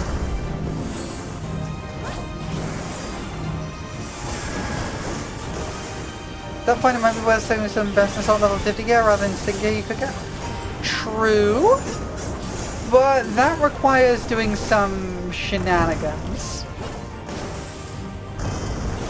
Because when you're talking about like best in slot level 50 gear, you're not just talking about Ironworks. And at that point you probably lose more than you gain from that.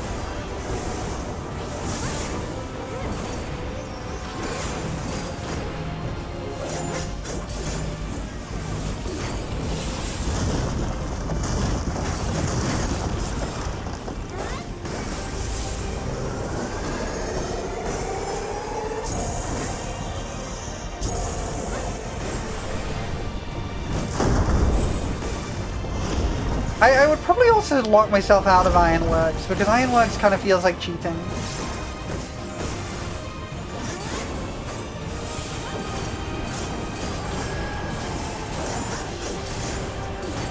And I don't think it's needed.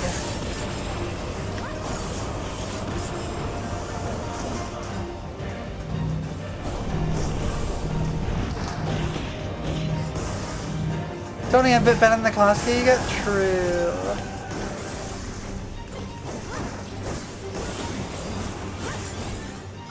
So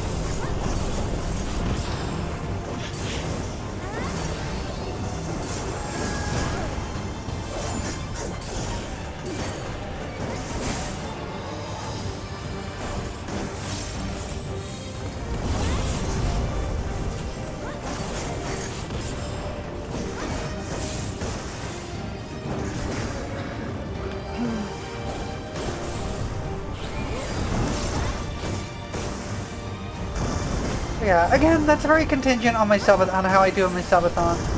I hope I do that well. I hope it goes that well, because that would be really lovely for a lot of reasons. But it's quite an ambitious goal, and I'm a little nervous about it.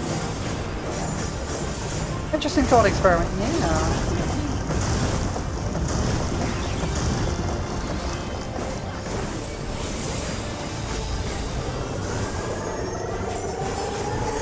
I'm honestly quite nervous about the subathon, because I have not done one before, and I don't really know how it's gonna go.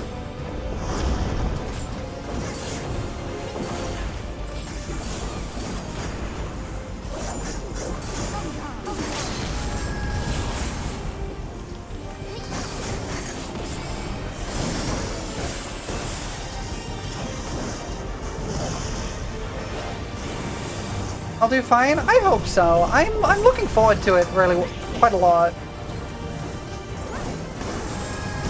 I think it'll be a fun time, but I'm still nervous.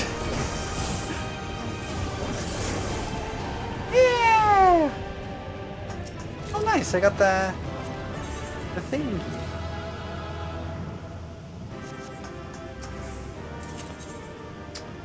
The challenge log, that's the one, that's the thingy.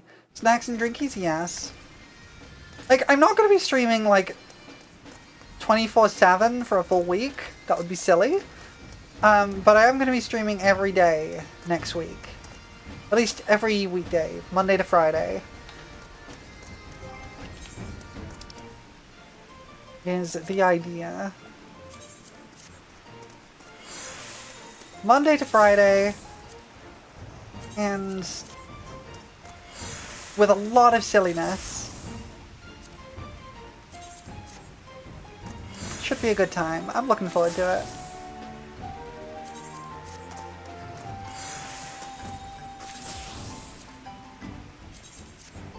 Clean out some of my inventory.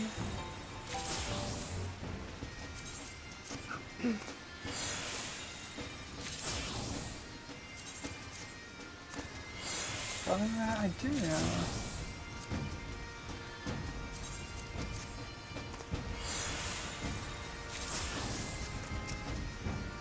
Alright, let's get some of this back in my retainers.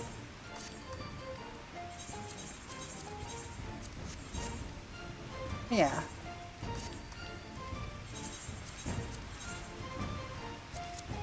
Oh yeah, I got a lower quality here.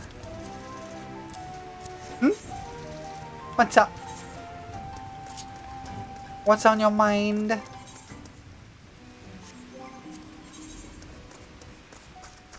Email going in your mailbox is 99% full? Oh heck! That's unfortunate. I actually had that happen a little bit ago, because I have a Hotmail email address that I've had since I was like 10. And it started telling me, yeah, your mailbox is almost full. So I had to start paying for OneDrive so I could keep my email going. That seems wrong. You might want to get that checked. It's unfortunate. I hope you can get that sorted out. That seems like something is messing up somewhere. Anyway. I think we're gonna wrap stuff up, so let me drop to chatting. We made some good progress today. Clean up link, dropped cloud. Oh, it's a phishing thing. Okay. Yeah, they've been really overzealous lately. Unfortunate. Well, at least it's just a phishing link and you don't have to worry about it anymore. Anyways, thank you for joining me today. This has been super fun. Yeah. Sorry, I was stretching. Tomorrow, I'm going to be playing Buckshot Roulette with my friend Raglan, who is super cool. That should be fun. You get corporate ones because your email address isn't normal? Oof. I just get weird ones, honestly. Name@surname.com. Amazing. Yeah, I get weird phishing links. Most of them get filtered, but some get through. I had to put, like, they started getting really intense a little bit ago, so I had to, like, make a custom filter to get rid of them. Because I was getting a lot of phishing links that didn't have a return email attached to them. They were just empty. And so they weren't getting caught by any of my spam filters because they were just empty. They had no email address. So I had to set up like a special thing to filter out anything that didn't have an email address coming to me. So I wasn't getting my inbox completely flooded with spam. It was wild. But anyway, I'm going to find us someone to raid. Tomorrow we're doing Buckshot Roulette with Raglan. And after that, next week is the subathon, which should be a lot of fun. Joe Cat streaming? That does not surprise me. Yeah, there's a lot of people playing Monster Hunter Wilds right now. Joe Cat is playing Monster Hunter Wilds. Cider is playing FF14. Okay. Tell you what, we were talking about this earlier. We're talking about some silly FF14 challenge runs. Oh, wait, Shenpai's on? Yeah, oh yeah, so there's... I'm actually going to take us into Aurora, who is doing Palace of the Dead challenge runs. Tell me, for whom do you fight? Thank you for the follow. I honestly thought you already were. Having to regularly moderate folks in another chat because they're targeting Monster Hunter Wilds. Oof. That's unfortunate. Well, thank you very much for the follow. I appreciate it a lot. I'm going to take us over to Aurora, who is playing FF14 and doing solo Palace of the Dead challenges. I believe they've been doing stuff like blast runs of Palace of the Dead. Like Lancer and Rogue and things like that. So they've been doing some really fun stuff. I'm going to take you on over to there. I think they're doing a Sage right now, it looks like. Yeah, it looks like they're doing Sage right now. So go say hi to Aurora. This should be fun to jump into. And I will see you all tomorrow, hopefully. And then, if not then hopefully next week when my subathon is going on. Because it is my birthday next weekend. So I am looking forward to it. I will see you all later. Goodbye for now. Thank you for joining me. And I'll see you tomorrow.